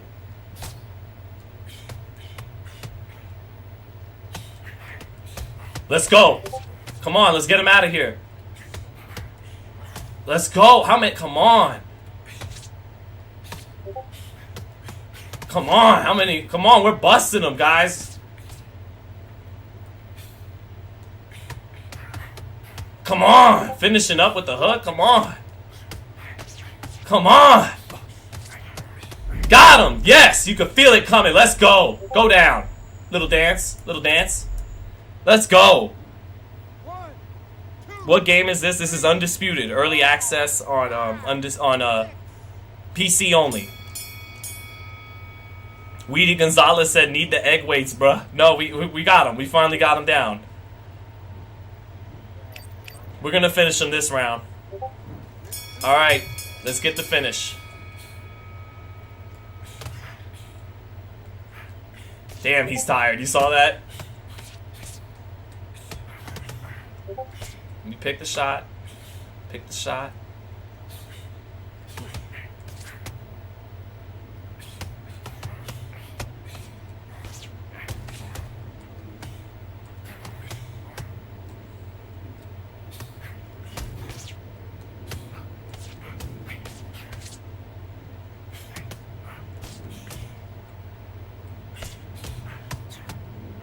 Come on, we want this stoppage.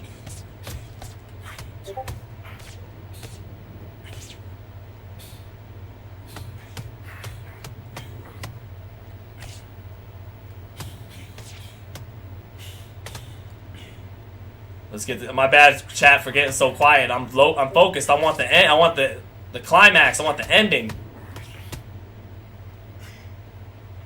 I'm not trying to end the stream on a Fury decision. We want a Fury knockout. Damn it.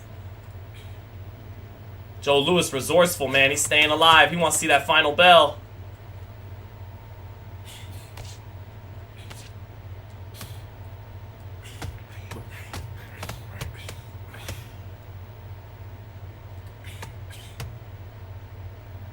Come on, Joe. Man, he wants to see that final bell. We're gonna get to him. I still got another round after this if I don't get him here.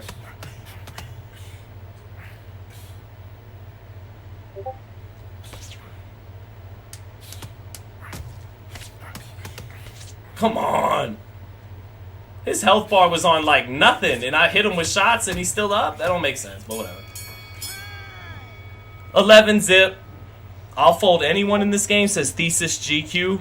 Chat, do you believe that? You believe that?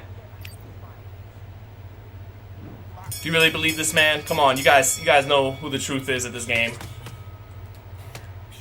Come on, let's get this stoppage. Trying to counter something. There it is.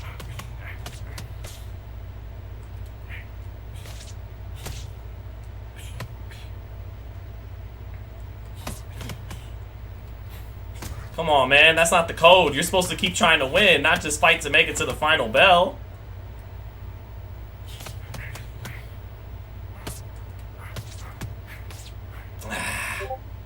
We might have to settle for the UD, for the shutout.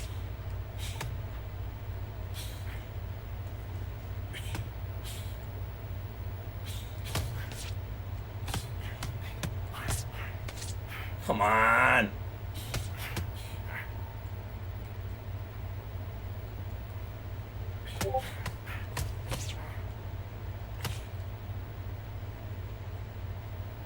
Look at this dude. Disgraceful.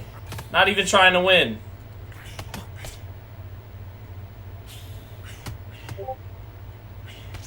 Jake Paul never stopped trying to win. He came up short against the Fury, but he tried. Come on, virtual Joe Louis. Man. Just give me something to... Come on, punch off of.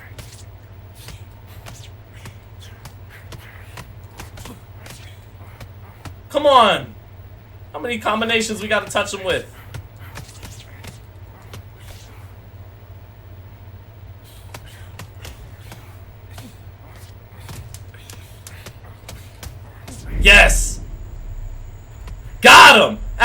bell! At the bell, chat! At the bell! At the bell! Stay down! Stay down so we can end the stream on the knockout! Stay down! 8? No! Oh, he got up. He got up. Whatever. We beat that ass, chat. We beat that ass. 12 rounds to nothing, 2 knockdowns. Yep. Dominated him. We'll take that. We'll take that. I guess that's good enough to close on. It's fitting. One Fury won a fight by decision. The other Fury had to win his fight by decision. So we'll take it. Damn, 120 to 106. Son lost by 14 points. That's not easy to do. Final punch stats. I outlanded him by a lot. Counters 90 to 32. He was a punching bag, and I beat his ass. So, thank you everyone for joining along. On that, we'll close.